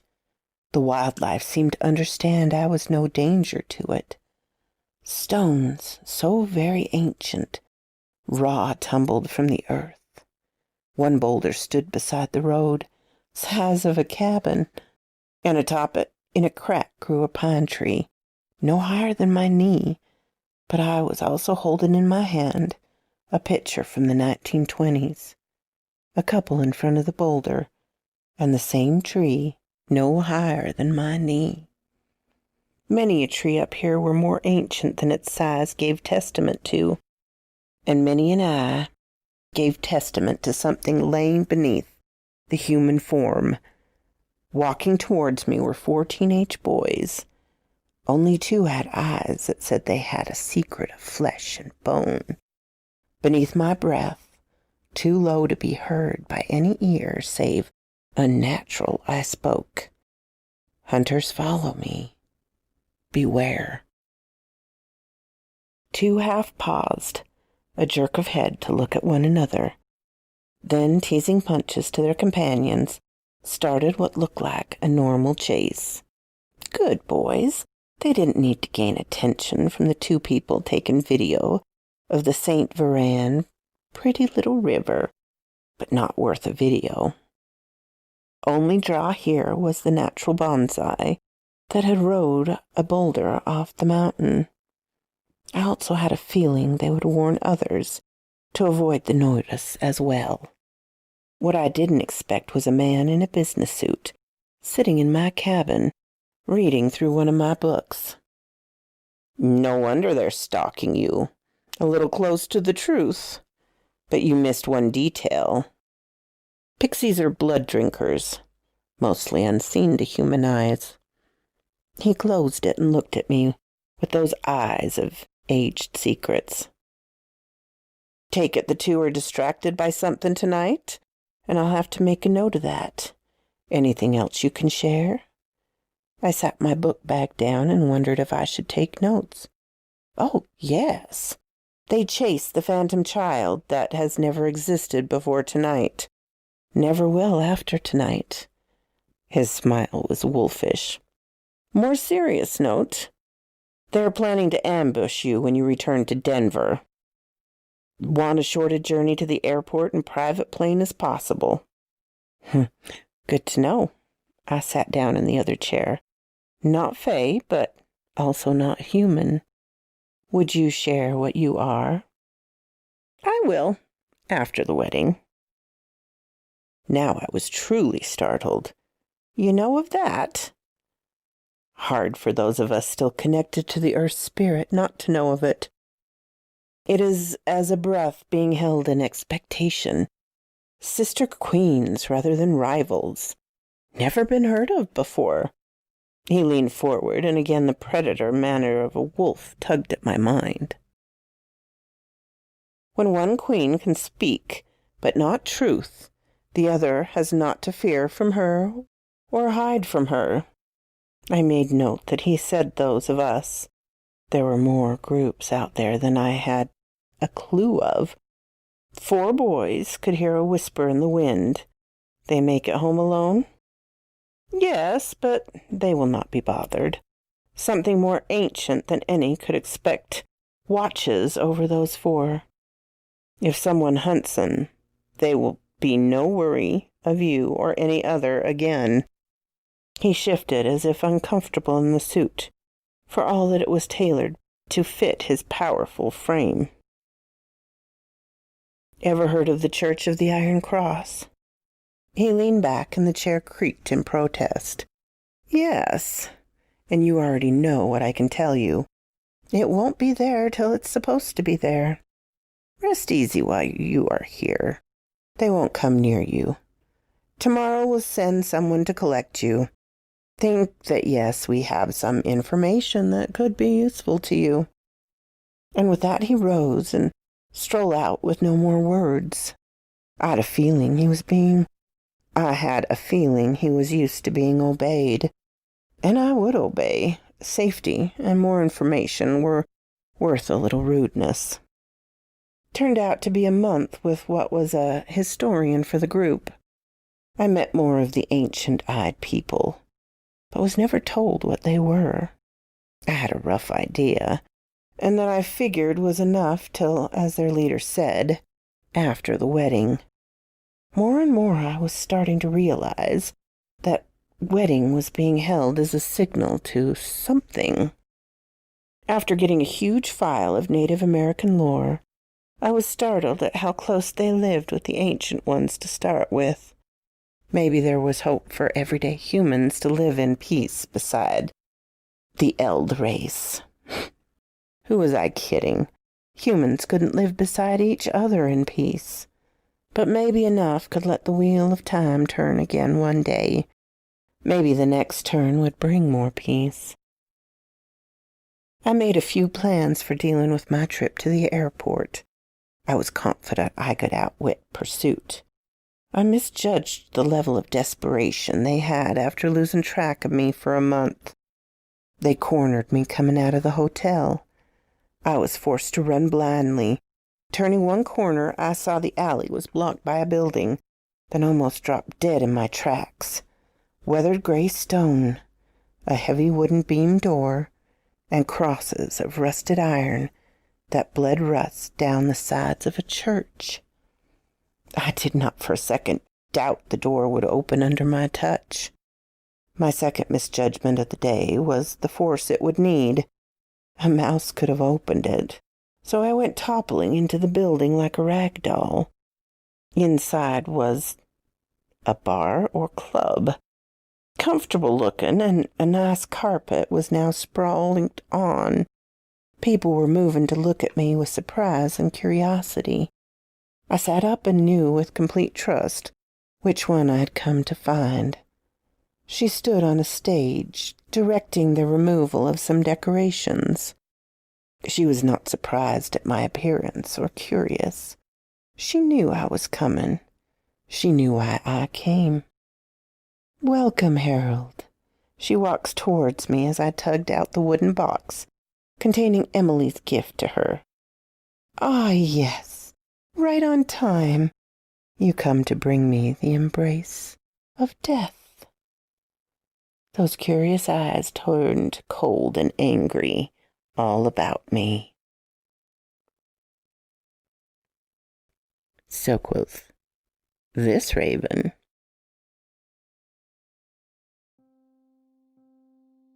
Thank you so much for coming to my little chateau and visiting me.